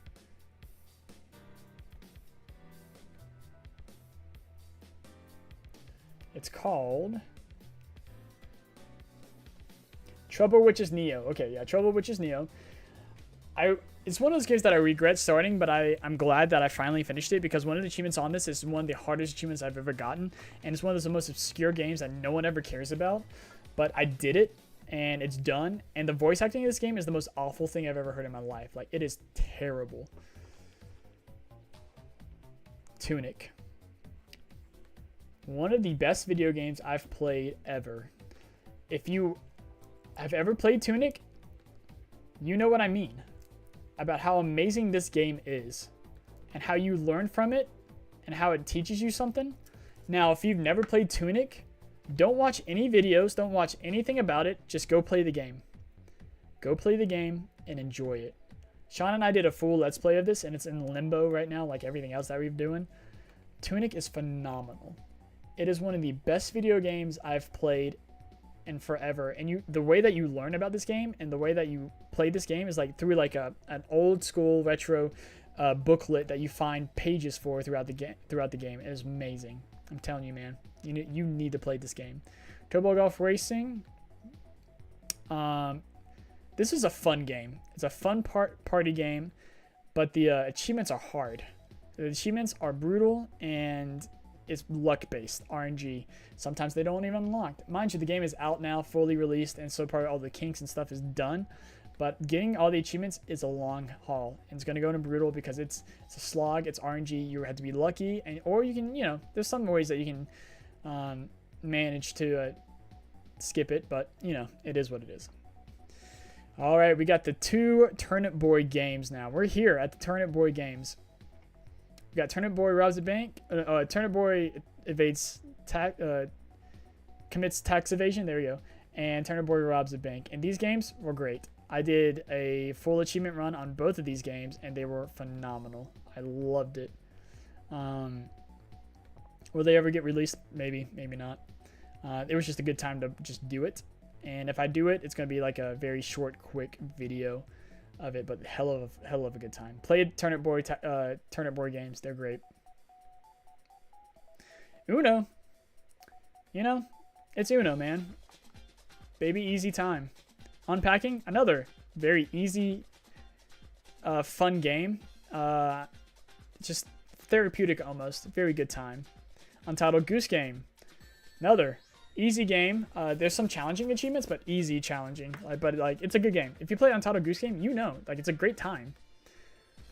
Unto the End. Another great time.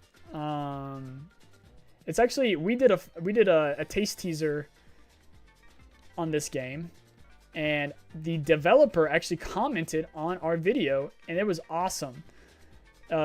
I loved playing this game. It was a good time. I saw it to completion, and it's a very fun, good time and a good story. So I recommend that to everybody. Vampire Survivors. This one's going to the top. It's Vampire Survivors is one of the best games that's came out lately. And Vampire Survivors is a fun time to get all the achievements because you keep playing the game. You just keep playing the game. And you find out all these different secrets that it has hidden. And now that it has all these other game modes in it, like play Vampire Survivors, it's a good time. Vandal Hearts, another RTS, kind of like, it's very Fire Emblem-like, but very forgettable. It was a good time when I played it. It wasn't too hard to get all the achievements, but it's very forgettable. Don't remember too much about it. Visage, Great horror game. If you haven't played it, I recommend it. It is creepy horror. Very easy to get all the achievements, but it's a good time. It's a very good time to get all the achievements. Ooh, okay. We're playing.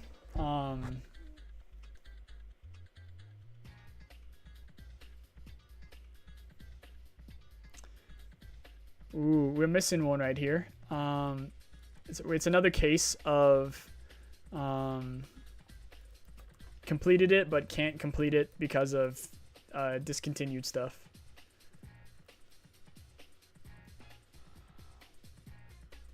Really? Hold on. Zombie Apocalypse is what it's called. That's right. Yeah, right here.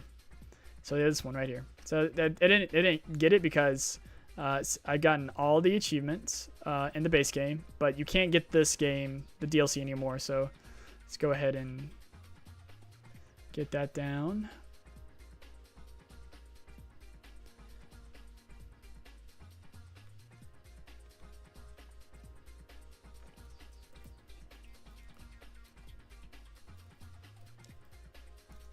We're just going to call it Zombie Apocalypse 2.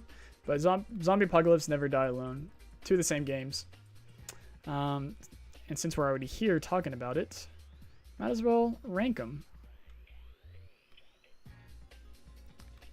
Let me insert this real quick. Choose file.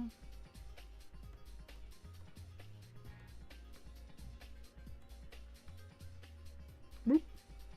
Open. There you go. These are just basically zombie horde gunning, shooting down. Very easy games. But I'm ashamed. I'm not ashamed. This one, easy game. This one is just bad because it had DLC and I'm bitter about it, and I can't complete it. Viva Pinata. Oh, another rare game that is fun to play. Not too great, but it's pretty chilling. Like, it's a good time to chill and get all the achievements. It's not anything special. This we'll say Verthos is a fun game. It's one of the first games that had like one of those games that are very easy to get all the achievements. It's a long time to get all the achievements, but very easy. I'm not ashamed. It's not a bad game, but it's an interesting game, and it's like retro computer esque game that if you really want a nostalgia hit from like old PC gaming, that's a good one. Wonder Song. Another easy game, phenomenal story. If you have never played Wonder Song, play the game. There's a way you can get all the achievements without even playing the game, but I recommend the story in this game is so beautiful. Play the game. You're this bard trying to save their world from destruction. I recommend playing the game. It's a lot of fun. Remains of Edith Finch, another easy game to complete. Another phenomenal game to complete. Great time. White Knight. Pretty forgettable. Pretty forgettable game to forget about. So, yeah. Sorry, I missed your comment. I have played Townscaper, and I loved it. It was very therapeutic, to be honest. It's not a bad game at all. Have you played Townscaper?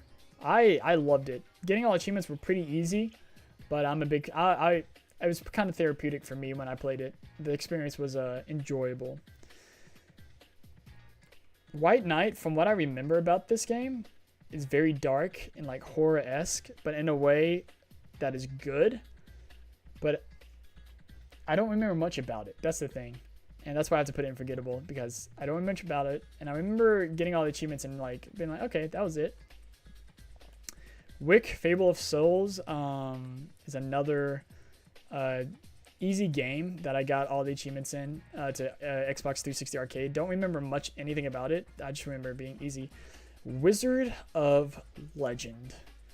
One of the best roguelike games I've played. If you haven't played Wizard of Legends, getting all the achievements is tough. It is not an easy completion, but it is a great game to complete. We did a video on it, just Sean and I taste testing it. But Wizard of Legend was phenomenal to play. Getting all achievements was great. One of the most satisfying completions I've ever made was getting that last achievement and defeating the game. You've played it, but you got bored because you like action game. I found it very like soothing because like the way that everything like just pops up on Townscaping, it was a lot of fun. I'm trying to remember what that achievement was. Wizard. Might just pop up. Yep, Wizard of Legend. Is the last achievement I got, which unlocking 99. Unlock 3. Unlock 99. It must have been this one, because I remember this one being. Oh, it's defeat Master Sura. That was it.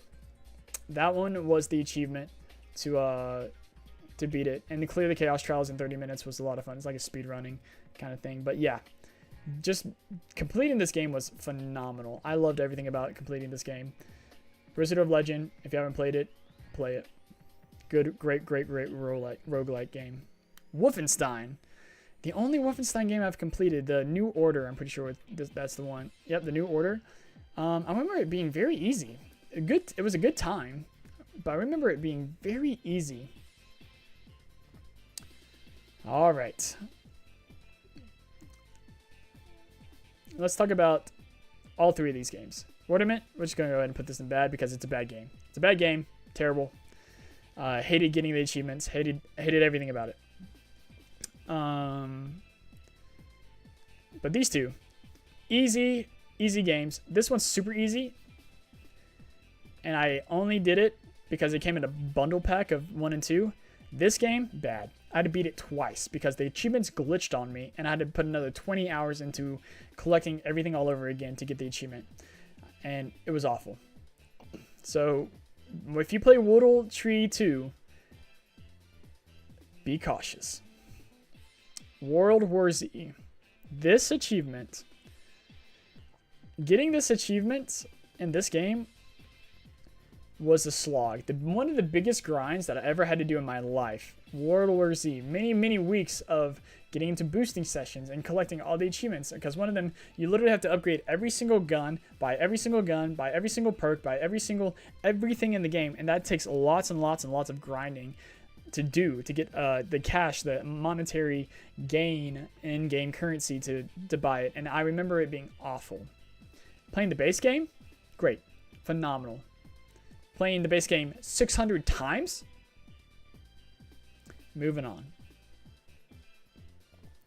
X-Men Destiny and X-Men Wolverine. So we got 3 X-Men games here. X-Men Destiny, it's pretty forgettable, pretty easy. I'm gonna put it here because I'm not gonna put it in forgettable. I'm gonna put it in easy because it was easy. It's pretty straightforward. Just play the game and you get all the achievements. But X-Men Destiny lacked a lot, and I wanted more from it. X-Men Wolverine, another easy game. I beat that within a few days and got all the achievements. I did that at a friend's house. Yeah, not much to say. X-Men Origins Wolverine. X-Men, the arcade game, was a good time. I would play this with anyone, everyone, at any point or at any time. Oh, we're at the end. Yar's Revenge. I just completed that game just a few days ago, and it's not good. Yar's Revenge is not a good game. The achievements aren't bad, but the game itself is bad. Therefore, it makes the achievements bad. So, yeah. What made me start achievement hunting? Woo! That's a good question. What made me start achievement hunting is the addiction. Give me 1 second. I'm going to turn on the light because it's getting pretty dark in here.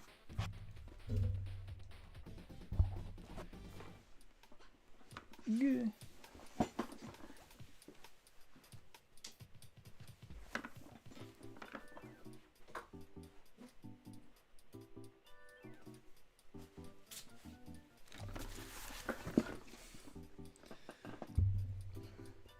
Okay, so more of an addiction. Like when I first completed the first game I ever completed was Halo 3, and I just loved feeling a sense of completion. Like I've done everything in the game, and now it's become this part of me that like I have to do this. And I'm learning recently, very recently, like within the year,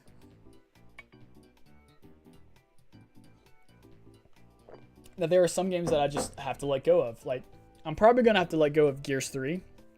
There are some games that I just have to be like, all right, like, this is okay.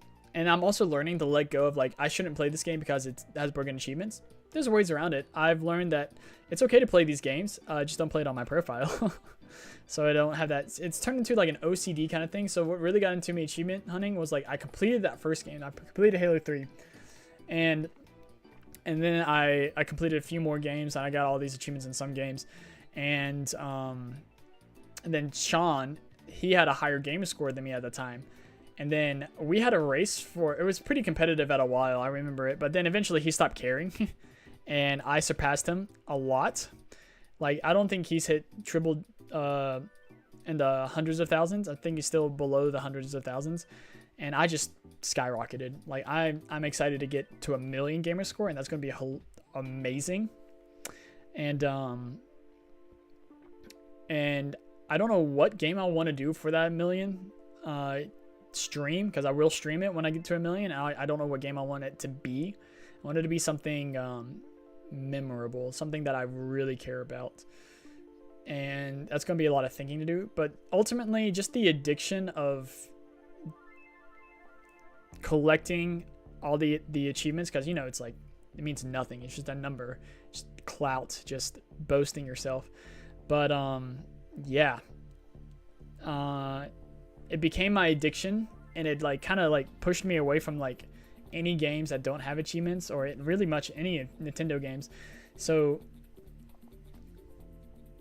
I'm gotten away from that, and it got into a more healthier mindset of achievement hunting, to go after achievements because it's challenging, because it's something I enjoy. It's not because like, oh, I'm gonna play this game, because there's a lot of games on here that, if you haven't noticed, that are like, oh, like you did this because you got you wanted the achievements, you wanted to get easy gamer score. And now I've switched it to my mind, like I got these achievements because it was enjoyable, it was hard, and it was difficult, and getting them was satisfying. So in the end, yeah, I wish I never got into achievement hunting, because it's ruined gaming for me. But I think I ruined it for myself because of my mindset.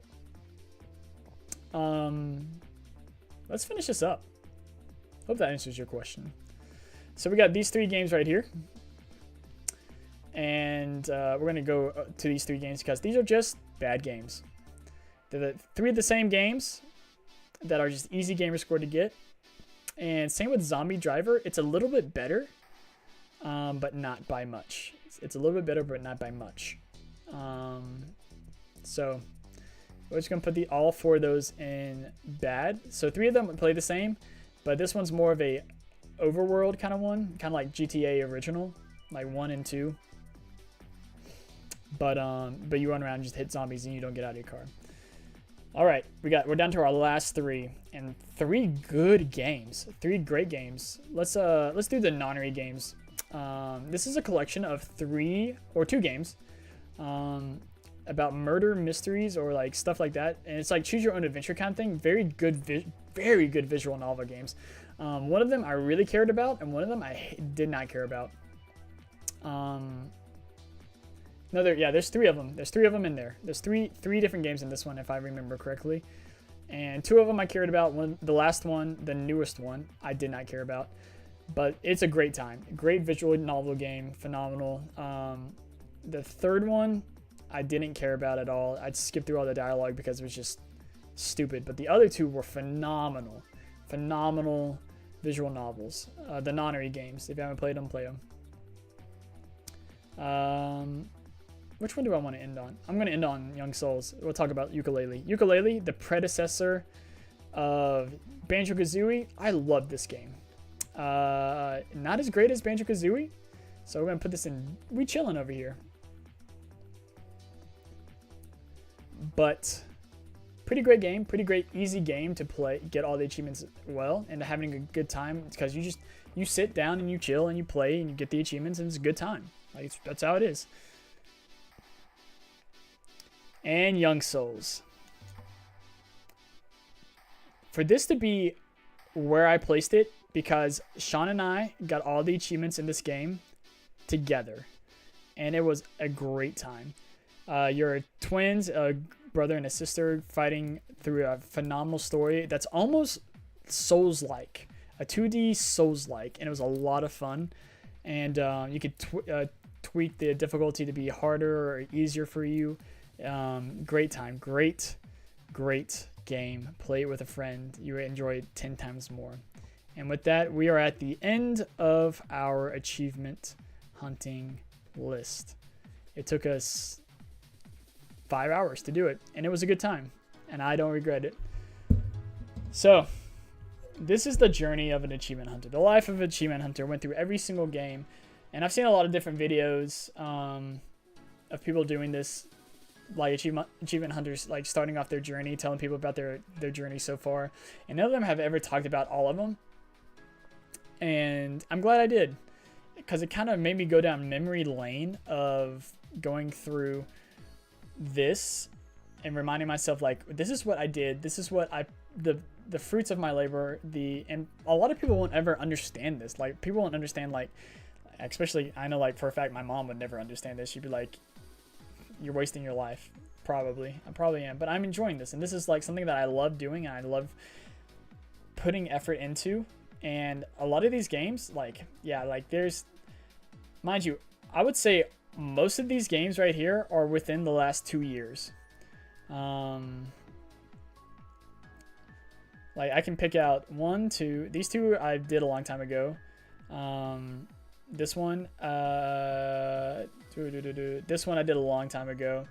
But most of these are just because, like, quick, easy, bad games. And same with the Ashamed ones. Like, all these Ashamed ones I did within the last couple of years.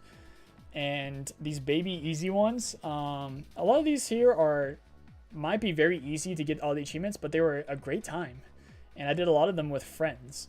And the forgettable ones,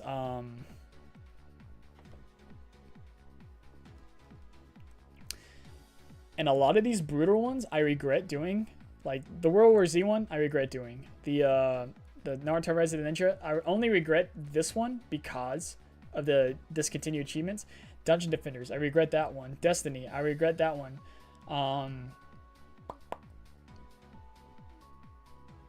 That's pretty much it.